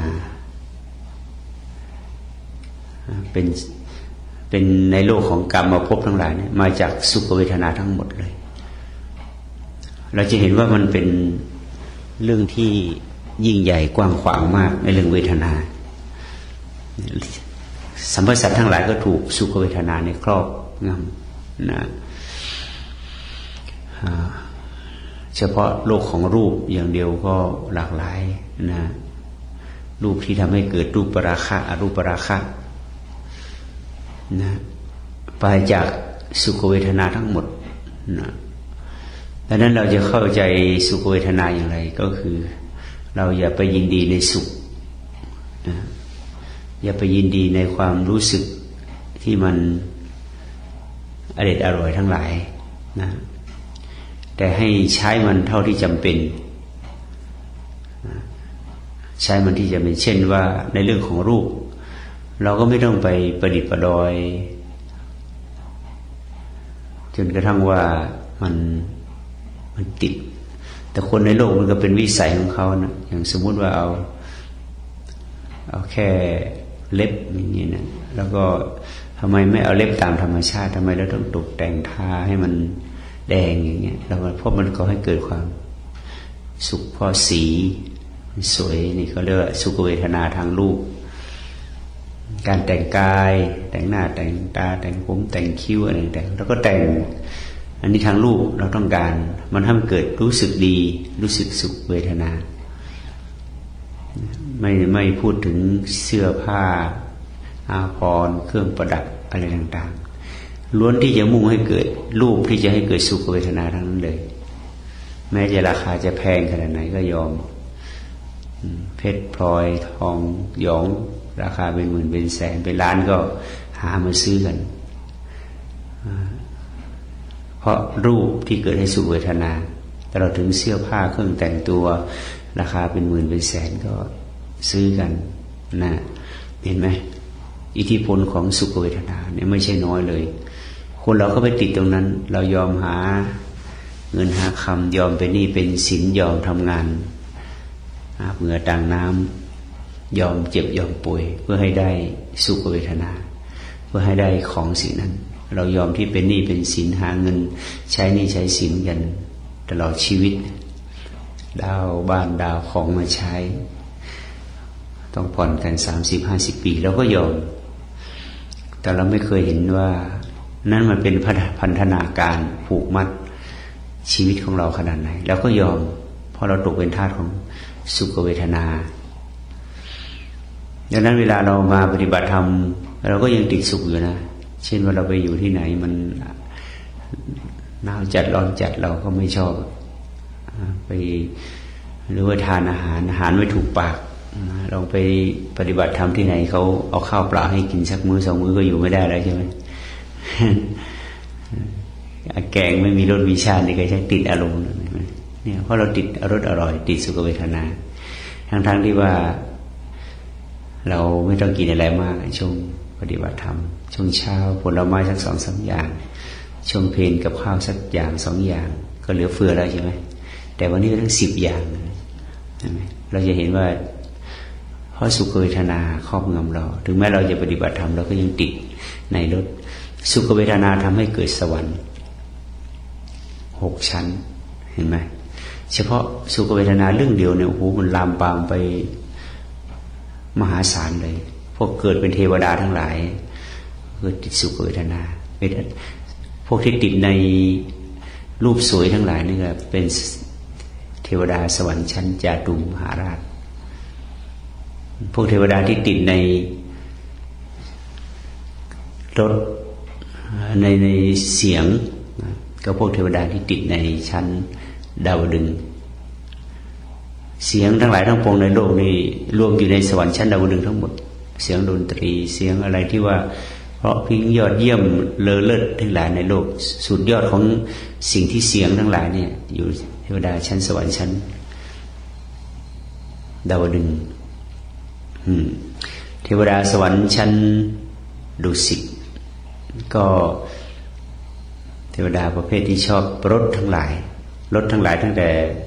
รสของขอทานไปถึงพระราชามหากษัตริย์จักรพรรดิสารพัดรสเนี่ยอยู่ในสวรรค์ชั้นดุสิตเนี่ยเพราะสุขเวทนาทำให้เกิดสวรรค์ชั้นดุสิตสุขเวทนาทางรสสุขเวทนาทางกลิ่นทำให้เกิดสวรรค์ชั้นยามาสุขเวทนาทางสัมผัสทำให้เกิดสวรรค์ชั้นนิมมานารดีสุขเวทนาทางอารมณ์ทำให้เกิดสวรรค์ชั้นปรนิมิตสวัสดีสวรรค์ทั้ง6ชั้นเกิดมาจากสุขเวทนาตัวเดียวแต่แบ่งแยกไปเป็นทั้ง6ชั้นนี่แหละก็ว่าสวรรค์6ชั้นเสร็จแล้วพอไปติดสวรรค์ถ้าเมื่อไรมันหมดรสหมดชาติเทวดาก็ตกสวรรค์ไม่ค้างเลยนะตกทีเดียวไปสู่นรกเลยเทวดาตกนรกเยอะที่สุดนี่ก็เรียกว่าจากสุขเวทนามันเปลี่ยนหมดรสแล้วมันก็เรียกว่าทุกขเวทนาสุขเวทนาทำให้ไปสู่สวรรค์ทุกขเวทนาก็นำไปสู่นรกเห็นไหมตามไปสู่นรกทั้งหลายนี่ก็เรียกว่าทุกขเวทนาและทุกขเวทนาก็ทั้งที่ไม่มีใครปรารถนาแต่ก็ต้องเจอทุกคนเพราะอะไรเพราะสวรรค์มันก็ตกอยู่ภายใต้กฎของอะไรกฎของไตรลักษณ์อนิจจังอาหารวันนี้อร่อยเหลือเกินกินมันสัก10 จานเนี่ยไหวไหม กินให้หมดเลยมันอร่อยทุเรียนหอมมากกินมันสัก5 ลูกไหวไหมยมนึก จากสวรรค์กลายเป็นนรกให้เห็นทันทีเลยใช่ไหมเห็นไหมสวรรค์กับนรกลุยใกล้กันไอ้ตอนที่มันอร่อยเป็นสวรรค์ตอนที่มันหมดอร่อยมันก็เริ่มเป็นนรกนี่เขาเรียกว่าทุกขเวทนาทั้งหมดนรกตั้งแต่ขุมไหนเนี่ยอยู่เวทนาทั้งหมดเลยตั้งแต่ชั้นนรกชั้นมหาตาปนรกไปจนถึงอเวจีนรกอาเจอเวจีมหานรกเวทนาที่เข้มที่สุดทุกขเวทนาที่เข้มที่สุดเช่นพวกเป็นทุกข์ทรมานเกิดการฆ่าการยิงการฟันการแทงการโรคร้ายอะไรต่างๆทุกเวทนาที่ทรมานตลอดเวลานี่ก็เป็นนรกละคือทุกเวทนาแล้วในชั้นพรหม16 ชั้นได้แก่เวทนาที่เป็นอทุกขมสุขเวทนาท่านใช้เขาอุเบกขาเวทนาซึ่งไม่ใช่เวทนาไม่ใช่อุเบกขาอุเบกขาไม่มีเวทนาแต่จะเรียกให้ถูกก็คืออทุกขมสุขเวทนาเป็นพรหมเพราะพวกเสวยพรหมเนี่ยจะว่าสุขก็ไม่ใช่จะว่าทุกข์ก็ไม่เชิงก็ไปเป็นพรหมเห็นไหมสุขเวทนาได้แก่พวกเทวดาทุกขเวทนาได้แก่พวกนรกอทุกขมสุขเวทนาได้แก่พวกพรหมแล้วมนุษย์เป็นอะไรมนุษย์เป็นได้ทั้ง3เป็นอสุขก็เอาทุกข์ก็เอาอทุกขมสุขก็เอาแล้วก็มนุษย์เท่านั้นที่จะพ้นจากเวทนาได้นี่คือความยอดเยี่ยมของมนุษย์ภูมิการเกิดเป็นมนุษย์มันวิเศษตรงนี้คือสามารถออกจากนรกได้ออกจากสวรรค์ได้ออกจากพรหมได้แต่ถ้ามนุษย์คนนั้นไม่เจริญวิปัสสนาก็ไม่มีทางที่จะออกได้เหมือนกันที่ว่าเป็นมนุษย์ที่วิเศษก็คือได้เจริญวิปัสสนาเพราะเจริญวิปัสสนาเท่านั้นมันจะออกจากเวทนาได้หมายความว่าอาหารนี่อร่อยเราไม่กินก็ได้ใช่ไหมเวลาพระธุดงค์เวลาบิณฑบาตมาได้อาหารดีๆท่านก็เทน้ำราดซะแล้วก็ทานเพื่ออะไรเพื่อทำลายสุขเวทนาถามว่าอร่อยไหมก็ไม่ใช่ไม่อร่อยก็ไม่ใช่เพราะความคิดอร่อยหรืออร่อยไม่มีแต่ที่ทำอย่างนั้นเพื่ออะไรเพื่อป้องกันเพื่อกันความเสี่ยงกันความเสี่ยงเพราะฉะนั้นว่าไปเวลาเปิดอบรมเนี่ยมาไม่อยากจะให้อาหาร เลอเลิศเท่าไหร่เพราะมันทำให้เกิดสุขเวทนา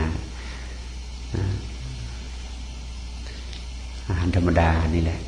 โดยเฉพาะเวลามาไปจัดค่ายเนี่ยกินกันแบบเรียกว่าไม่มีรสเลยนะกินพออยู่ได้ดังนั้นเรื่องเวทนาเป็นเรื่องใหญ่มากถ้าจะว่าไป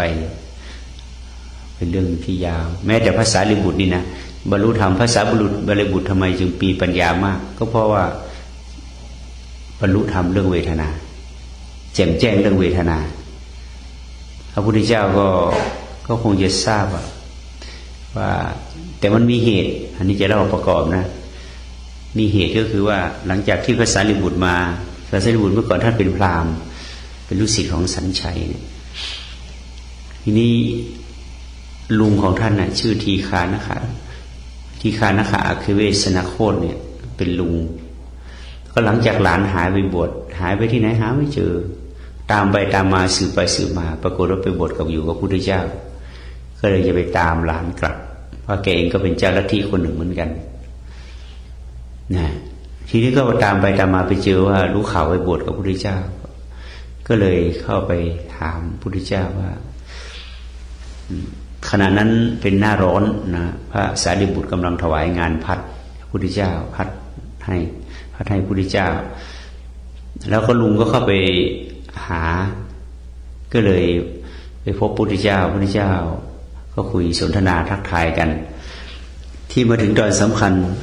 ทีฆานะคะก็ถามพระพุทธเจ้าว่าท่านมีหลักความเชื่ออย่างไรเรื่องศาสนาของท่านนะทำไมหลานของข้าพเจ้าสารีบุตรเป็นคนฉลาดมากมายอมรับท่านได้ยังไงพระพุทธเจ้าท่านก็เป็นสัพพัญญูเนาะท่านไม่ตอบทันทีท่านก็ถามย้อนอื่นว่าแล้วท่านเชื่อยังไงท่านมีความเชื่อยังไงข้าพเจ้าก็เชื่อว่าสิ่งไหนมันถูกใจสิ่งนั้นก็ถูกต้องสิ่งไหนไม่ถูกใจสิ่งนั้นก็ไม่ถูกต้องนี่คือลัทธิของท่านทีฆานะคะนะปัจจุบันนี้คนก็เอาอย่างนั้นใช่ไหมคนก็ยังเชื่ออย่างนั้นเขาเรียกว่าไม่ใช่ลัทธิของพระพุทธเจ้าสิ่งไหนถูกใจสิ่งนั้นถูกต้องสิ่งไหนไม่ถูกใจสิ่งนั้นไม่ถูกต้องเอาความถูกต้องเป็นความถูกใจคนส่วนใหญ่แต่อันไหนที่มันไม่ถูกใจสิ่งนั้นไม่จะถูกต้องก็ถือว่าผิดใช่ไหมอาหารเนี่ยอาหารดีแต่มันไม่อร่อยแต่ไม่ถูกต้องเพราะมันไม่ถูกใจอาหารไม่ดีวันนี้แต่ความจริงมันดีนะแต่ว่ามันไม่ถูกใจไงเพราะมันไม่อร่อยอาหารไม่ดีเลยไม่อร่อยเลยวันนี้ทั้งได้แม่ครัวนี่ประกอบอาหารจืดๆเพื่อจะได้ไม่ต้องมีโรคแต่ไม่ถูกใจอาหารนั่นก็เลยไม่ดีไปเห็นไหมนี่เป็นลัทธิของทีฆานะคะอยู่พระพุทธเจ้าก็บอกโอ้ท่านเชื่ออย่างนั้นมันได้ยังไงเพราะนั้นมันไม่ใช่ความจริงเนี่ยนั่นเป็นเวทนา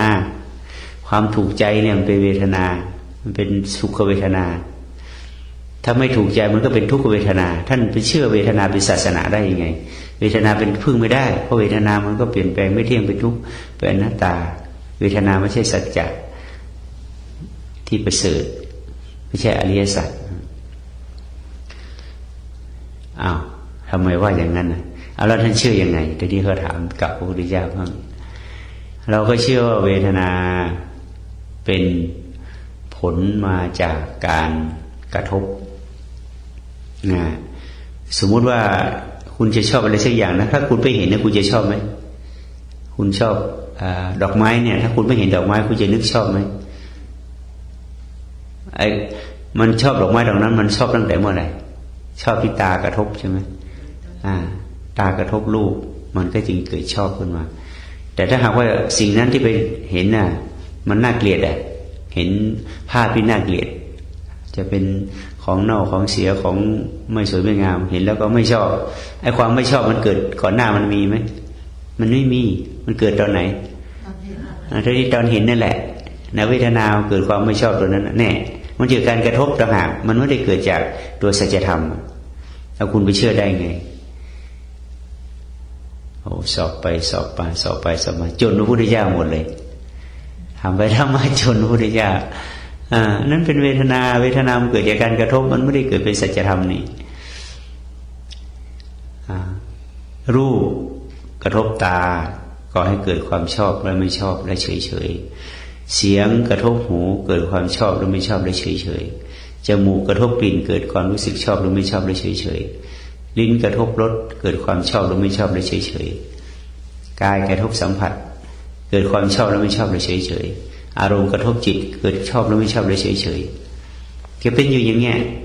แล้วคุณจะไปเชื่อได้ยังไงคุณจะไปพึ่งมันได้ยังไงถ้าคุณไม่ชอบมันก็คุณชอบคุณก็ว่าถูกใจแล้วก็เป็นความถูกต้องของคุณแล้วโลกนั้นมันก็เถียงกันไม่จบเลยความถูกต้องความถูกใจของแต่ละคนมันเหมือนกันไหมไม่เหมือนงั้นความถูกต้องของแต่ละคนก็ไม่เหมือนกันดิมันก็ได้ทะเลาะกันไงผมเชื่อของผมอย่างเงี้ยคุณเชื่อของผมของคุณอย่างนั้นน่ะความเชื่อไม่ตรงกันเป็นไงมันก็ทะเลาะทำสงครามกันอย่างที่เราเห็นนี่ใช่ไหมก็เพราะมันไม่นับถือพุทธนับถือศาสนาของที่ขานาขะสงครามได้เกิดความทะเลาะเบาะแว้งได้เกิดแล้วความขัดแย้งถกเถียงก็ได้เกิดกันทั่วไปเพราะไม่ได้นับถือพุทธศาสนาแต่นับถือเวทนาเป็นศาสนาไม่ได้เอาตัวธรรมเป็นศาสนาเอาตัวเวทนาเป็นศาสนาแม้ในประเทศไทยของเราดูนี่นับถือศาสนาของสีขานาขะไม่ได้นับถือศาสนาของพระพุทธเจ้าไม่งั้นมันจะประท้วงทะเลาะกันอยู่ทั้งปีทั้งชาติได้ยังไงก็ว่าไม่ได้นับถือพุทธนับถือศาสนาแต่ทีนี้พวกมันก็ไม่รู้นะไม่บอกมันก็ไม่รู้เพราะมันมืดเสียแล้วอ่ะนี่เห็นไหมดังนั้นพระท่านก็เลยเน้นให้รู้เท่าทันเวทนานะรู้เท่าทันเวทนานั้นการที่ปรุงอาหารอร่อยให้พระนี่อย่าคิดว่าจะได้บุญนะ อย่าคิดว่าจะได้บุญมากแต่ว่าเราก็เข้าใจว่าเราได้บุญเลยใช่ไหมยิ่งพระอร่อยฉันได้เยอะก็ยิ่งได้บุญเยอะนะยิ่งฉันเยอะๆนะท่านนะแล้วพระหมดกิเลสหรือยังยังไม่หมดกิเลสพระไม่หมดกิเลสก็ไปเสริมกิเลสให้พระใช่ไหมพระอยู่ได้ไงกิเลสมันเกิดขึ้นมาพระก็อยู่ไม่ได้พระเหลืองก็ร้อนนะหรือพระเหลืองไม่ร้อนก็พระเหลืองก็ไม่สะอาดแล้วว่างั้นเถอะเห็นไหมเพราะฉะนั้นนี่คือความเข้าใจพุทธศาสนาของเรานะมันก็เลยไม่ไปหน้ามาหลังไงเพราะเราไม่เข้าใจเรื่องเวทนาเรื่องเวทนาเป็นเรื่องใหญ่มากแต่ว่าถ้าพระมีวิปัสสนาได้บุญอร่อย เพราะอะไรท่านพิจารณา ท่านพิจารณาว่าสิ่งเหล่านี้เป็นสักว่าตามธรรมชาติท่านก็เอารสอร่อยเนี่ยไปพิจารณาก็เกิดปัญญาถ้าไม่อร่อยก็เกิดปัญญาอร่อยก็เกิดปัญญาไม่อร่อยก็เกิดปัญญาเพราะพิจารณาว่าเป็นธาตุตามธรรมชาติแต่ถ้าหากว่าไม่มีวิปัสสนาถ้าอร่อยก็ติดถ้าไม่อร่อยไปไงโอ้โยมไม่ได้เรื่องเลยวันนี้ทำอาหารยังไง น่าจะใส่อันนั้นน่าจะใส่อันนี้เยอะถ้าอาหารโยมคนนั้นมาถวายอาหารอย่าไปรับเยอะนะเพราะงั้นแกทานอาหารทำอาหารไม่อร่อยเห็นไหมเนี่ยเพราะไม่มีวิปัสสนาดังนั้นเราก็ต้องพิจารณาตามความเป็นจริงนะว่าเรานับถือศาสนาพุทธแบบไหนว่าเราเข้าใจว่าส่วนใหญ่เราจะอยู่ในหลักแค่นี้แค่เวทนานี่แหละแล้วเอาตัวเวทนานี่แหละมาเป็นศาสนาเป็นที่พึ่งนะเราทำตามเวทนาทั้งนั้นเสร็จแล้วจะถอนเวทนาได้ไงโอ้เป็นเรื่องใหญ่มากก็ต้องดูก่อนว่าเวทนาเกิดจากอะไรที่เราจะถอนมันได้เวทนาเกิดจากการอะไรที่ว่ามาเมื่อกี้เกิดจากผัสสะใช่ไหมสัมผัสเกิดจากผัสสะทีนี้เมื่อกระทบปั๊บขึ้นมาเนี่ยถ้าไม่มีสติจะทันไหมไม่ทันมันก็เกิดความรู้สึกสวยอารมณ์แล้วใช่ไหมเวทนาเนี่ยเป็นตัวกลางที่จะทำให้เกิดนรกสวรรค์นิพพานได้เลยเวทนาเป็นประตูสำคัญถ้าการกระทบนั้นก่อให้เกิดความพอใจขาดสติเกิดอะไรสุขเวทนาเป็นสวรรค์ใช่ไหมถ้าขาดสติเกิดความไม่พอใจเป็นอะไรเป็นทุกขเวทนานรกเกิดแล้วใช่ไหมเมื่อการกระทบรู้เท่าทันสุขก็รู้เท่าทันทุกข์ก็รู้เท่าทันกลายเป็นอะไรเป็นนิพพานรู้เท่าทันในสุขในทุกข์แล้วไม่ติดในสุขในทุกข์เป็นนิพพานเห็นไหมเวทนาจึงเป็นประตูได้ทั้งนรกสวรรค์และนิพพาน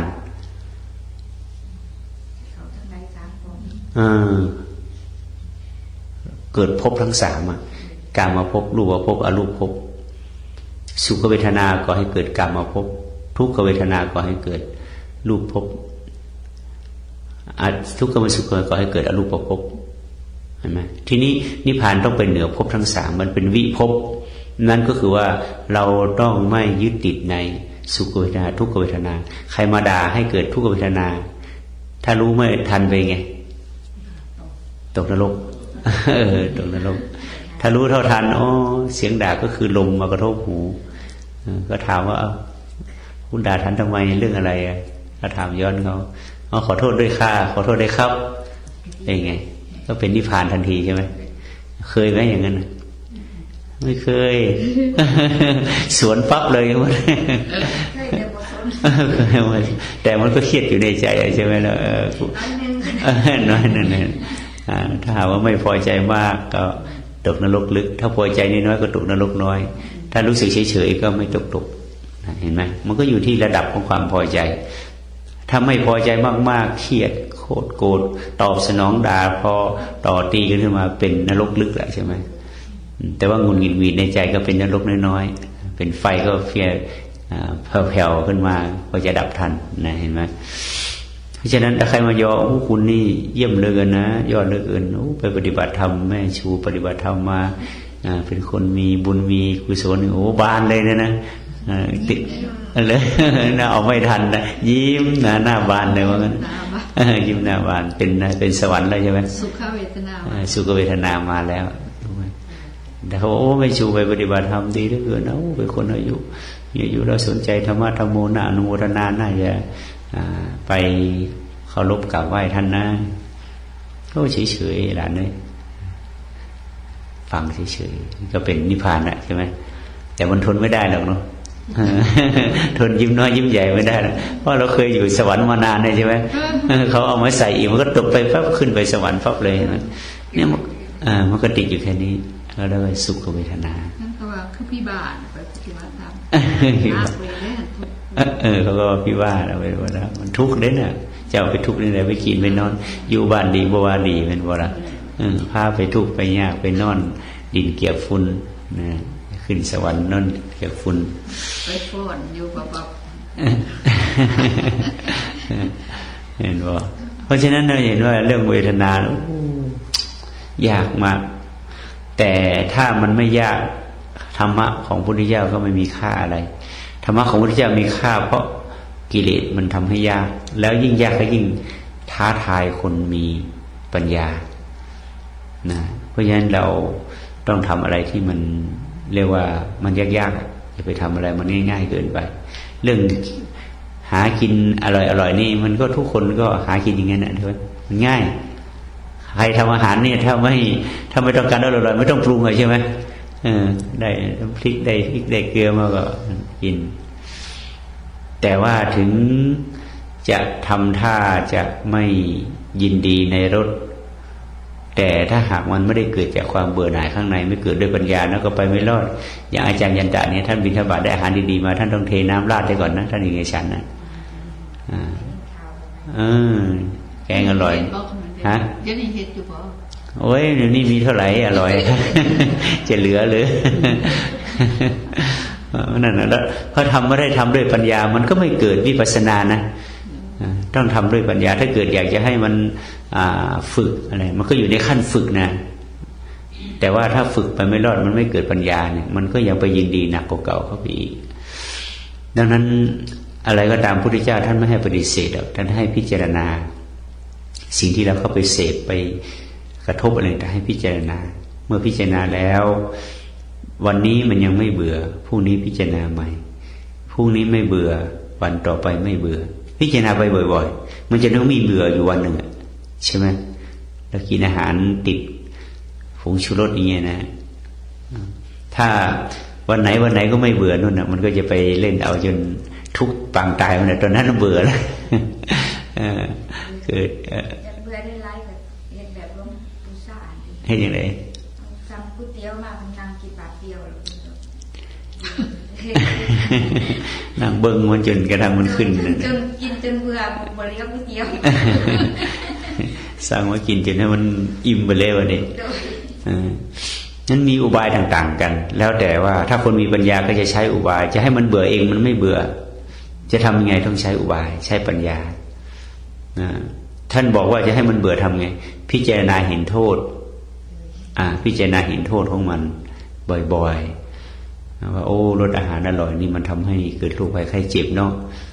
แล้วกินอร่อยเพียงแค่10 นาทีแต่ว่าต้องมานั่งปวดนั่งง่วงนั่งเป็นโรคภัยไข้เจ็บทั้งปีทั้งชาติไม่คุ้มกันเลยเนาะคิดอย่างนี้บ่อยๆอย่านึก มันก็จะเบื่อน้ำพริกเบื่ออะไรรสแซ่บๆนะพิจารณาบ่อยๆกินหน่อไม้กินไก่กินหมูนี่โอ้กินอร่อยปลายลิ้นแค่นั้นแค่5 นาที10 นาทีเสร็จแล้วไปเป็นโรคภัยไข้เจ็บโรคเกาต์โรคกระเพาะโรคความดันโรคเบาหวานโรคมะเร็งอีกโอ้ทรมานไปอีกนานท่านให้พิจารณาเห็นโทษมันแต่ถ้าไม่พิจารณาเห็นโทษจ้างก็ไม่เบื่อนะจะเอาน้ำรดกี่ถังกี่นะจืดเท่าไหร่มันก็ไม่เบื่อหรอกนะถ้าพิจารณาเห็นโทษแล้วมันเกิดปัญญาเรากินพิจารณาเห็นโทษกินเยอะยังอิ่มแล้วก็โอ้ทำให้ง่วงให้เหงาให้เป็นโรคภัยไข้เจ็บเป็นไขมันเป็นเบาหวานเป็นกระเพาะพิจารณาบ่อยๆเดี๋ยวมันก็จะลดลงไปเรื่อยๆนะดังนั้นเรื่องของธรรมะของพุทธเจ้าเนี่ยโอ้พุทธเจ้าท่านตรัสรู้มาได้ยังไงเนาะเห็นชัดแจ้งเหลือเกินลึกซึ้งละเอียดประณีตพอพระพุทธเจ้าเทศให้กับทีฆานะคะฟังอย่างเงี้ยคนที่อยู่ข้างหลังพัดแป๊บๆอย่างบรรลุธรรมเป็นพระอรหันต์สารีบุตรนะมีใครบรรลุบ้างหรือเปล่าเนี่ย เหลียวหาคนบรรลุไม่เจอเลยนะ ไม่มีลูกศิษย์พระสารีบุตรสักคนนะเปอร์เซ็นต์นึงยังไม่ได้เนี่ยได้พิจารณาบ่อยๆพระสารีบุตรพัดแวบๆข้างหลังแต่ว่าทีฆานะคะอยู่ข้างหน้าบรรลุเหมือนกันเป็นพระโสดาบันได้ดวงตาเห็นธรรมตั้งแต่นั้นมาเลิกที่จะไปติดเรียกว่าอันไหนถูกใจอันนั้นถูกต้องอันไหนถูกต้องอันไหนถูกต้องอันนั้นถูกใจเลิกคิดเลยคิดตามความเป็นจริงพระโสดาบันได้สันไหนพระโสดาบันก็หนึ่งไม่ยึดติดในตัวเองเขาด่าแล้วไม่โกรธนานเมื่อก่อนเกิดโกรธข้ามคืนข้ามวันใช่ไหมพอเดี๋ยวนี้เขาด่าโกรธแป๊บเดียวเป็นพระโสดาบันได้แล้วยังภาษาโสดาบันก็ยังโกรธอยู่ยังร้องไห้อยู่แต่ว่าถ้าพระโสดาบันชั้นต่ำเนี่ยโกรธอีก7 ครั้งถ้าโสดาบันชั้นกลางโกรธ3 ครั้งเขาว่าโกรธ2-3 นาทีก็หายถ้าพระโสดาบันชั้นหนึ่งโกรธแป๊บเดียวพระโสดาบันมี3 ชั้นนะเขาว่าไม่ถูกใจในโกรธแป๊บเดียวนี้เขาเรียกเป็นชั้น 1เขาเรียกเอกพีชีก็เป็นไม่โกรธเลยก็เป็นพระอรหันต์เลยแหละ เป็นพระอรหันต์นั่นแหละพระโสดาบันกล่าวไปเป็นพระอรหันต์หรือเปล่าพระโสดาบันก็ขึ้นไปสกิทาคามีไปอนาคามีเป็นพระอรหันต์ไงก็ค่อยเฮียนเขาต่อไปวันนี้อะไรน้อยก็อยากเป็นด้วยว่าหนึ่งนะพระโสดาบันนี่ละความเห็นแก่ตัวได้คือบ่เห็นแก่ตัวอันที่ 1นะอันที่ 2ไม่สงสัยเรื่องนรกสวรรค์นิพพานไม่สงสัยเรื่องชาตินี้ชาติหน้าไม่สงสัยเรื่องบุญเรื่องบาปเข้าใจทำบุญก็ทำอีหลีบ่ได้ต้องการบุญเพราะบ่สงสัยทำบุญว่าได้บุญบ่เนี่ยบ่สงสัยความชั่วนี่บ่เฮ็ดเพราะหัวเฮ็ดชั่วแล้วต้องทุกข์บ่ได้ย่านนรกหรอกแต่ย่านทุกข์นี่เข้าใจถึงบ่สงสัยในเรื่องนรกเรื่องสวรรค์เรื่องนิพพานเข้าใจถึงนี่พระโสดาบันได้อันที่ 3บ่ติดในพิธีรีตองไปวัดไหว้พระก็ได้บ่ไหว้พระก็ได้จะรักษาศีลอย่าอาราธนาก็ได้บ่อาราธนาก็ได้จังซี่นะเวลาไปถวายอาหารครูบาจะว่าอิมานิมยังพระเตหรือบ่ก็บ่ว่าถวายอาหารแล้วหยาดน้ำบ่หยาดน้ำบ่สนใจมูเจ้าให้แล้วก็แล้วจังซี่นะเฮาเป็นจังได๋เวลาพาไปถวายเข้าครูบาฉันโลดบ่ได้เครียดได้บ่เนี่ยพิธีรีตองนี่มันเป็นสมมุติบ่เป็นเอาไว้ใส่กับคนที่ยังบ่ทันมีปัญญาเป็นพิธีเข้าใจบ่เด็กน้อยเวลามันจะกินยานี่เอายาขมๆมันตักให้มันกินแล้วมันบ่กินได้แม่นบ่ เพิ่นก็ต้องมาแต่ง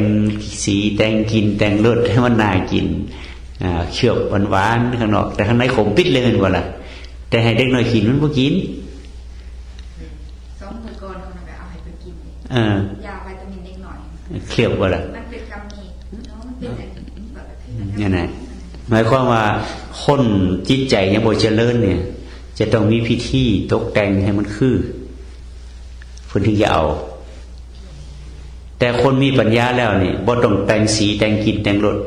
ตักกินรสซ่อนขมบันไดเพราะฮู้คุณของมันเด้แต่เด็กน้อยบ่ทันฮู้คุณของมันเด้ต้องแต่งคนบ่ทันมีปัญญาคนบ่ทันปฏิบัติวิปัสสนาจะเฮ็ดหยังต้องทำพิธีให้สวยให้งามรอกันเอาไว้ก่อนต้องใช้ให้มันยั่วให้เนาะยั่วบ่แม่นหลอกบ่แม่นหลอกเพิ่นสิใช้คำว่าใช้ปัญญาถ้าครูบาบ่เฮ็ดจังซั่นครูบาก็บ่ได้กินคือกันเด้อแม่โอ้มาวัดนี้ทำบุญแล้วไม่หยาดน้ำให้ไม่ให้พรด้วยไม่ต้องไปมันละวันครูบาก็อดนะฮะบ่ในใจก็ได้กับเพื่อนๆไปอีกแล้วบ่ไปแล้วแต่ความจริงแล้วอันนี้คือพระโสดาบันจะเข้าใจเรื่องนี้เรื่องรูปเรื่องเหลือเรื่องจตุรามกามเทพอะไรนี้ไม่มีทางจะเอาพระโสดาบันได้เลยไม่เชื่อของขังของไม่พระโสดาบันจะไม่เชื่อสิ่งเหล่านี้พระโสดาบันเชื่อว่าทำดีได้ดีทำชั่วได้ชั่วไม่ขึ้นกับรูปกับเหรียญสิ่งศักดิ์สิทธิ์สิ่งสมมุติอะไรพระโสดาบันไม่สนใจนี่เขาเรียกว่าปิดประตูนรกได้ไงแต่ถ้าหากว่าไม่ใช่โสดาบันถ้าหากว่าพระพุทธรูปอยู่ที่นั่นเอามาไปโยนทิ้งไงเป็นไงโอ้โหผิดใหญ่เลยเนี่ยวัดนิยมไม่เข้าเลยก็แล้วกันเอาพระพุทธรูปไปเห็นไหมค่อยเราก็ยึดติดแล้วเนี่ยวัดทั่วไปขนาดจตุรามกามเทพไม่ใช่พูดสักหน่อยก็มาเสกมาแจกมาแปลกมาปั่นกันเนี่ยไม่มีความเป็นพุทธมันไม่เหลือเพราะว่าสิ่งเหล่านี้ก็ยังเราก็ยังยึดติดกันอยู่อันนี้เขาเรียกศีลพัตตปรายึดในสิ่งที่เป็นสัญลักษณ์ของความดีอยู่ยังไม่เอาความดีนะแต่ไปเอาสัญลักษณ์ของความดีจะไหว้พระพุทธรูปแทนที่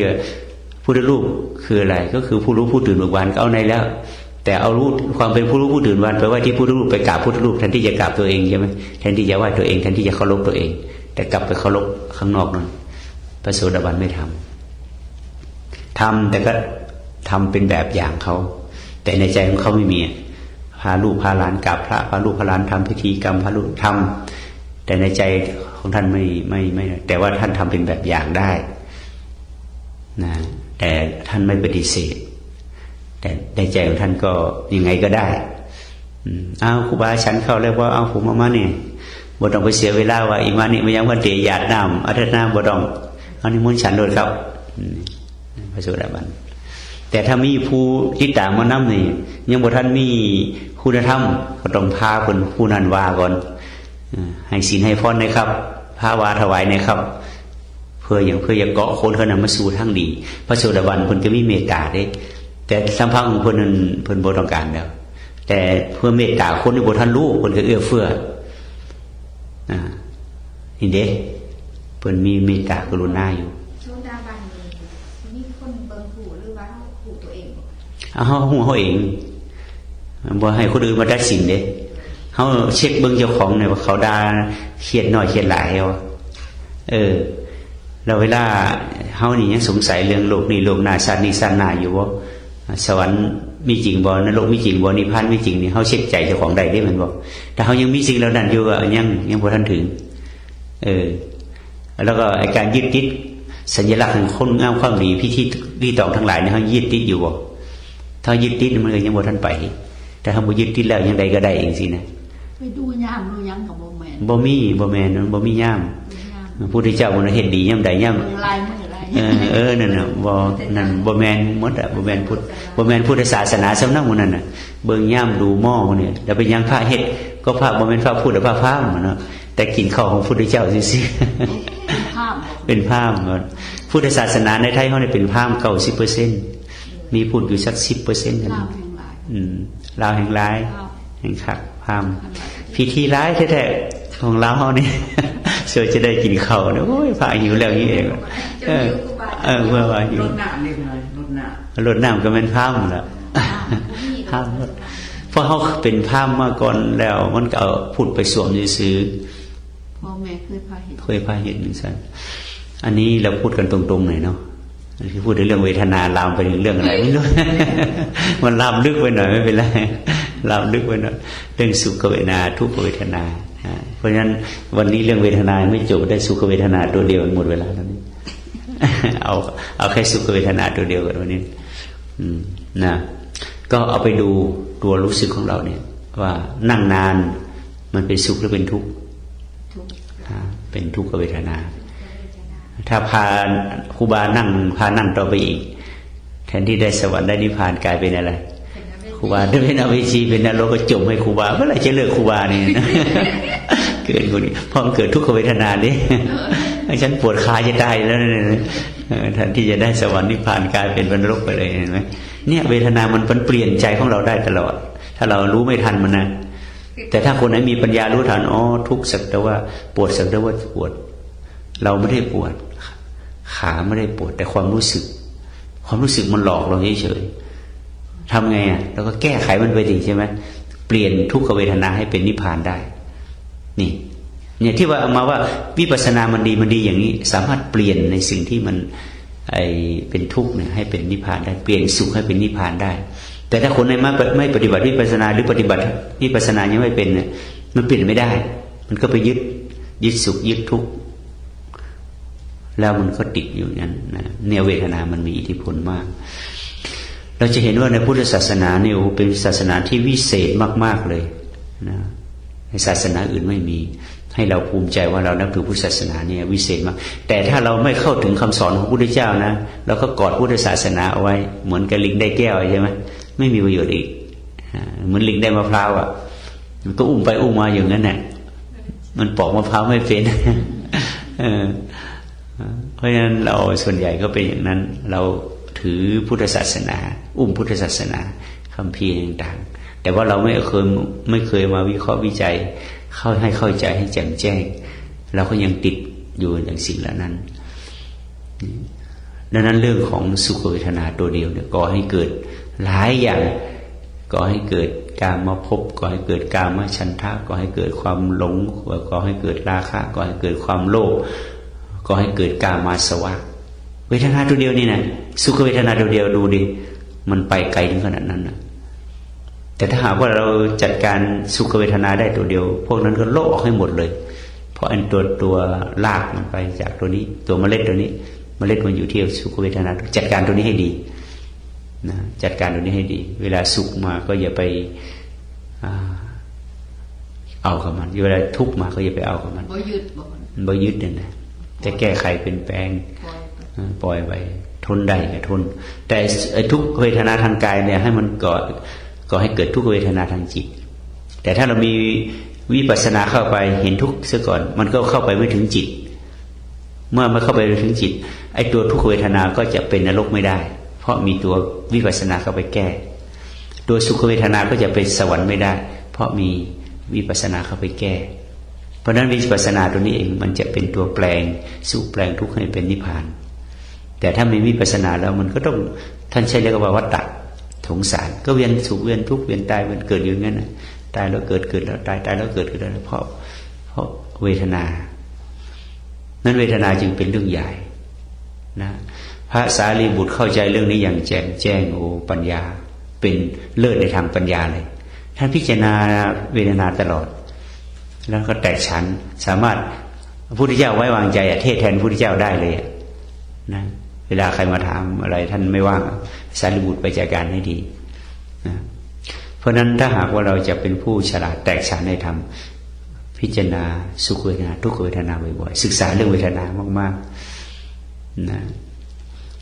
แล้วก็คือต้องมีสตินั่นแหละถ้าไม่มีสติมันก็ตามเวทนาไม่ทันอยู่ดีใช่ไหมเวทนา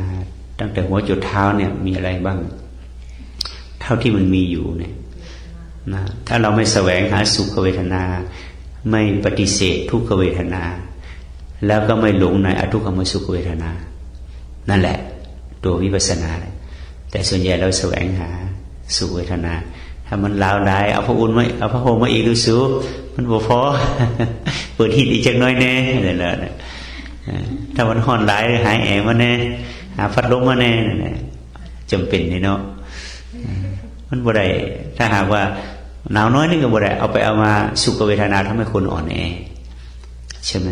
คือไม่ต่อสู้แดดลมฝนตามที่มันเป็นจริงบ้านเรา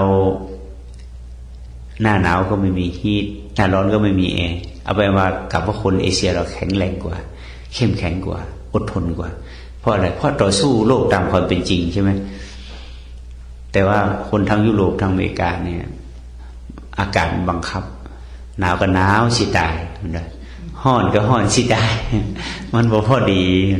บ่พอดีก็ต้องช่วยแต่อย่าช่วยมันมากเกินไปเอามาฮีทเนี่ยบางบ้านเนี่ยตั้งไว้เลย70ทั้งปีใช่ไหมเอามาตั้ง80-85ให้มันร่างกายมันได้ต่อสู้หน่อยอย่าช่วยมันมากเกินไปแต่ถ้าหากว่าร้อนตั้งฮีทตั้งแอร์เอาไว้ตั้ง60-70เนี่ยถ้าเป็นฮีทก็ตั้งให้มันสูงขึ้นไปหน่อยที่วัดจีนเนี่ยมาไปอยู่กับที่ท่านชิรุนะตั้งไว้65บอกอีก10นั้นคุณต้องสู้สร้างพลังภายในเอาเองมันนะโอ้ยตายแล้วก็ แต่ก็ทำให้เราเข้มแข็งอ่ะใช่ไหมที่เซลุยวัดจีนวัดมาบ้านนะ ตั้งไว้65ที่ได้มาไปยุหันรู้สึกว่าบกขน่อยโตแม่ฮีทจะไม่เจอเลยใช่ไหมอากาศแบบบุกซึกเมื่อยคือนั่นแหละมาหนีรู้สึกว่าปวดมันตั้งโตว่าต้นไม้มันคลุมเกินไปออกซิเจนมันไม่พอทำให้มันทื่อตรงนั้นมันไม่ต้นไม้ใหญ่ก็จริงแต่มันอยู่สูงใช่ไหมมันโปร่งออกซิเจนมันมากก็ทำให้ไอ้ร่างกายของเราได้ถ่ายเทอะไรสูงที่ไหนมันคลุมมันทึบเลยจะอยู่ยากติดอารมณ์นะทำไมยังแปลกใจว่าท่านอาจารย์สุวินอยู่ได้นานนี่ก็เก่งนะแต่ว่าหนาวหันญี่ปุ่นหนาวกว่าผีหนาวกว่าแต่อากาศมันโปร่งนะอันนี้ก็ทำให้เราเวทนามีส่วนอยู่ดังนั้นอะไรก็ตามอย่าช่วยเวทนาให้มันสุขเกินไปและทุกข์ก็ให้ทุกข์พอทนได้สุขก็อย่าสุขเกินไปร่างกายจะได้เข้มแข็งจิตใจจะได้เข้มแข็งแต่ถ้าหากว่าสุขเกินไปทุกข์เกินไปร่างกายก็อ่อนแอจิตใจก็อ่อนแอแล้วก็จิตใจอ่อนแอร่างกายอ่อนแอเหมาะไหมที่จะปฏิบัติวิปัสสนาบ่เหมาะไม่มีพลังสู้โอ้ไม่เบื่อนอนไม่ไหวหนาวเกินไปกินไม่อร่อยนอนก็ไม่หลับไปแล้วกลับบ้านเฉยเลยอ่อนนะเพราะฉะนั้นเราจะต้องสู้ต้องทนมันถึงจะเหมาะสมกับที่จะปฏิบัติวิปัสสนานะอะไรหน่อยก็จะตายวันเรานะโอ้ยห่อนสิตายโอ้ยหิวจะตายอะไรก็จะตายลูกเดียวไม่หนาวก็จะตายเท่านั้นแหละโอ้มันจะมันยากคือสิตายยากคือสิตายจะตายทั้งนั้นแหละมันไม่ทนเพราะฉะนั้นเราจะต้องศึกษาถึงนี้นะเอาละจบไม่จบก็จบไปหมดเวลาแล้วก็ขออนุโมทนาสาธุ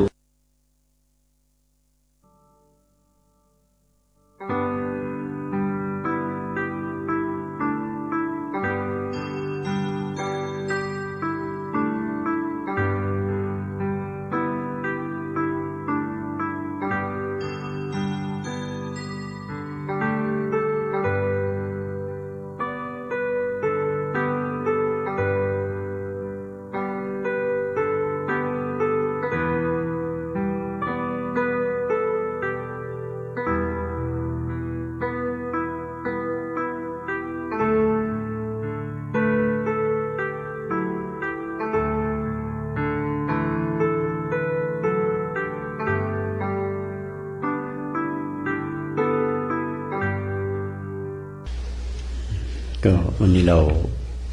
ได้เจริญสติกันเป็นวันที่3ของวันนี้แล้วนะซึ่งก็วันนี้นิวรณ์เราก็แทบจะไม่เหลือนะความง่วงความขี้เกียจความเบื่อความหิวปวดเมื่อยอะไรพวกนี้ก็จะค่อยคลายไปจริงเรื่องของการเจริญสติแบบนี้มาว่ามันช่วยได้เยอะแล้วก็เอาไปใช้ในทุกๆเรื่องโดยเฉพาะการออกกำลังกายซึ่งเราเจริญสติไปกับการทำ เช่นเราทำแต่ละอย่างก็คือเราเจริญสติแบบเคลื่อนไหวนี่แหละแต่เราเอาตัวที่เรากำหนดรู้เนี่ยไปทำกับการเคลื่อนไหวเช่นเรานวดต่างๆแล้วก็ทำให้รู้สึกกับนี่จริงๆคือมันได้ประโยชน์ทั้งสองทางประโยชน์คือตัวสติที่เรากำหนดลงไปแล้วก็ตัวรู้สึกที่มันได้กับร่างกายของเราในการเจริญสติจึงเป็นการรักษาเยียวยาทั้งร่างกายและจิตใจไปพร้อมกันถ้าหากว่าใครทำอย่างสม่ำเสมออย่างที่เราปฏิบัติกันเนี่ยมาว่าจะสามารถรักษาความสบายของร่างกายของจิตใจไว้ได้ยาวนานนะเพราะว่าเราจะต้องทำเป็นนิสัยอะไรก็ตามถ้าเราทำให้เป็นนิสัยสิ่งนั้นมันก็เป็นชีวิตของเรา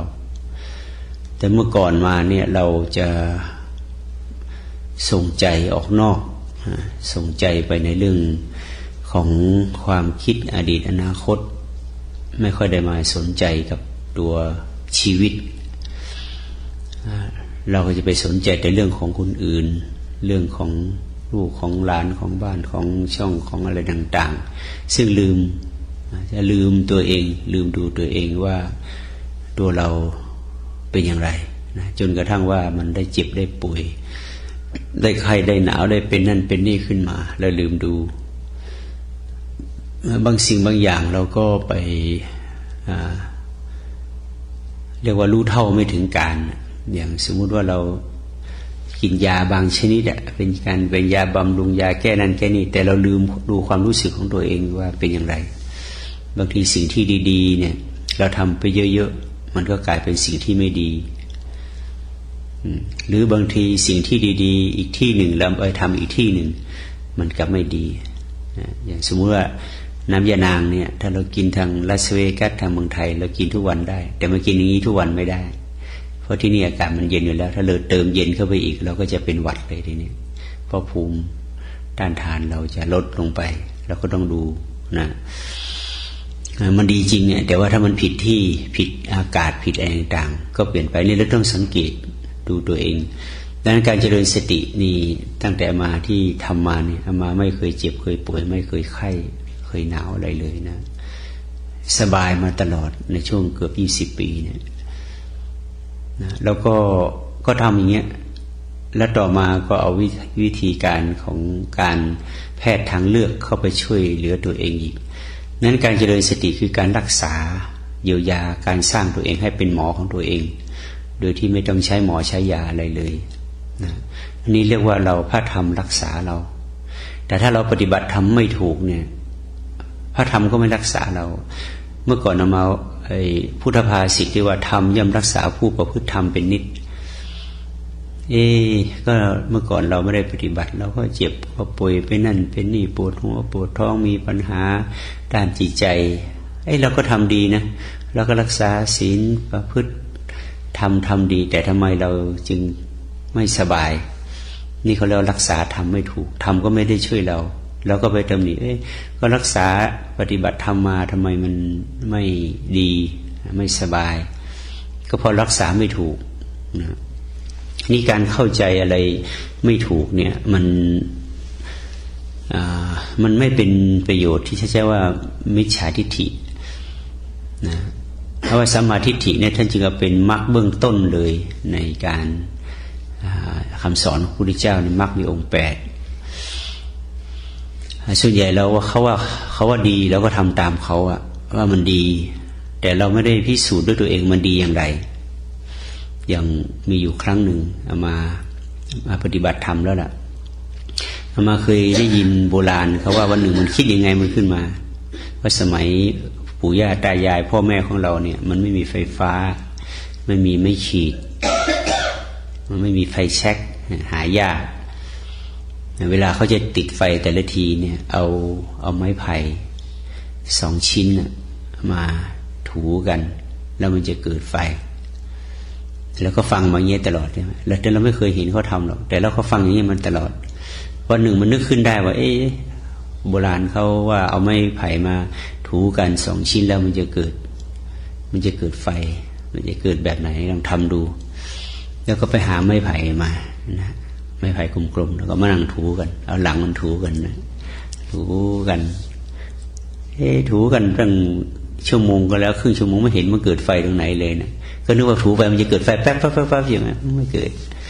เราก็ไม่เชื่อโบราณโกหกนะขี้ตัวเนื้อไม่เกิดทีนี้ต่อมาพบหลวงพ่อชื่อหลวงพ่อบุญธรรมก็มาเล่าให้หลวงพ่อฟังหลวงพ่อที่โบราณบอกว่าเอาไม้ไผ่มาถูกันแล้วมันเกิดไฟเนี่ยผมไม่เชื่อเพราะผมทำแล้วไม่เห็นมันเกิดเลยว่างั้นท่านทำยังไงผมก็เอาไม้ไผ่มาถูกันโอ้ยทำทั้งปีทั้งชาติมันก็ไม่เกิดนั่นว่านะเอาทำยังไง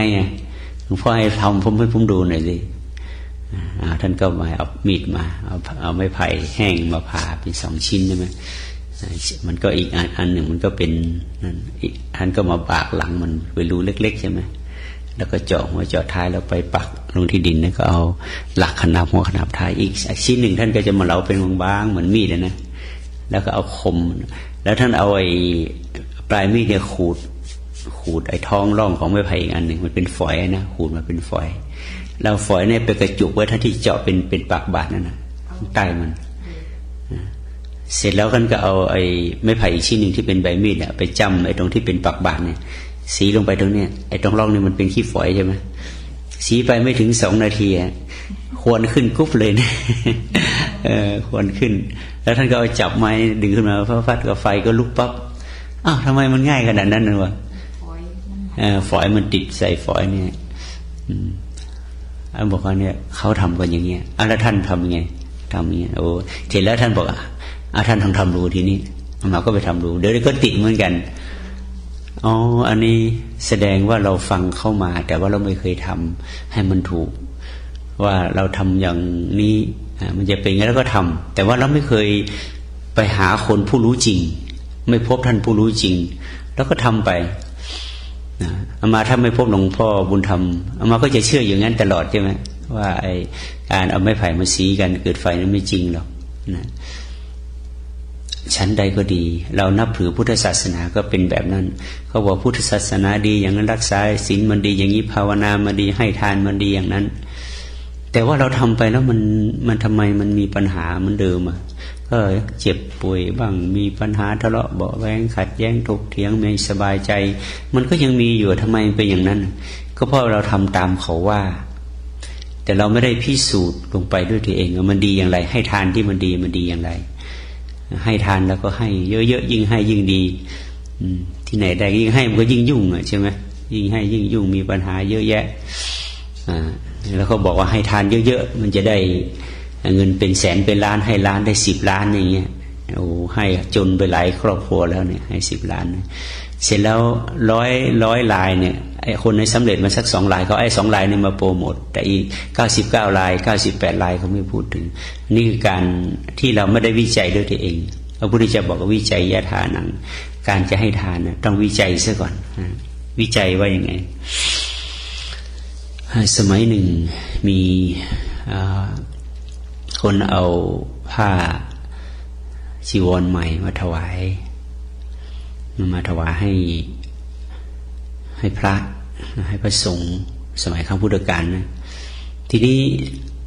พระองค์นั้นก็มีจีวรอยู่แล้วเนี่ยเอาจีวรใหม่ทีนี้คณะสงฆ์ก็ประชุมกันว่าใครในกลุ่มเนี้ยมีจีวรที่เก่าแก่ที่สุดที่ขาดวิ่นเนี่ยมีไหมมีเอาไปถวายองค์นั้นเอาองค์นั้นนะจีวรเก่าองค์นั้นทำไง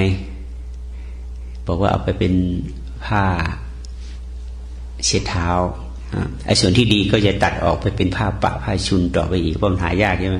ผ้าเช็ดเท้าเอาผ้าเช็ดเท้าที่มันมีอยู่พื้นเก่าทำไงบอกเอาผ้าเช็ดเท้านั้นนะเอาไปทุบขยำกับดินเพื่อจะไปปะเป็นฝาก็ผ้าสมัยก่อนหายากนะแล้วก็ไปทุบกับดินผสมเป็นฝาผนังทีนี้ไอ้การใช้ของตั้งแต่ต้นไปสู่คนนี้คนมาถวายนะโอ้ก็เห็นขบวนการว่าพุทธเจ้าบอกวิจัยยะทานังว่าการที่เราจะให้ใครนะวิจัยก่อนว่าสิ่งของเขาพอไหมเขาขาดไหมเขาเหลือไหมแต่ทุกวันนี้เราอยากจะได้บุญเราไม่เคยวิจัยเลยของเราไปกองที่วัดบรินทึนทึก พระอยู่องค์2 องค์ของท่วมวัดเลยแล้วพระจะเป็นอะไรพระก็กลายเป็น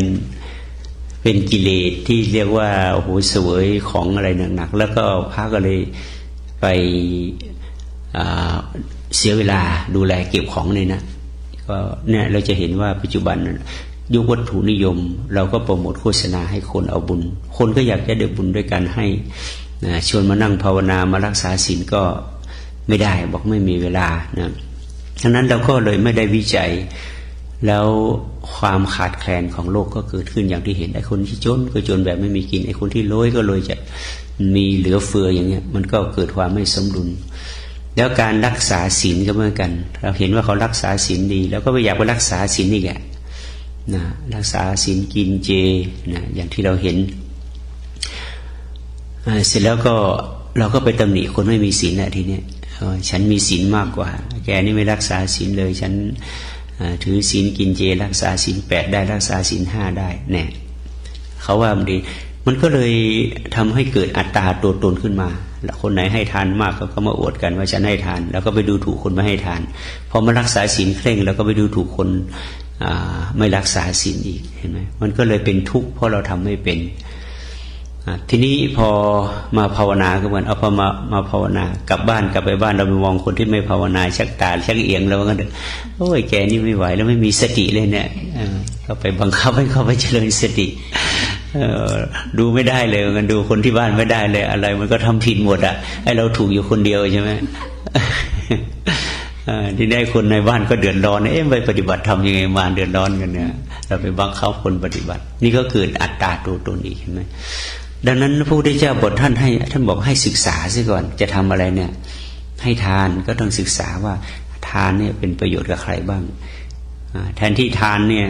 เราศึกษาให้ทานคือการให้เราจะให้ใครก็ได้แต่เราก็ไปมุ่งให้แต่พระเนี่ยแต่คนที่เป็นโฮมเลสไม่มีกินในทั่วบ้านทั่วเมืองเราไม่ให้นะเพราะมันไม่ได้บุญแต่ต้องไปให้พระ ทั้งที่พระก็มีเหลือเฟือนะพระมีเหลือเฟือเราจะให้พระต้องวิจัยด้วยเราดูว่าพระท่านขาดอะไรแล้วก็ซื้อนั้นไปถ้าพระไม่ขาดอย่างจีวรเนี่ยพระท่านไม่ขาดจะซื้อทำไมบอกว่าถ้าถวายจีวรพระก็โปรโมทอีกนะถ้าไม่ถวายจีวรนะท่านก็ยกนิทานมาเล่าอีกนะตายไปเวลาไปบวชข้างหน้าไม่มีผ้านะตรงนี้เขาก็กลัวไม่มีผ้าก็ซื้อผ้าไปกันใหญ่นะอันนี้เราก็ไปเชื่อในเรื่องโปรโมทโฆษณาเราไม่เชื่อความเป็นจริงว่าคืออะไรนะคือนี่ไม่ถวายอาหารนะเกิดไปชาติหน้าหิวนะไม่มีอาหารกินนะเราก็ถวายอาหารมาเดินทึกพระองค์เดียวของเต็มวัดเลยอย่างเงี้ยถวายน้ำไม่ได้กินน้ำอีกเพราะฉะนั้นอันนี้มันอะไรกันเราไม่ได้นับถือพุทธศาสนาเลยแต่เรานับถือโฆษณาชวนเชื่อเสร็จแล้วเราพุทธศาสนาเราเลยเสื่อมยังไงเนี่ยพระเราส่วนใหญ่ก็อ่อนแอใช่ไหมพระเป็นหมื่นเป็นแสนองค์จะหาพระสอนวิปัสสนาองค์หนึ่งก็ยากเพราะอะไรเพราะลาภสักการะไปท่วมพระก็อ่อนแอเรามองเห็นไหมพระก็อ่อนแอเมื่อพระอ่อนแอแล้วพระก็ไม่มีเวลาที่จะมาบริหารสติปัญญาบริหารจิตใจบริหารมรรคผลนิพพานของตัวเองพระก็ต้องไปดูแลรักษาเข้าของบริหารหาเงินหาทองจัดการซื้อวัดซื้อวาอะไรไปเรื่อยๆไปทางนู้นเลยลืมมรรคผลนิพพานหมดเลยแล้วโยมก็ต้องเดือดร้อนใช่ไหมเดือดร้อนอะไรเพราะพระไม่ได้ทำอะไรพระก็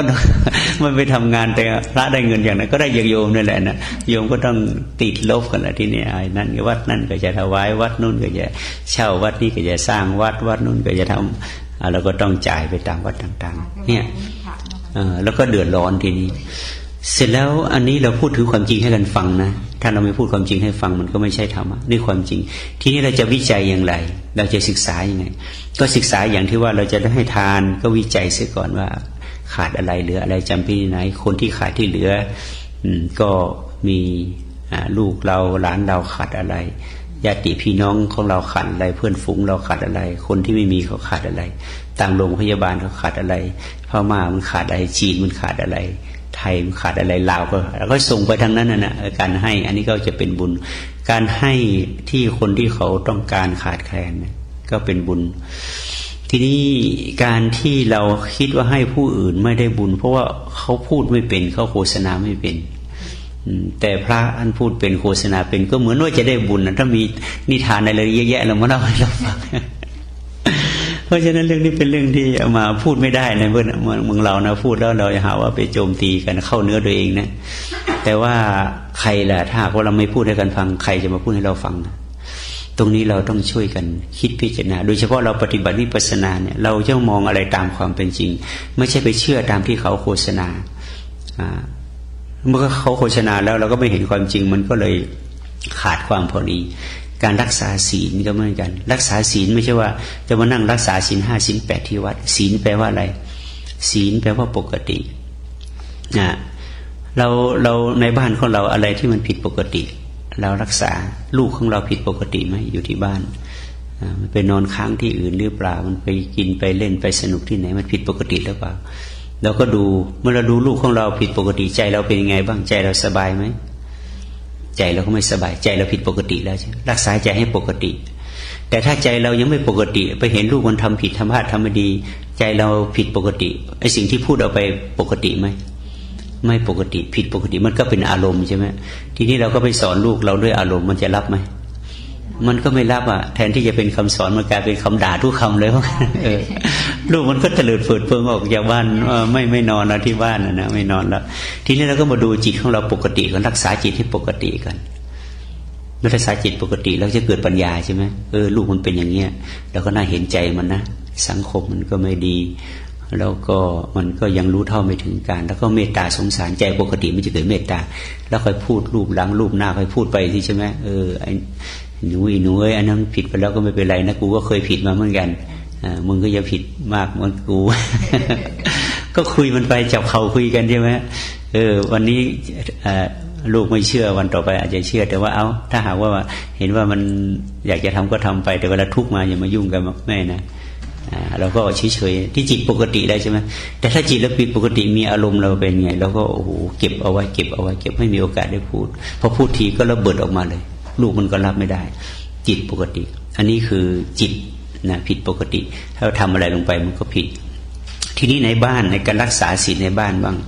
ในบ้านเราก็มาดูในบ้านว่าบ้านเราเรียบร้อยไหมศีลแปลว่าปกติเรียบร้อยเราดูข้างนอกก่อนแต่ถ้าหากว่าใจของเรามันไม่ปกตินะมันจะดูอะไรมันก็จะไม่สวยงามแต่ถ้าใจเรามีปกติมีศีลจะดูอะไรมันก็ตรงนี้ไม่เรียบร้อยไม่สวยงามแล้วก็ทำไปทำความสะอาดเรียบร้อยนั่นคือรักษาศีลแล้วร่างกายของเราเนี่ยปกติไหมสุขภาพปกติไหมมันเจ็บมันป่วยไหมมันเจ็บมันป่วยไม่ปกตินี่ก็ต้องรักษาร่างกายให้ปกติใช่ไหมถ้ารักษาร่างกายปกติด้วยทำยังไงถ้าเราไปหาหมอหายากินอาหารเสริมเนี่ยมันเป็นต้องใช้เงินแหละใช่ไหมต้องใช้เงินแล้วรายได้อะไรมีของเขาไม่เยอะพอเดี๋ยวก็ผิดปกติอีกใช่ไหมนี่จะทำยังไงก็ต้องรักษาร่างกายโดยที่ไม่ต้องใช้หมอใช้ยาทำไงเราก็มาดูว่าเราก็ต้องศึกษาใช่ไหมก็อ่านหนังสือดูทีวีไปว่าอะไรจะทำให้ร่างกายดีโดยที่ไม่ต้องใช้เงินเขาบอกว่ากินอาหารรสจืดนะที่เป็นโรคภัยไข้เจ็บเพราะกินอาหารรสจัดใช่ไหมกินหวานจัดมันจัดเปรี้ยวจัดขมจัดเผ็ดจัดพวกเนี้ยเค็มจัดพวกเนี้ยมันเข้าไปทำลายตับไตไส้ปอดอะไรของเรามันทำให้เกิดโรคเราก็ต้องลดลงใช่ไหมลดของจัดลงก็กินของจืดแล้วก็มาศึกษาธาตุของเราเนี่ยเป็นธาตุอะไรก็จะกินอาหารอะไรนี่มันจะถูกธาตุเดี๋ยวนี้มันเทคโนโลยีออกมาเกี่ยวกับเรื่องด้านรักษาสุขภาพโดยองค์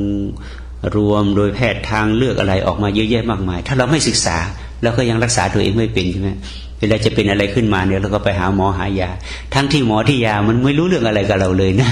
แต่ว่าเราเนี่ยเป็นผู้รู้เรื่องกินเข้าไปเราเนี่ยกินเข้าไปเรารู้ดีว่าเราเป็นอะไรแต่ว่าเราเป็นอะไรขึ้นมากับแก้ไขตัวเองไม่ได้วิ่งไปหาหมอมันก็เลยผิดปกตินี่เป็นรักษาศีลรักษาศีลคือรักษากายภายนอกรักษากายภายในคนละเรื่องเลยใช่ไหมรักษาศีลที่เราทำกันพอจะรักษาศีลต้องไปสมาทานศีล 5ที่วัดอันนั้นก็อีกศีลอีกแบบหนึ่งนะแต่ศีลคือความเรียบร้อยกายวาจาเรียกว่าศีลใช่ไหมคำจำกัดความนะมาที่นี่ไอการฆ่าสัตว์ลักทรัพย์ประพฤติผิดในกามหรือพูดปดพูดเท็จพูดส่อเสียดพูดเชื่อคือดื่มเหล้าเมาสุราเนี่ยพวกเราคนดีไม่ทำกันอยู่แล้วใช่ไหมไม่ทำอยู่แล้วพวกเราคนเข้าวัดว่าแต่บ้านของเราเนี่ยร่างกายสุขภาพเรายังไม่ดีใช่ไหมบ้านของเรายังมีปัญหายังต้องดูแลแล้วก็ต้องผ่อนต้องส่งต้องจ่ายมอร์เกจเนี่ย แล้วทีนี้เรารายได้รายมีเราไม่พอเราจ่ายมอร์เกจจ่ายบินไม่รู้กี่บินใช่ไหมบินโทรศัพท์บินรถบินบ้านบินนั่นบินนี้หลายบินเนี่ยมันบินมาหาเรานะ แต่ละอย่างแต่ละบินมาหาเราแล้วทีนี้รายได้รายมีเราไม่พอเราก็จะไปเราไม่ประหยัดเนี่ยเราทำไมไม่พิจารณาสิ่งเหล่านี้คือการรักษาศีลเมื่อนั้นเราก็ต้องรู้จักประหยัดใช่ไหมอันไหนไม่จำเป็นก็อย่าเอาเข้ามาอย่าซื้อมาแต่ของเราก็ไปได้นิสัยในการนั่นนะถึงเวลาไปช้อปปิ้งเงินมีไม่มีก็ไปรูดบัตรเครดิตกันไว้ก่อนนะก็บินบัตรเครดิตก็มาอีกใช่ไหมอันนี้คือความเดือดร้อนก็เกิดขึ้นในครอบครัวนี่เรารักษาศีลไม่เป็นถ้ารักษาศีลเป็นเราก็ต้องดูว่าเราจำเป็นอะไรไหมรายได้เราเดือนนี่1,000 2,000แล้วรายจ่ายเท่าไหร่แต่ละเดือนค่ามอร์เกจเท่าไหร่ค่าบินเท่าไหร่สรุปออกมาแล้วเนี่ยโอ้เดือนมันแทบจะไม่เหลือนะแล้วเราไปช้อปปิ้งอะไรอีกมากมายเรามันก็ยิ่งติดลบใช่ไหมแล้วภาวะเป็นหนี้ก็เกิดขึ้นทีนี้พระพุทธเจ้าเราบอกอีนาทานังทุกขังโลเกการเป็นหนี้เป็นทุกข์ในโลกแต่ในอเมริกาไม่ใช่งั้นการเป็นหนี้ได้เครดิตนะ คุณไม่เป็นหนี้ไม่มีเครดิตสารพัดนะที่มันจะมานะเครดิตบริษัทนั้นบริษัทนี้มาให้สมัครมามันเรียกว่าแล้วไอ้กระดาษไอ้จังฟูดทั้งหลายนั่นไอ้จังเมลทั้งหลายนี่ก็มาพลืนทึกๆมาทั้งคอมพิวเตอร์มาทั้งทีวีมาทั้งเมลที่เขาจะล่อเอาเงินเรานะทีนี้เราเป็นคนที่ไม่มีศีลรู้เท่าไม่ถึงการแล้วก็ฟอลโล่เขาไปหมดแล้วเดือนหนึ่งอะไรเกิดขึ้นแล้วปัญหาในครอบครัวเขาเกิดขึ้นเมื่อในครอบครัวของเราค่าใช้จ่ายไม่พอความสุขก็ไม่มีแล้วใช่ไหมลูกจะเอาอย่างหนึ่งพ่อจะเอาอย่างหนึ่งไม่หาเงินกันทำงาน3 จ็อบ5 จ็อบมันก็ไม่พออย่างเงี้ยนะแล้วร่างกายเราก็ไม่ได้พักผ่อนอาหารก็ไม่ได้กินถูกส่วนแล้วก็กินแต่อาหารฟาสต์ฟู้ดใช่ไหมไม่มีเวลาที่มาปรุงอาหารเนี่ยมันถูกสุขลักษณะถึงเวลากินแล้วก็ไปกินอาหารตามร้านตามโรงที่เขาจัดให้ซึ่งเต็มไปด้วยเคมีเต็มไปด้วยผงเต็มไปด้วยสิ่งที่เป็นพิษทั้งหลายแล้วร่างกายเราก็เจ็บป่วยแล้วก็เจ็บป่วยทั้งร่างกายและจิตใจเขาไปวัดเราก็ไปนะทำบุญเหมือนกันนะแต่ทำไมเรามันเป็นอย่างนี้ปัญหามันไม่ลดลงเพราะเรารักษาศีลไม่ถูกที่ใช่ไหมแทนที่รักษาศีลมาสำรวจดูว่าอะไรเป็นอะไรนี่เราขาดสติขาดสมาธิขาดปัญญาเราก็เข้าวัดปฏิบัติธรรมนะแต่ทำไมมันไม่เกิดก็เพราะเราทำไม่ถูกอย่างที่อาตมาว่าสีไฟไงทำทั้งวันนะมันทำไม่ถูกไฟมันไม่เกิดใช่ไหมแต่ไม่ไปหาท่านผู้รู้แต่ถ้าเอามาไปถามอีกคนหนึ่งที่เขาไม่รู้การสีไฟเขาจะบอกแต่มาถูกไหมไม่ถูกอีกแล้วก็มาก็บอกไม่ก็ไปทำตามคนนั้นอีกก็ทำไม่ถูกอีกไฟก็ไม่เกิดอีกพอไปถามถูกตัวคนที่ทำถูกเพราะนั้นคำว่าท่านผู้รู้คือผู้รู้จริงนะไม่ใช่ผู้รู้กึ่งกลางรู้งูปลาไม่ใช่รู้จริงที่เคยทำมาก่อนเราต้องไปหาท่านผู้นั้นแล้วท่านจะบอกเราถูกนะดังนั้นการนับถือพุทธศาสนาที่มาบอกว่ามันนับถือมาผิดก็คืออย่างนี้บ้านเราเมืองเราที่ว่าประชากรของเรา80-90เป็นชาวพุทธเนี่ยก็เป็นชาวพุทธแบบรู้ไม่ถูกนะดังนั้นเราก็ต้องมาเริ่มต้นกันใหม่มาศึกษาปฏิบัติกันใหม่ว่าเริ่มมาสำรวจรักษาศีลคือรักษาที่บ้านให้เรียบร้อยมาสำรวจตรวจสอบว่าบ้านของเรามีอะไรมันผิดปกติผิดศีลบ้างเราผิดศีลข้อไหนบ้างผิดศีลคือหมายความว่าดูแลร่างกายและจิตใจไม่ดีนั่นเองแหละผิดศีลแล้วผิดศีลไม่ใช่ไปฆ่าสัตว์ลักทรัพย์บ้านนี้เขาสงวนเขาไม่ให้ฆ่าสัตว์อยู่แล้วนะเราก็ไม่ต้องเรียกฆ่าแต่เราฆ่าตัวเองฆ่าตัวเองกินผิดนะกินเปรี้ยวจัดหวานจัดมันจัดสูบบุหรี่กาแฟเฮโรอีนอะไรพวกนี้ฆ่าตัวเองเท่านั้นเลยใช่ไหมบางว่าระเบิดเวลาตัวเองตลอดเลยแล้วโลกเหล่านี้ก็สั่งสมทีละนิดละนิดฆ่าตัวเองไม่ใช่เอามีดมาเฉือนคอตัวเองนะไอการจะทำอะไรตามใจตัวเองกินตามใจตัวเองกินตามอยากปากตามท้องนั่นแหละนะเอามาเองเรื่องกินนี่ก็ไม่ใช่เรื่องง่ายนะเอามาใช้เวลานานกว่าจะลดกว่าจะเลิกกินเนื้อได้นี่นะก็หันมากินผักอย่างเดียวตอนหลังมาก็โยมบอกว่าหลวงพ่อกินปลาเสียมั่งดีเขาเอาอาหารมาวัดเยอะแยะหลวงพ่อไม่กินเขาเลยทำให้โยมก็จะไม่มาวัดเอาอนุโลมกินปลาหน่อยกินปลาเอากินไข่แต่ไข่แดงไม่กินนะแต่กินไข่ขาวกินไข่แดงก็เป็นเหตุให้ร่างกายเกิดปัญหาอีกใช่ไหมเกิดหลายอย่างเพราะนั้นเรามีสิทธิ์ในการที่จะเลือกกินได้ในการที่จะทำให้เราสุขภาพดีเนี่ยเราไม่ใช่ว่าอะไรเขาเสนอมาก็กินหมดไม่ใช่นะดังนั้นอยู่ที่บ้านเราเมืองไทยเมืองลาวดีอย่างก็คือเรามีผักธรรมชาติมาที่นี่ถึงจะมีผักเยอะแต่ก็เป็นผักที่มาด้วยสารเคมีอีกใช่ไหมแต่เราก็กินเลือกกินเอาอันไหนที่เราว่ามันมีสารน้อยๆก็กินไป แล้วต่อมาเอามาก็ในเมื่อเราต้องกินสารพิษอยู่ทำไงก็ต้องมาล้างท้องทำดีท็อกทุกๆอาทิตย์เมื่อก่อนต้องใช้ดีท็อกแบบกาแฟนะไอ้กาแฟมาก็ไม่ทำนะเมื่อก่อนนะกาแฟครูขยันขยอให้ทำตอนนั้นมากลับไปจากอเมริกาหลายปีแล้วปรากฏว่าอ้วนไขมันเยอะแล้วก็เป็นภูมิแพ้จามอุตลุดเลยกลับไปหน้าหนาวทั้งจามทั้งไอตาปูดตาบวมที่โยมเฮ้ยว่าหลวงพ่อทำดีท็อกบ้างหรือเปล่าเขาทำยังไงดีท็อกเหมือนกันนะเขาก็พูดให้ฟังเขาบอกเอาน้ำเอากาแฟมาต้มแล้วก็กาแฟกราวคอฟฟี่เนี่ยมาต้มสัก2 ช้อนแล้วก็มากันกรองเอาแต่น้ำมันแล้วก็ไปผสมน้ำอุ่นผสมน้ำเย็นให้มันอุ่นๆแล้วก็สูดเข้าไปในทวารของเราเอามาก็มันเป็นเรื่องอะไรไปทำไม่เขาก็มาพูดให้ฟังนะโยมวิกุลแม่ครัวของอาตมาเนี่ยเอาโยมเคยทำโยมเคยทำเอาทำยังไงเขาบอกว่าญาติของเขาเป็นมะเร็งใช่ไหมเป็นมะเร็งแล้วมันก็มะเร็งขั้นสุดท้ายเนี่ยทีนี้แกไปได้ความรู้เกี่ยวกับเรื่องดีท็อกมาแกไปทำดีท็อกจนกระทั่งอาการแกดีขึ้นที่ต่อมาแม่ครัวของอาตมาไม่กุลเนี่ยแกเป็นเส้นโลหิตในหัวใจตีบตันถึง3 เส้นนะหมอก็นัดผ่าตัดหมอคือเปลี่ยน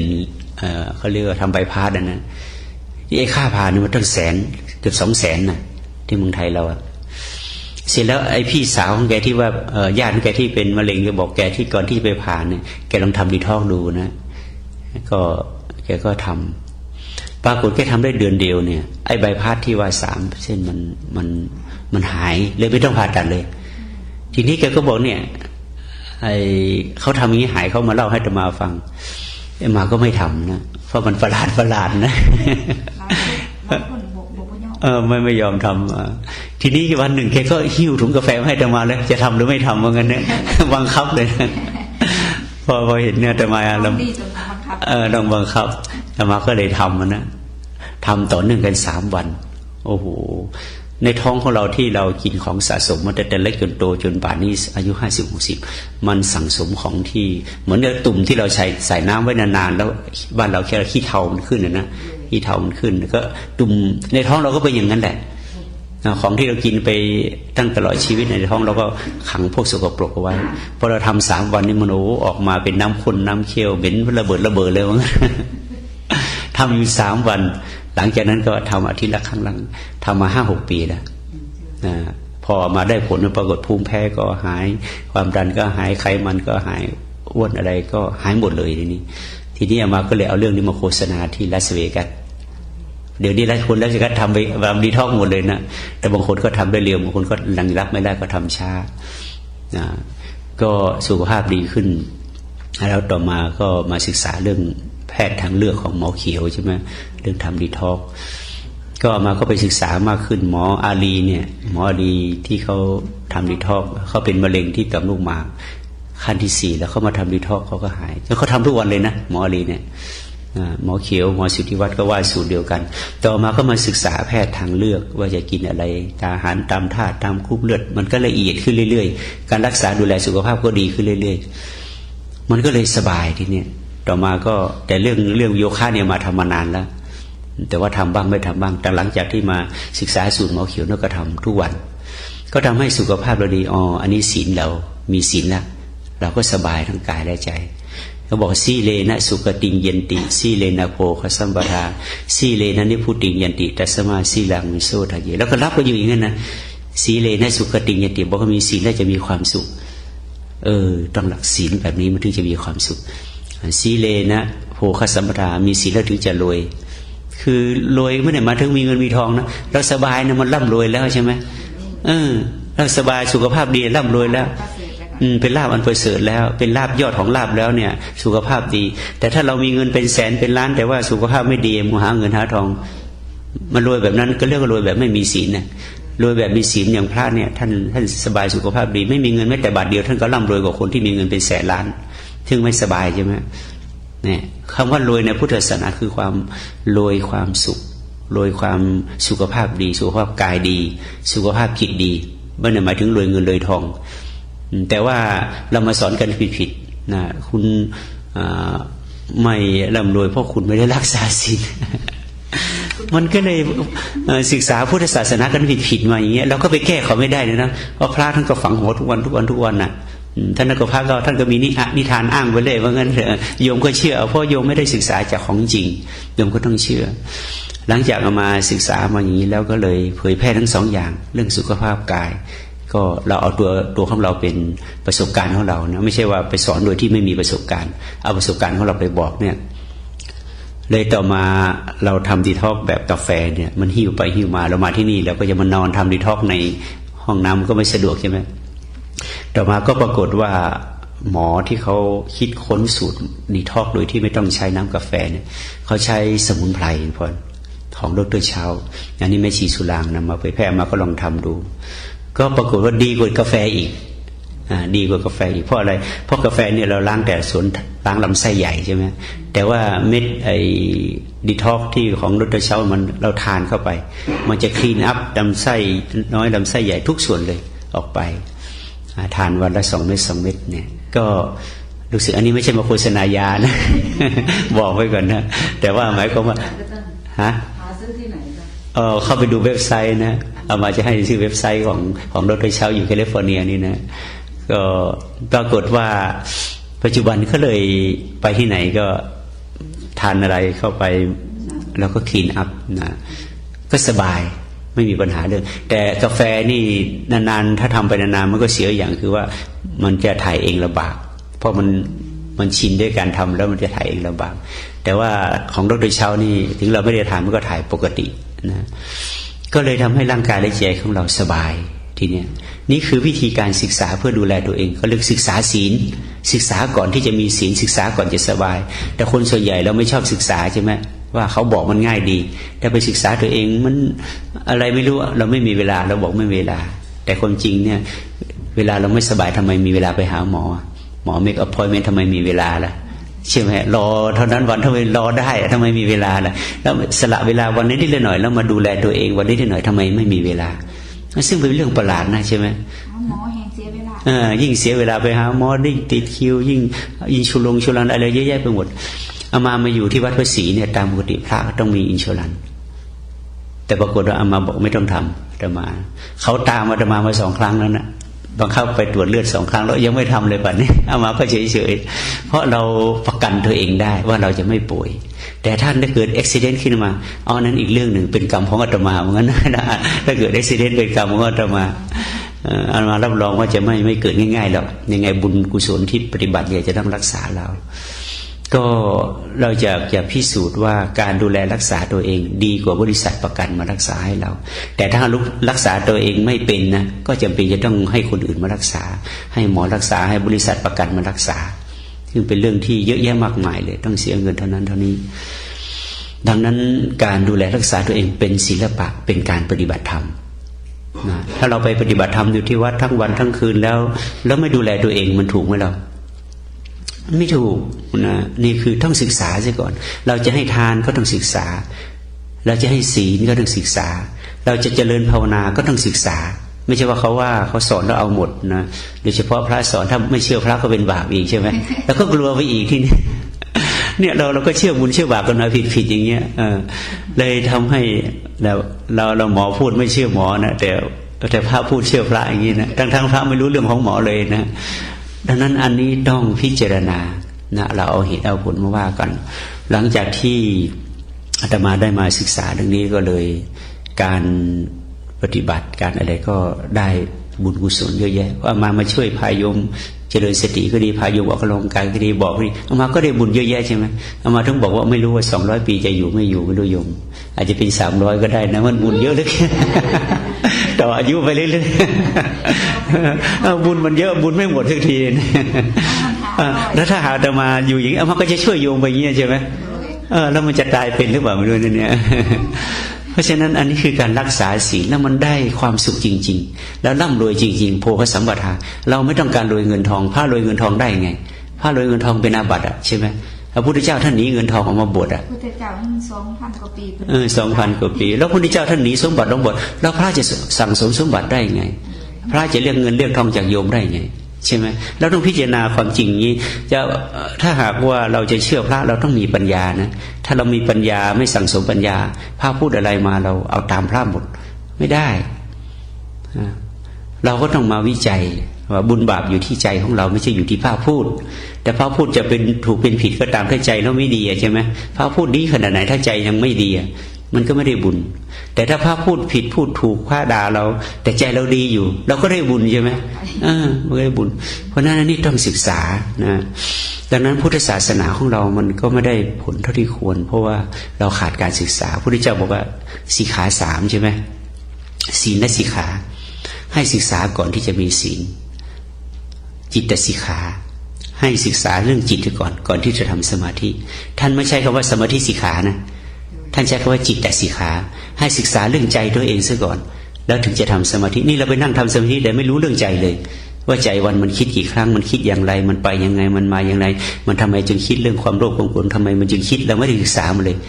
เวลามีอะไรเกิดขึ้นจะนั่งสมาธิบังคับลูกเดียวเนี่ยมันก็ตายกับตายเท่านั้นแล้วสมาธิมันจะไปช่วยเราได้ยังไงเพราะเราไม่รู้เรื่องจิตเพราะเราไม่ได้ศึกษาเรื่องจิตแม้พระพุทธเจ้าท่านบอกจิตสิกขาให้ศึกษาเรื่องจิตวันหนึ่งตื่นมาตั้งแต่เช้ามาถึงเนี่ยเราคิดกี่เรื่องแล้วแต่ละเรื่องเราคิดกี่นาที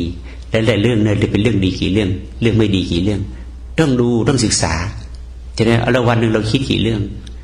แล้วแต่ละวันเรื่องดีเราคิดกี่เรื่องเรื่องไม่ดีคิดกี่เรื่องต้องศึกษาเมื่อศึกษาแล้วเรื่องไม่ดีเราจะออกได้ยังไงแล้วทำสมาธิทำแบบไหนนะสมาธิไม่ได้แปลว่านั่ง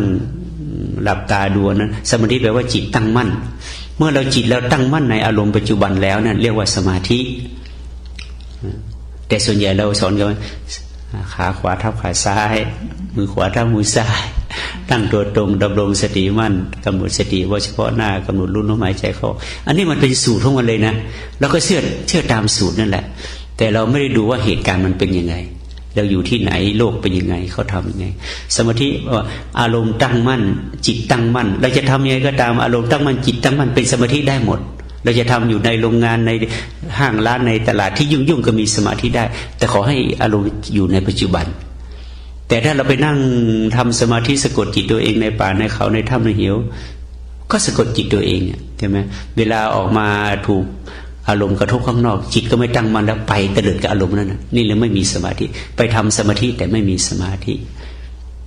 อันนี้แล้วเพราะเราไม่ได้ศึกษาเรื่องจิตสิกขาต้องศึกษาเรื่องจิตซะก่อนว่าจิตที่ว่ามีสมาธิคือจิตตั้งมั่นในปัจจุบันคือตั้งมั่นอย่างไรคือจิตไม่วอกแวกออกไปจากตัวเองเราจะทำอะไรใจก็อยู่กับตัวเองเนี่ยมีสติอยู่กับตัวเองทำอะไรทั้งวุ่นทั้งวันแต่ก็ไม่วุ่นเลยเพราะจิตไม่ได้ออกไปวุ่นข้างนอกจิตมันมาอยู่กับในตัวเองตลอดนี่เรียกว่าสมาธิไม่ต้องไปนั่งหลับตาเลยใช่ไหมก็เป็นสมาธิแล้วไอการที่เรามีเวลาเราก็ไปนั่งบ้างนั่งอย่าแบบเคลื่อนไหวนี่เพื่ออะไรเพื่อให้เรียกจิตกลับมาเท่านั้นเองนะทำอย่างนี้ไม่ใช่ว่ามันจะบรรลุธรรมนั้นเองนะทำให้รวมจิตเข้ามาเท่านั้นเองถ้าจิตเรารวมจิตได้จิตนั้นจะไปศึกษาข้างในอีกทีหนึ่งอันนี้ที่จะเป็นเครื่องมืออย่างที่มาว่าเมื่อวานนะอุบายเนี่ยไม่ว่าจะเป็นยกมือว่าจะเป็นหนอว่าสัมมาราหังเพ่งลูกแก้วลูกอะไรพุทโธก็ตามเป็นเครื่องมือมันไม่ใช่ตัวสมถะวิปัสสนาเหมือนเราจะทานอาหารเนี่ยเราต้องใช้ช้อนใช้ซ่อมใช่ไหมไอ้เครื่องมืออุบายที่เราปฏิบัติก็คือช้อนซ่อมนั่นเองแต่ไม่ใช่อาหารนะไม่ใช่อาหารดังนั้นเราต้องเข้าใจอย่างนี้ว่าวิธีการต่างๆไม่มีอะไรดีไม่ดีมันจะดีไม่ดีตรงที่เราทำถูกหรือไม่ถูกวิธีเคลื่อนไหวเนี่ยถ้าเราทำไม่ถูกก็ไม่ดีเหมือนกันใช่ไหมเราทำถูกหรือไม่ถูกถ้าทำถูกมันทุกอย่างมันดีหมดพุทโธก็ดีสัมมาหังก็ดีเคลื่อนไหวก็ดีถ้าทำถูกนะแต่ทำไม่ถูกแม้แต่ยกมือนี่ก็ไม่ดีนะตัวนั้นเอาที่มันถูกกับไอ้ที่เราทำให้มันถูกนี่ก็เรียกว่าสมาธิจิตสิกขาอันสุดท้ายเรียกว่าปัญญาสิกขาการที่เราจะได้ความรู้ก็ต้องศึกษาเพราะว่าจิตของเราศึกษาเรื่องจิตมันคิดใช่ไหมแต่เรื่องที่เราคิดเนี่ยวันเราคิดกี่เรื่องนี่ต้องใช้ปัญญาแล้วนะต้องใช้ปัญญาว่าแต่ละเรื่องเราคิดเรื่องนี้เพราะอะไร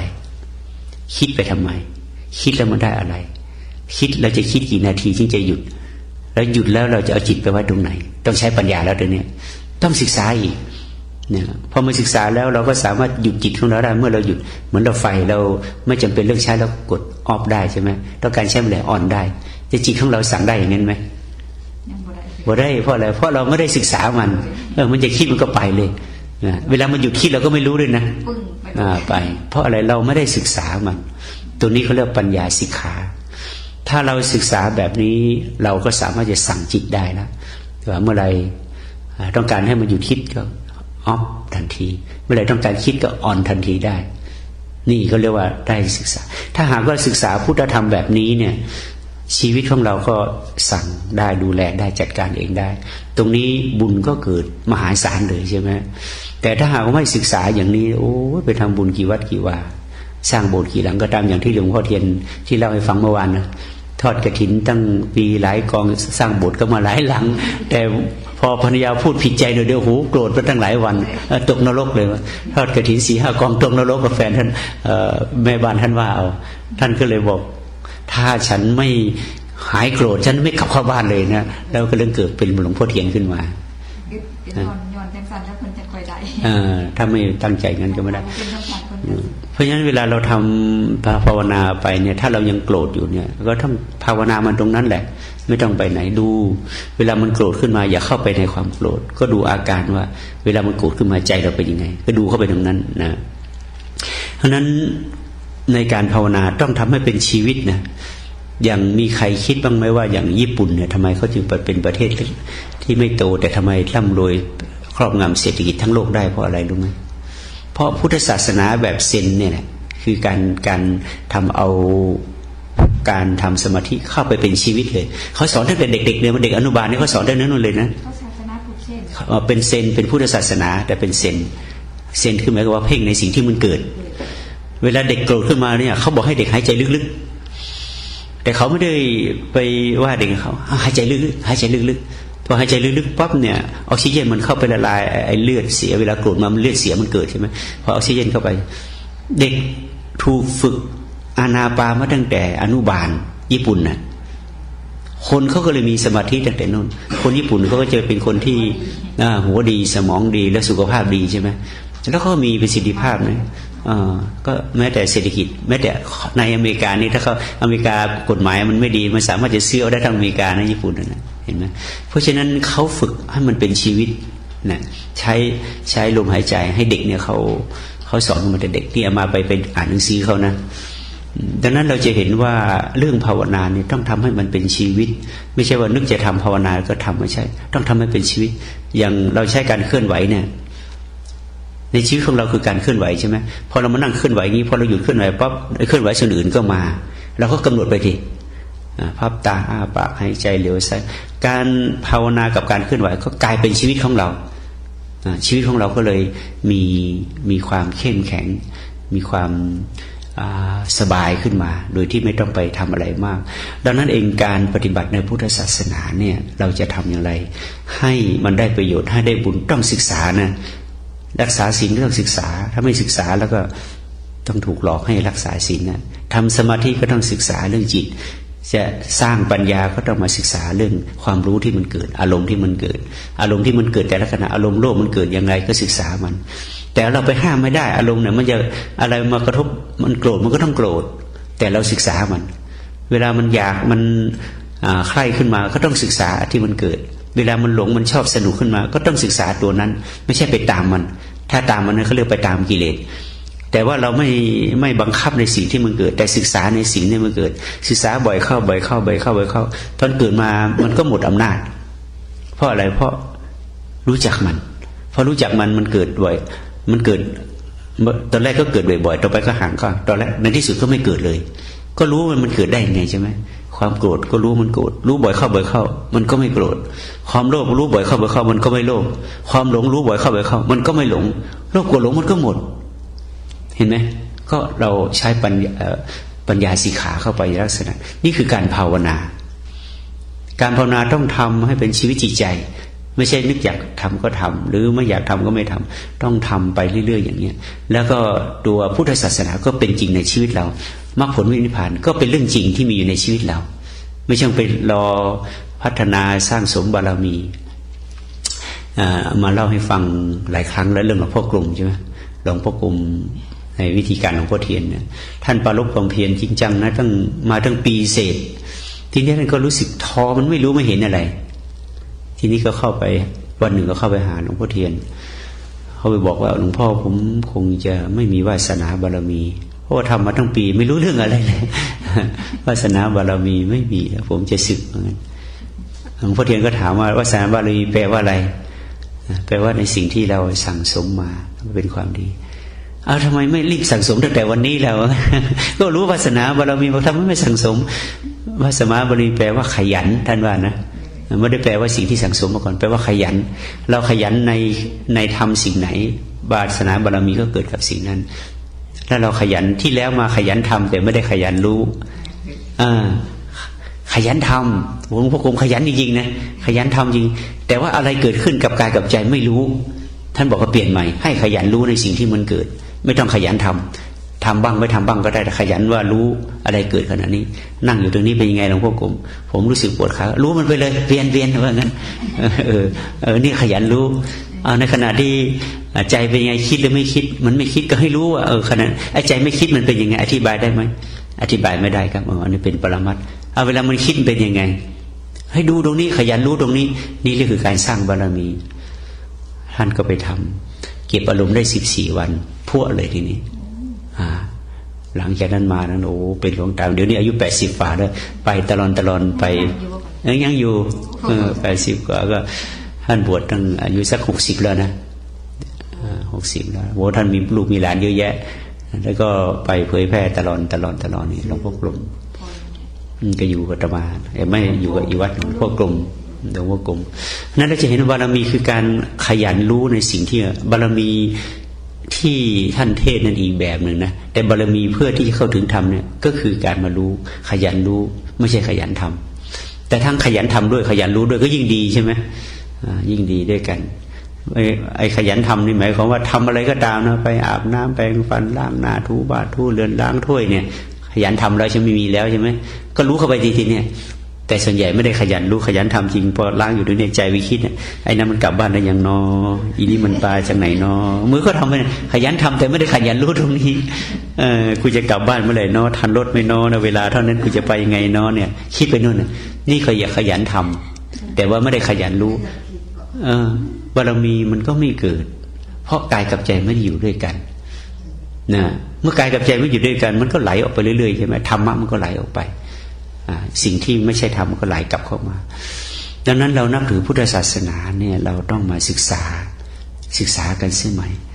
ถ้าเราเอาตามเขาว่าเนี่ยโอ้ยตายเกิดไปกี่ภพกี่ชาติก็ไปหลงไปเรื่อยๆแหละนะดังนั้นปัจจุบันเนี่ยเรามีสำนักหลักแหล่งมีครูบาอาจารย์สอนเยอะแยะมากมายแต่เราก็ต้องรู้ว่าใครสอนถูกใครสอนผิดต้องใช้ปัญญาจะเชื่อทุกเรื่องไม่ได้นะต้องใช้ปัญญาว่าอันไหนถูกอันไหนผิดให้พิสูจน์ด้วยตัวเองอย่าไปเชื่อพระพุทธเจ้าท่านไม่ได้สอนให้เชื่อพ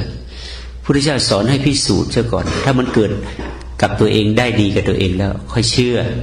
ท่านบอกว่าท่านไม่ได้สอนให้ปฏิเสธท่านไม่ได้ให้ปฏิเสธแต่ท่านนั้นไม่ให้ยอมรับแต่ท่านต้องให้พิสูจน์ใครพูดอะไรมาใครสอนให้พิสูจน์ซะก่อนพิสูจน์แล้วมันเป็นจริงตามที่ท่านว่าก็ค่อยเชื่อแต่ถ้ามันไม่เป็นจริงตามที่ท่านว่าไม่เชื่อก็ได้ไม่เป็นบาปนะไม่เป็นบาปแต่ถ้าหากว่าเราพิสูจน์ด้วยเป็นความจริงอย่างนี้แล้วไม่ทำตามนั่นแหละเป็นบาปคือไม่ทำตามสัจจะที่เรารู้แล้วอย่างที่เรารู้ว่าอะไรเรื่องดีเรื่องชั่วรู้หมดแต่ถ้าเราไม่ทำตามการทำชั่วมันเกิดขึ้นอย่างที่เห็นดังนั้นในจุดนี้ก็อยากจะให้ญาติโยมทั้งหลายเนี่ยได้ช่วยกันศึกษาเรียนรู้พุทธศาสนาแบบนี้แหละแบบที่เห็นนี่แหละแล้วก็ทำอย่างเข้าใจนะอย่าไปทำอย่างความอยากบางทีเราอยากนะอยากจะไปวัดอยากจะรักษาศีลอยากจะให้ทานเราทำตามอยากทั้งนั้นมันก็กลายเป็นความโลภทำเท่านี้อยากได้เท่านี้ทำเท่านี้อยากได้เท่านี้จะทำบุญด้วยความโลภทำไมอยากจะเล่าเรื่องนิดหนึ่งตอนที่ท่านโพธิธรรมไปเมืองจีนท่านโพธิธรรมคือปฐมอาจารย์เซนเขาเรียกว่าอาจารย์สังฆนายกนะเป็นอาจารย์เซนองค์แรกของประเทศจีนเรียกว่าโพธิธรรม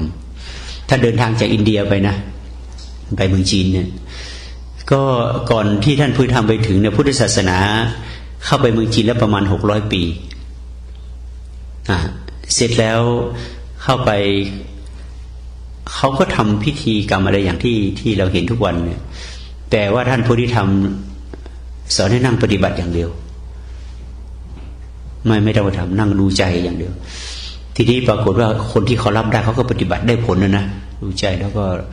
ลดอะไรต่ออะไรทีนี้เรื่องนี้มันก็ดังไปถึงจักรพรรดิหูในสมัยนั้นเป็นสมัยของจักรพรรดิหูนะจักรพรรดิหูก็เจ้าหูนี่เป็นคนมีศรัทธามากเหมือนพระเจ้าอโศกของเมืองจีนก็บำรุงพุทธศาสนามานักปราชญ์ราชบัณฑิตทำที่เข้ามาท่านดูแลบำรุงสร้างวัดสร้างวาในสมัยนั้นพระสงฆ์ของเจ้าเยอะแยะทีนี้จักรพรรดิหูก็รู้ว่าท่านโพธิธรรมเนี่ยเป็นพระคล้ายๆเป็นพระอรหันต์นะมาจากอินเดียก็อยากจะทำบุญด้วย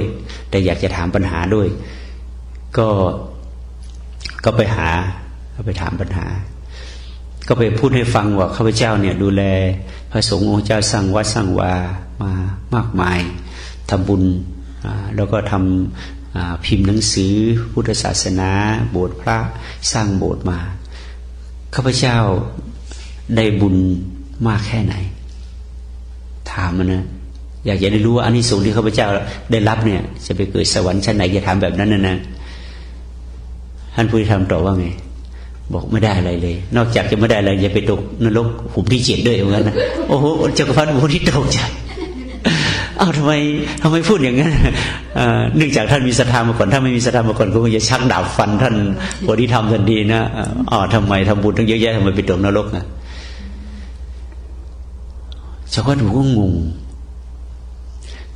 ทำยังไงมันถึงจะได้บุญว่างั้นท่านโพธิธรรมบอกท่านเคยได้ยินเสียงในใจของท่านพูดบ้างไหมมันพูดว่าอย่างไงถ้าท่านได้ยินเสียงในใจของท่านพูดเมื่อไหร่นะนั่นน่ะมันถึงจะเป็นบุญว่างั้นจักรพรรดิก็งงเสียงอะไรเสียงก็ท่านคิดทุกวันนะคิดเรื่องอะไรท่านคิดท่านจะทำดีทำไปแล้วเอามาคิดเนี่ยนั่นคือเสียงภายในท่านได้ยินมันบ้างไหมว่ามันพูดว่ายังไงโอ้มันข้าพเจ้าไม่เคยเลยจิตไม่เคยสงบแบบนั้นว่างั้นนะจิตมันคิดแต่เรื่องจะทำดีแต่ไม่เคยคิดว่าจะดูใจของตัวเองสงบท่านดังนั้นก็บอกว่าท่านอยากจะให้จิตสงบไหมถ้าท่านเชื่อข้าพเจ้าจะทำให้จิตของท่านสงบตลอดไปถ้าเชื่อพรุ่งนี้ตี 4ไปหาข้าพเจ้าที่วัด เอางั้นเลยนะทีนี้ชักลังเลจะไปไม่ไปก็เถียงกันอยู่ในใจก็รับปากไปนะแต่ว่าคืนนั้นทั้งคืนเนี่ยจะพัดหูนอนไม่หลับเลยนะเพราะจิตมันเถียงกันว่าจะไปหรือไม่ไปดีนะไปตี 4เนี่ยแล้วก็ลักษณะของท่านโพธิธรรมลักษณะน่ากลัวด้วยนะเป็นคนทะมึงถึงตาถลนถลึงเนี่ยลักษณะเหมือนกับร่างยักษ์กันนะไปถ้าเกิดเราแล้วก็บอกด้วยนะตอนที่ไปคนเดียวนะอย่าให้คนอื่นไปด้วยนะไม่เอาทหารสนิทไม่เอาอะไรไม่ไปด้วยไปคนเดียวได้ไหมตรงนี้แหละมันน่ากลัวใช่ไหมท่านก็มาคิดโอ้โหเราจะไว้ใจได้เงี้ยเกิดเราฆ่าเราขึ้นมาจะทำไงเนี่ยแต่ว่าโดยจิตที่มีกุศลส่วนหนึ่งนะไปก็ไปก็เสี่ยงไป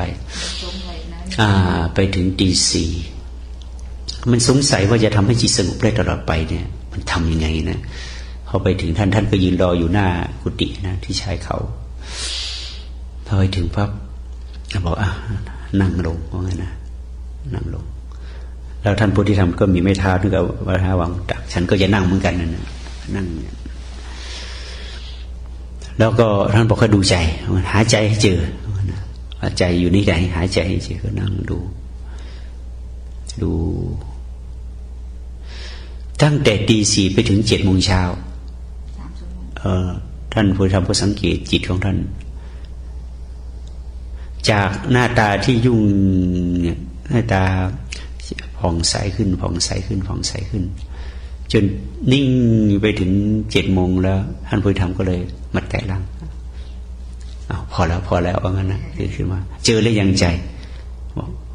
มันไม่มีใจจะไปเจอใจได้ยังไงเก็ตเลยที่เนี้ยใจมันไม่มีว่างั้นที่เรามีเราคิดขึ้นเองเรานำเอารูปเสียงกลิ่นรสสัมผัสที่มากระทบแล้วมาคิดความจริงแล้วใจไม่มีใจก็คือสิ่งที่มากระทบแล้วเราก็ไปปรุงแต่งตามเขาเรียกว่าใจเรียกว่าจิตใช่ไหมมันมีแต่ความรู้สึกตัว ท่านก็ไปอยู่กับความรู้สึกตัวเมื่อใดมาอยู่กับความรู้สึกตัวจิตเราจะไม่มีเมื่อใดขาดความรู้สึกตัวปั๊บจิตก็จะเกิดเมื่อจิตเกิดขึ้นเมื่อใดอัตตาเกิดกิเลสเกิดปัญหาเกิดความคิดเกิดถ้ามาอยู่กับความรู้สึกปั๊บจิตมันก็จะดับใจมันก็จะดับตัณหาก็ดับอุปาทานก็ดับเพราะไม่มีที่เกิดเรียกว่าจิตว่างเรียกว่าจิตว่างเรียกว่าว่างจากใจไม่ใช่ใจว่างว่างจากจิตถ้าแปลให้ถูกนะแต่เรามาแปลกันใหม่ว่าจิตว่างใช่ไหมเอ็มตีเนี่ยไม่ใช่จิตว่างเพราะจิตมันไม่มีมันจะว่างได้ไงแต่มันว่างจากจิตเมื่อความรู้สึกตัวมีแล้วจิตมันไม่มีแต่เมื่อใดเผลอปั๊บจิตมันเกิดโอ้จากนั้นจักรพรรดิหูบอกนิมนต์ไปที่วังของข้าพเจ้านะข้าพเจ้าอยากจะเลี้ยงจักรพรรดิท่านพุทธมองอย่าให้ข้าพเจ้าไปเลยเพราะข้าพเจ้านี่เป็นคนประหลาด ถ้าไปพูดอะไรผิดแล้วพวกบริวารลูกน้องเสนาอามาตย์ของท่านไม่เข้าใจแล้วเล่นงานข้าพเจ้าขึ้นมาจะบอกอย่าให้ข้าพเจ้าไปเลยงั้นท่านไม่รับปากไม่รับปากก็ไม่ไปจักรพรรดิหูนิมนต์ไม่ไปตั้งแต่มาจักรพรรดิหูก็เข้าใจธรรมะเข้าถึงธรรมะทีนี้ท่านโพธิธรรมตามประวัติท่านบอกว่าท่านมีลูกตาหนังตาไม่มีไม่ใช่การไอ้คิ้วเนี่ยไม่มีเพราะอะไรในช่วงที่ท่านนั่งภาวนาเนี่ยมันง่วงนะฮะมันง่วงแล้วง่วงอีกท่านก็เลยอย่าให้มันง่วงนักเลยท่านก็เอาจับเอามีดโกนมาเฉือนเอาคิ้วทิ้งเลยทิ้งปรากฏว่าไอ้คิ้วที่ตกไปเนี่ยมันเกิดมาเป็นต้นชาอย่างทุกวันเนี่ยเมืองจีนก็เลยกินแต่น้ำชากันนะมั้ยเพราะน้ำชามันทำให้ตื่นเขาบอกว่าอันนั้นแหละคือหนังคิ้วของท่านโพธิธรรมอันนี้ประวัติความเป็นมาของชานะที่เกิดจากประเทศจีนเนี่ยเพราะคนไหนที่ดื่มชาแล้วก็ทำให้ตื่นใช่ไหมทำให้ตื่นนะก็เพราะว่ามันช่วยบ้านเราเรียกว่าเอามาทำชาบ้านเอามาเคี้ยวกันเป็นเมี่ยงใช่ไหมอันนี้คือประวัติว่าจริงๆแล้วจิตของเราเนี่ยมันเกิดต่อเมื่อเราไม่รู้สึกตัวเท่านั้นเองเมื่อจิตเกิดแล้วกิเลสมันก็ต้องมากับจิตเขาเรียกอัตตาตัวตนใช่ไหมพระพุทธเจ้าก็ท่านใช้คำว่าอนัตตามันไม่มีจิตมันเป็นอนัตตาเป็นแต่เราก็มาแปลว่าไม่มีตัวตนมันก็แปลเนี่ยไอ้การแปลนี่ก็สำคัญนะแปลผิดมันก็ตีความหมายผิดก็ไม่มีตัวตนก็มีอยู่ทนโทษไม่มีได้มันก็ตัวตนมันก็มีแต่ว่าไอ้คำว่าตัวตนมาท่านหมายถึงจิตที่มันสร้างเรื่องขึ้นมานะท่านหมายถึงตัวตนนั้นเมื่อไรถ้าหากว่าทำจิตลักษณะนั้นให้มันหายไปให้เหลือแต่ความรู้สึกตัวทั่วพร้อมเวลาเราจะคิดทำการทำงานเราจะท่านพูดอยู่แมบๆนี่ถ้าเอาอะไรมาพูดถ้าไม่มีตัวตนไม่มีจิตเอาอะไรนั้นเขาเรียกว่าเป็นสติปัญญาสติปัญญากับจิตนี่คนละอย่างสติปัญญาเกิดจากความรู้สึกตัวเป็นสติสัมปชัญญะอันนี้ไม่ใช่ตัวตนอันนี้เขาเรียกว่าเป็นตัวธรรมะตัวอนัตตาแต่ถ้าเมื่อไรจะมาพูดไปด้วยคิดไปด้วยการพูดเข้ามาก็คนละเรื่องแล้วทีนี้อันนั้นสร้างอัตตาขึ้นมาอีกอันหนึ่งก็ทำให้สิ่งนั้นสิ่งที่เราพูดไปกับสิ่งที่เราคิดคนละเรื่องทีนี้ก็เกิดแย้งกันทุกข์ก็เกิดใช่ไหมทุกข์ก็เกิดดังนั้นอันนี้คือสิ่งที่เราต้องศึกษาเรื่องปัญญาสิกขาถ้าเราไม่ศึกษาเรื่องนี้แล้วโอ้ยตายเราจะนับถือพุทธศาสนาไปกี่ภพกี่ชาติมันก็ยากอยู่นะอามาก็เลยว่าสิ่งที่เราเชื่อมาบางอย่างเนี่ยอย่างสมมติว่าท่านฟ้าไทยพูดเมื่อวานเนี่ยคนสมัยก่อนเนี่ยฟังธรรมพุทธเจ้าบรรลุเป็นพระโสดาบันมันตั้งหลายหมื่นเนี่ยอาจจะเกิดมาปัจจุบันนี้ก็ได้อันนี้เป็นเรื่องตำรานะแต่ความจริงเป็นยังไงไม่รู้นะเขาก็เชื่อกันนะเรื่องตำราก็เชื่อตามตำราอีกแล้วนะไม่รู้ว่าหมดไม่หมดมันเรื่องสมัยนั้นไม่ใช่เรื่องวันนี้เดี๋ยวนี้นะแต่พระพุทธเจ้าท่านบอกเอาเดี๋ยวนี้อะไรที่แล้วมามันยังไม่ปรากฏก็มีไม่มีก็ช่างมันไม่ต้องไปสนใจแล้วก็แล้วไปจะบรรลุธรรมกี่หมื่นกี่แสนคนก็ไม่เกี่ยวข้องกันนี้แล้วท่านก็ไม่ได้บอกด้วยนะว่าเอาต้องชาติหน้าเราจะเป็นท่านก็ไม่ได้บอกอันมีเรื่องอีกจะหมดเวลาเอาเรื่องหมดเวลานะเอาไว้แค่นี้ก่อนนะที่เราศึกษากันเนี่ยเราต้องทำความเข้าใจกันบ่อยๆเพราะความเข้าใจคือสัมมาทิฏฐิเมื่อเราได้สัมมาทิฏฐิแล้วรักษาศีลก็ไม่อยากได้ประโยชน์อีกให้ทานก็ไม่อยากได้ประโยชน์เจริญวิปัสสนาก็ไม่อยากแต่ถ้าเราไม่เข้าใจไม่เกิดสัมมาทิฏฐิไปทำอะไรมันก็ผิดให้ทานก็ผิดรักษาศีลก็ผิดเจริญภาวนาก็ผิดแล้วจะไปโทษใครจะไปโทษพระก็ไม่ได้โทษตัวเองเพราะเราไม่ศึกษาเองใช่ไหมเราจะไปโอ้พระองค์นั้นหล่อพระองค์นี้ดีว่าองค์นี้ไม่ได้แล้วก็ผิดเข้าไปอีกใช่ไหมท่านก็ไม่รู้ไอเราก็ไม่รู้เพราะนั้นเราต้องมาแก้ไขที่เราสัมมาทิฏฐิ เมื่อเกิดสัมมาทิฏฐิแล้วเราจะพ้นจากความทุกข์พ้นจากปัญหาจิตใจเราก็เข้าไปสู่มรรคผลนิพพานในตัวของมันเองด้วยกันทุกคนทุกท่านเถิด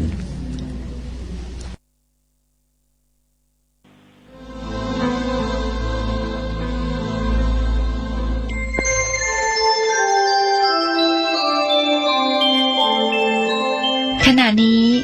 ท่านกำลังฟังสถานีวิทยุกระจายเสียงพระพุทธศาสนา FM 104.5 เมกะเฮิรตซ์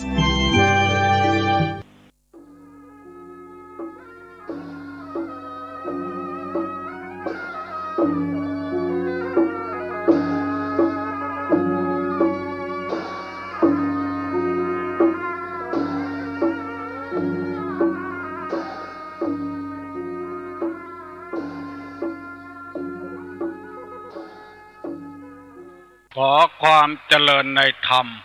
และความผาสุกทางใจจงได้บังเกิดมีกับท่านสาธุชนคนดีผู้เจริญในศีลผู้เจริญในธรรมทุกท่านพร้อมกันนี้ขอเชิญยกมือ10 นิ้ว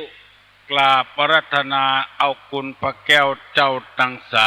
3คุณของพระพุทธเจ้าพระธรรมเจ้าพระสังฆเจ้าคุณพ่อคุณแม่บุญศีลบุญทานคุณของครูบาอาจารย์ผู้ประสิทธิ์ประสาทวิชาความรู้สิ่งศักดิ์สิทธิ์ทั้งหลายอันมีพระสยามเทวาธิราชเชื่อบ้านเชื่อเมืองพระธาตุเจ้าโดสุเทพพระธาตุเจ้าหริพุนชัยจังหวัดลำพูนพระธาตุเจ้าลำปางหลวงพระธาตุเจ้าดอยกองมูจังหวัดแม่ฮ่องสอนครูบาเจ้าศรีวิจัยนักบุญแห่งล้านนาไทยเป็นต้นขอเชิญชวนมาปกปักรักษาท่านผู้ฟังทุกท่านมีความสุขกายมีความสุขใจเหมือนกันทุกท่านทุกคนนานแสนนานได้เถิดกาเลนะธรรมัสสวนังเอตัมมังคะละมุตตะมังแปลว่าการฟังธรรมตามกาลเวลาเป็นมงคลอันประเสริฐมาแล้วเนอะเสียงก้องเสียงมองต่ำเข้าเสียงตุเจ้าเทศนาธรรมมาถึงบ้านมาถึงเฮือนมาถึงในเฮือนมาถึงในมุ้งในสุดมาถึงที่นอนมาถึงหม้อข้าวเตาไฟมาถึงห้องน้ำมาถึงในรถในลามาถึงกุฏิกุฏางที่ท่านทั้งหลายกำลังฟังอยู่เปิดวิทยุในกาดในลีมากันปตกประเสียงขอขอบคุณกับป่อหลวงป่อกำนันและตั้งเจ้าอาวาสทุกวัดที่ได้เปิดวิทยุแล้วออกเครื่องเสียงตามสายท่านผู้ใจบุญทั้งหลายได้ฟังต่อจึงขอขอบคุณมาณที่นี้ทุกคนทุกท่านตลอดถึงสถานีวิทยุชุมชนต่างๆได้ถ่ายทอดเอาจากสถานีวิทยุเพื่อกระจายพระธรรมคำสอนในทางพระพุทธศาสนาเข้าถึงจิตเข้าถึงใจท่านผู้ใจบุญผู้อยากฟังธรรมทั้งหลายเพราะว่าโอกาสที่เราจะไปอาบน้ำฟังธรรมในวัดในวานั้นมันบ่ค่อยมีสำหรับคนที่มีธุรกิจการงานมากมายมีสำหรับท่านผู้เฒ่าผู้แก่ที่ไปวัดไปวา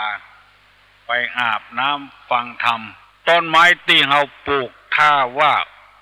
พอหดน้ำมันก็เหี่ยวลงเอาน้ำเข้าใส่ให้มันก็กี้บานขึ้นมาฉันใดก็ฉะนั้นพระศาสนานี่เปรียบเหมือนน้ำสนองความต้องการแก้หิวแก้กระหายดื่มได้ทุกเมื่อปกติน้ำจะใสที่มันเป็นน้ำเหลืองน้ำเขียวน้ำแดงนั้นเพราะคนเอาสีเขียว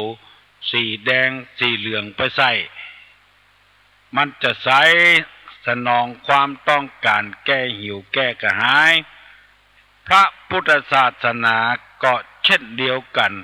น้ำทำกรรมสั่งสอนคนใดตุกอกตุกใจแก่เหลือแห้งโอ้บ่ฮู้จะไปเปิ้งไผ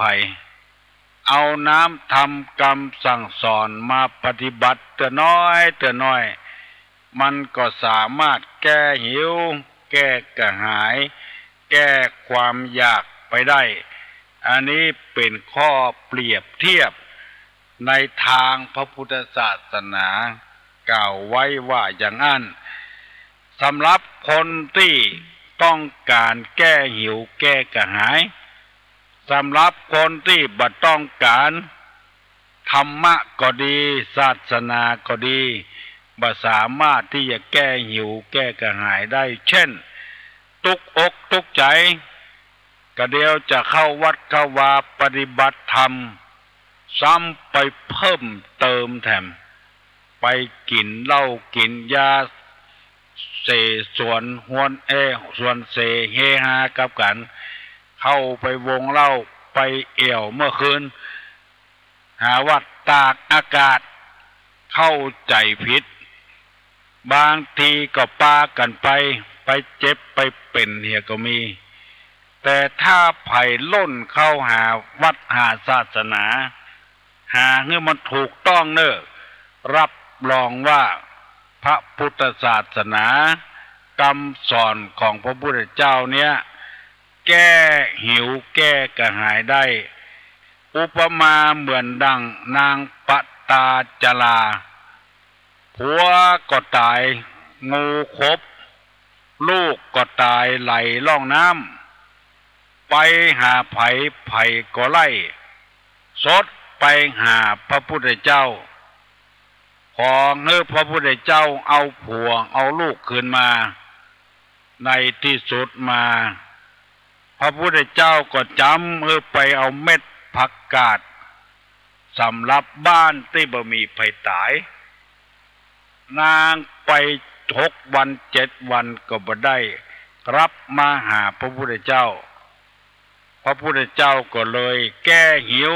แก้กระหายแก้ความทุกข์ได้ในโลกนี้บ่มีไผที่บ่ตายนางเอ๋ยเพราะมันเป็นกรรมของไผของมันนางจะแสวงหาลูกหาผัวอยู่กาจะว่าแสวงหาตนเองนางก็เลยรับว่าจะขอแสวงหาตัวเองในที่สุดพระภูมิพระภาคเจ้าก็เลยเทศนาธรรมฟังนางก็ได้สำเร็จเป็นมรรคเป็นผลอันนี้เป็นตัวอย่างมีแถมชาติหลายอย่างที่ในอดีตเปิ้นกระทำปั้มเป่งมาเพราะฉะนั้นเปิ้นจึงเปรียบพระพุทธศาสนาเนี้ยเหมือนกับน้ำแก้หิวแก้กระหายสนองความต้องการให้คนจะเอาแอบก็ได้จะเอาล้างถ้วยล้างจานก็ได้จะเอาล้างถ้วยล้างจานก็ได้จะเอาล้างรถล้างลาก็ได้ซักผ้าซักหัวได้กุอย่างสนองความต้องการทั้งหมดแต่มันจะสนองบ่ได้สำหรับคนที่บ่ชอบฟังธรรมะบ่ชอบปฏิบัติธรรมะเท่านั้นดังที่ตุลงนำมาเสนอว่าลักษณะของคนที่บ่ฮู้จักธรรมเพราะว่ามันมีอุปสรรค1คนเมาเหล้า อันนี้โมหูจักทำยังบ่พอสร้างบาปสร้างกรรมตัวแถมด่า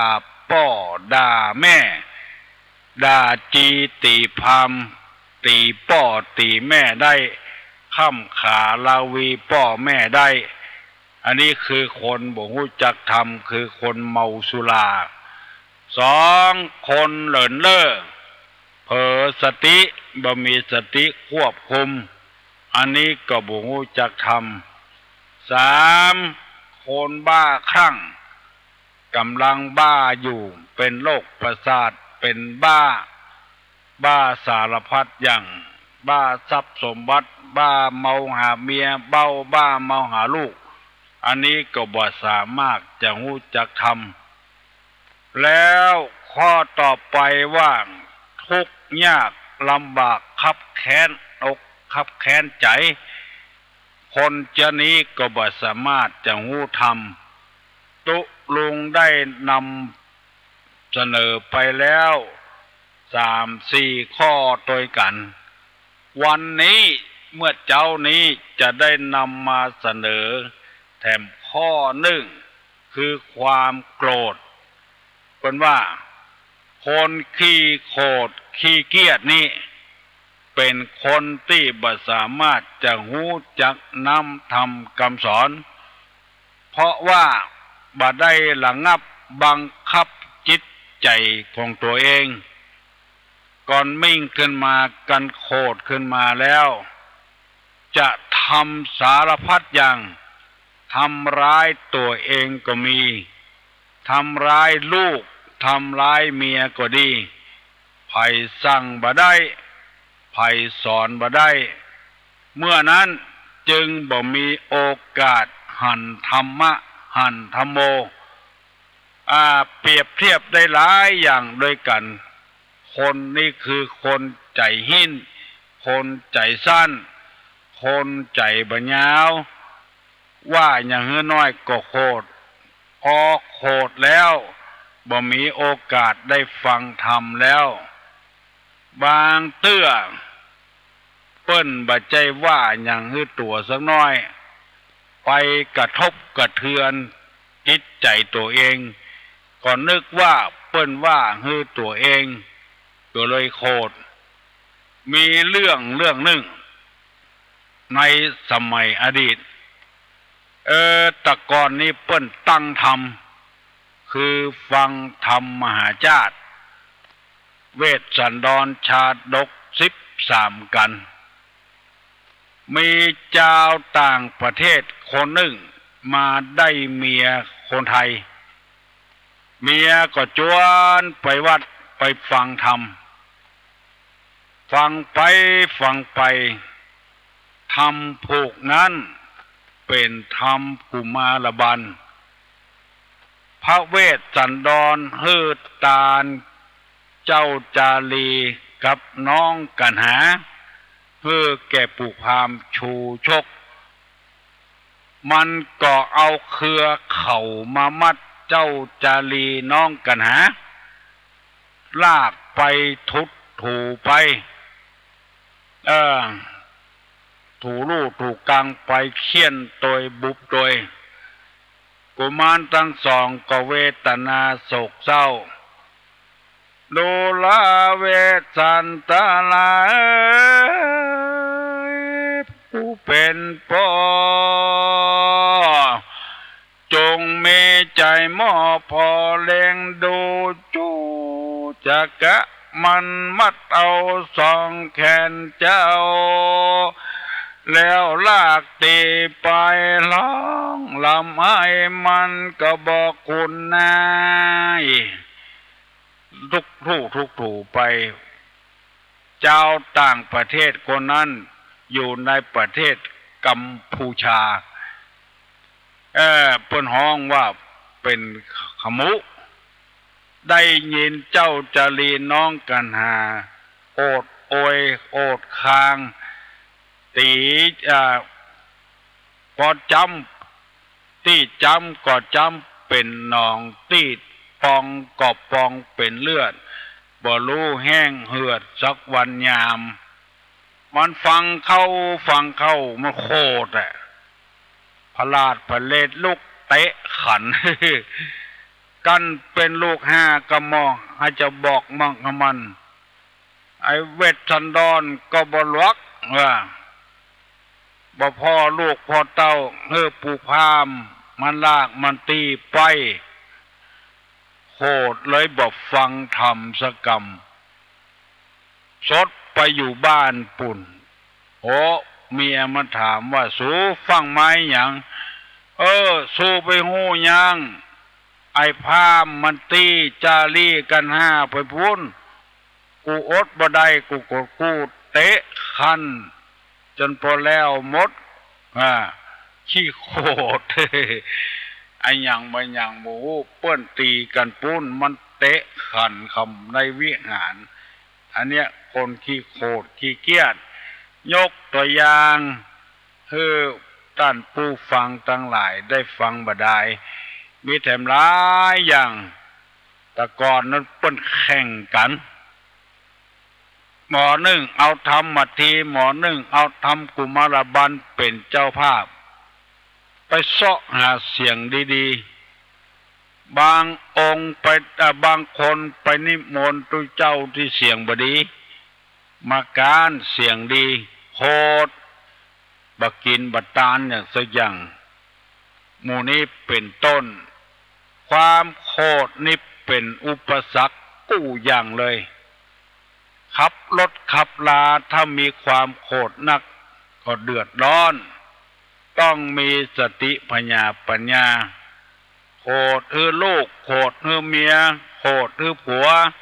โคตรพ่อแม่โคตรตัวเจ้าเลยบ่เข้าวัดเข้าวาตัวบ่เข้ายังบ่พอบอกผัวลูกเมียบ่เข้าตัวหมู่เนี้ยบ่มีโอกาสได้หูธรรมคำสอนพระพุทธเจ้าเปิ้นสอนบ่โคตรบ่เกียรติเพราะว่าความโคตรนี่เป็นอุปสรรคต่อตัวเองตัวอนาคตของตัวเองโคตรครูบาอาจารย์โคตรนายจ้างโคตรจากนี้ไปแถมติ๊กบ่ฮู้จะแล้วจะตัวสักเตื้อถ้าเราระงับความโคตรไว้แล้วจะทำให้เป่งใสไวยะขึ้นไอ้ย่อยไอ้อย่างน้อยก็มิ่งก็ไม่เนี่ยบ่ได้แสดงตัวออกมา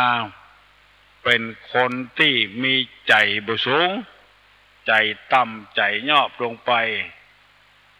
แล้วต่อไปแถมข้อหนึ่งคนอดอยากมันจะกินอยู่หั่นแล้วบ่ได้กินจะมานั่งเทศทำมือมันฟัง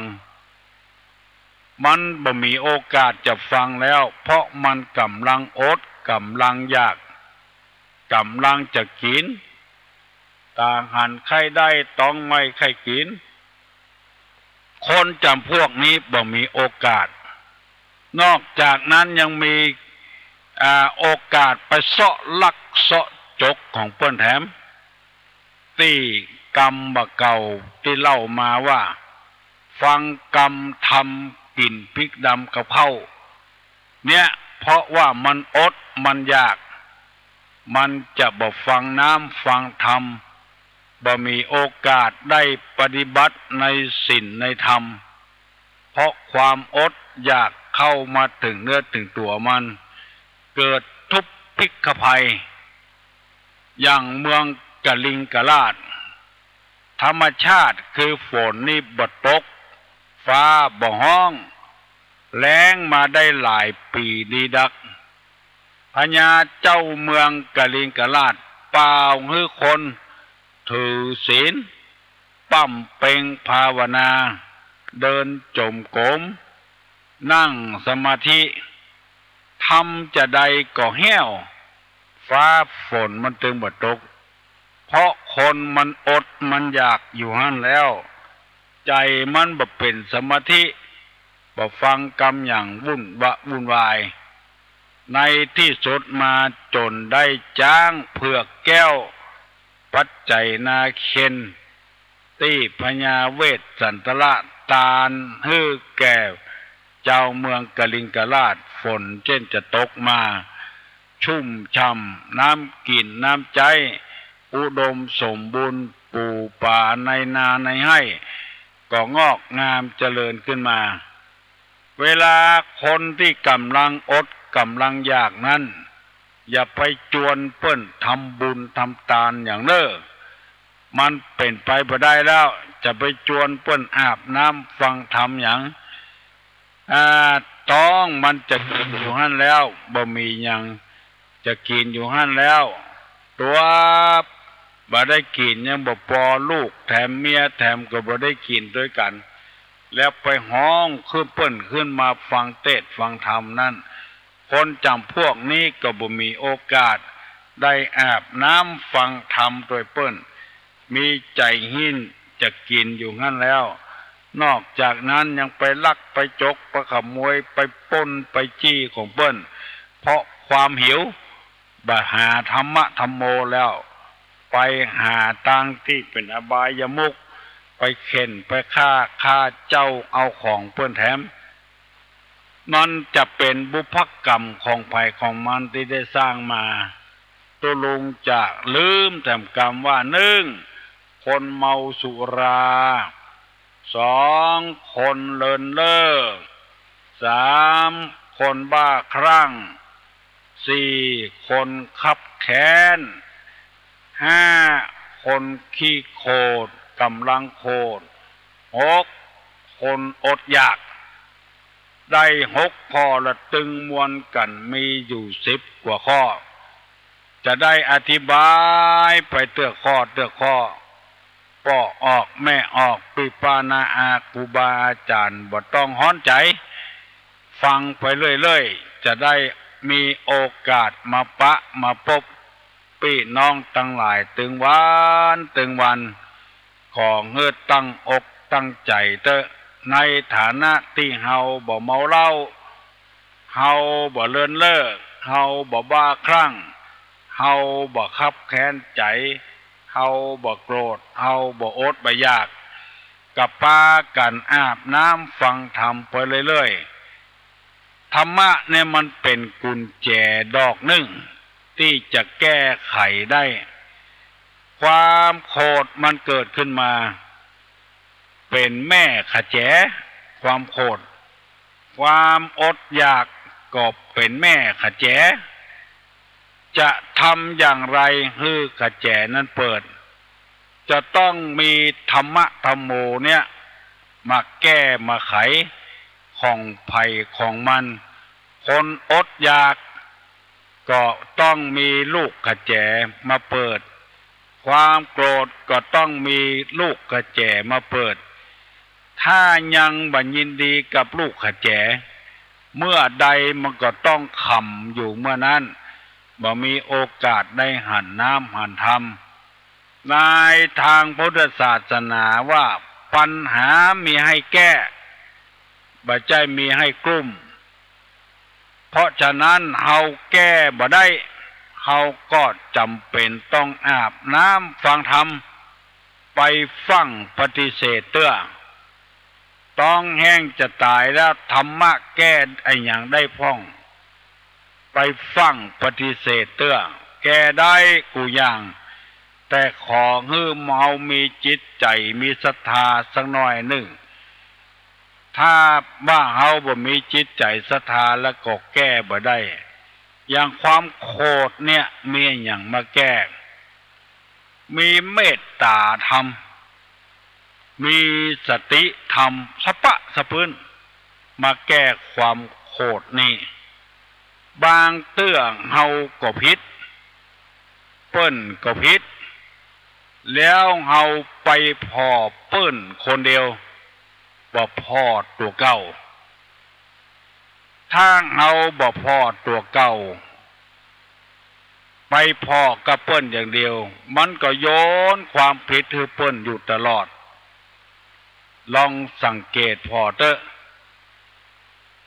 ที่เปิ้นว่า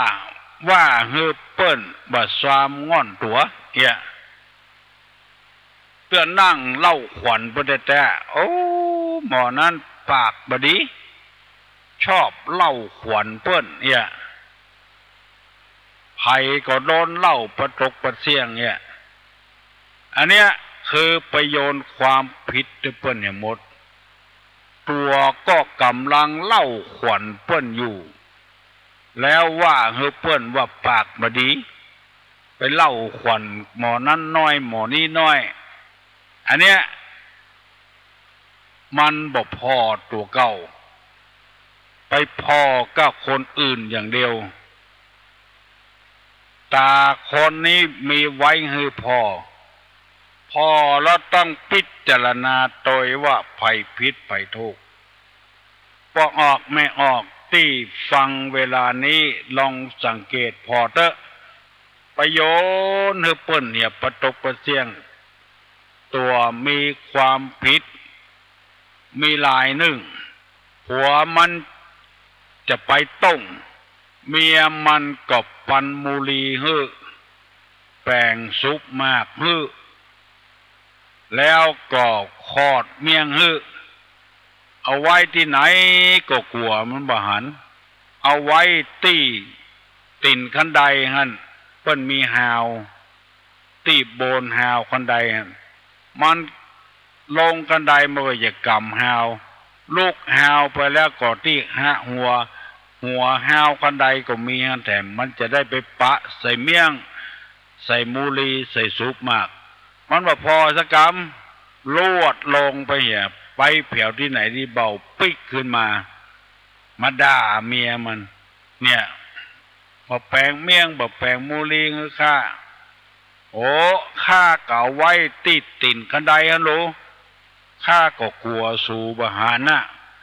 สู่ไปปะใส่สู่ก็จะเอาไปตัวบอกคือข้าลูกอีแต่เหมาะเอาไปโยนเหือเปิ้นประตกประเสียงมันเป็นเจี๊ยป้องออกไม่ออกเอาโยนความผิดเหือเปิ้นหมดตกหมดเสียงธรรมะตึงบ่เข้าถึงจิตถึงใจเน้อคนเจี๊ยน่ะไปโยนความผิดเหือเปิ้นเตื้อก็เป็นตาตัวแต่บ่ได้นึกแล้วก็ไปโยนความผิดให้คนอื่นประตกประเสียงธรรมะนี่ละเอียดละออมากต้องสอนตัวเก่าปฏิบัติตัวเก่าปั้มเป่งตัวเก่านักตุลุงจะได้มาปะมาปบยกมือไหว้เน้อตุลุงจะปั่นปอนอายุวัฏโกธนวัฏโกสิริวัฏโกยัสสะวัฏโกภละวัฏโกวันนะวัฏโกสุขวัฏโกโหตุสัพพทาทุกขโลคาพยาเวลาโสกาชันตุจุปตวาอเนกาอันตรญาปิวินาสันตุจเตจสาใจญะสิทธิตนังลาพังโสถีภคยังสุขังพลังสิริอายุจะวันโนจะโภกังวุธิจยะสวัสตาวาสาจาอายุจะจีวาสิทธิปวันตุเตอุทธาปัจจายโนจัตตาโลธัมมาวัฏันติอายุวันโนสุขังพลัง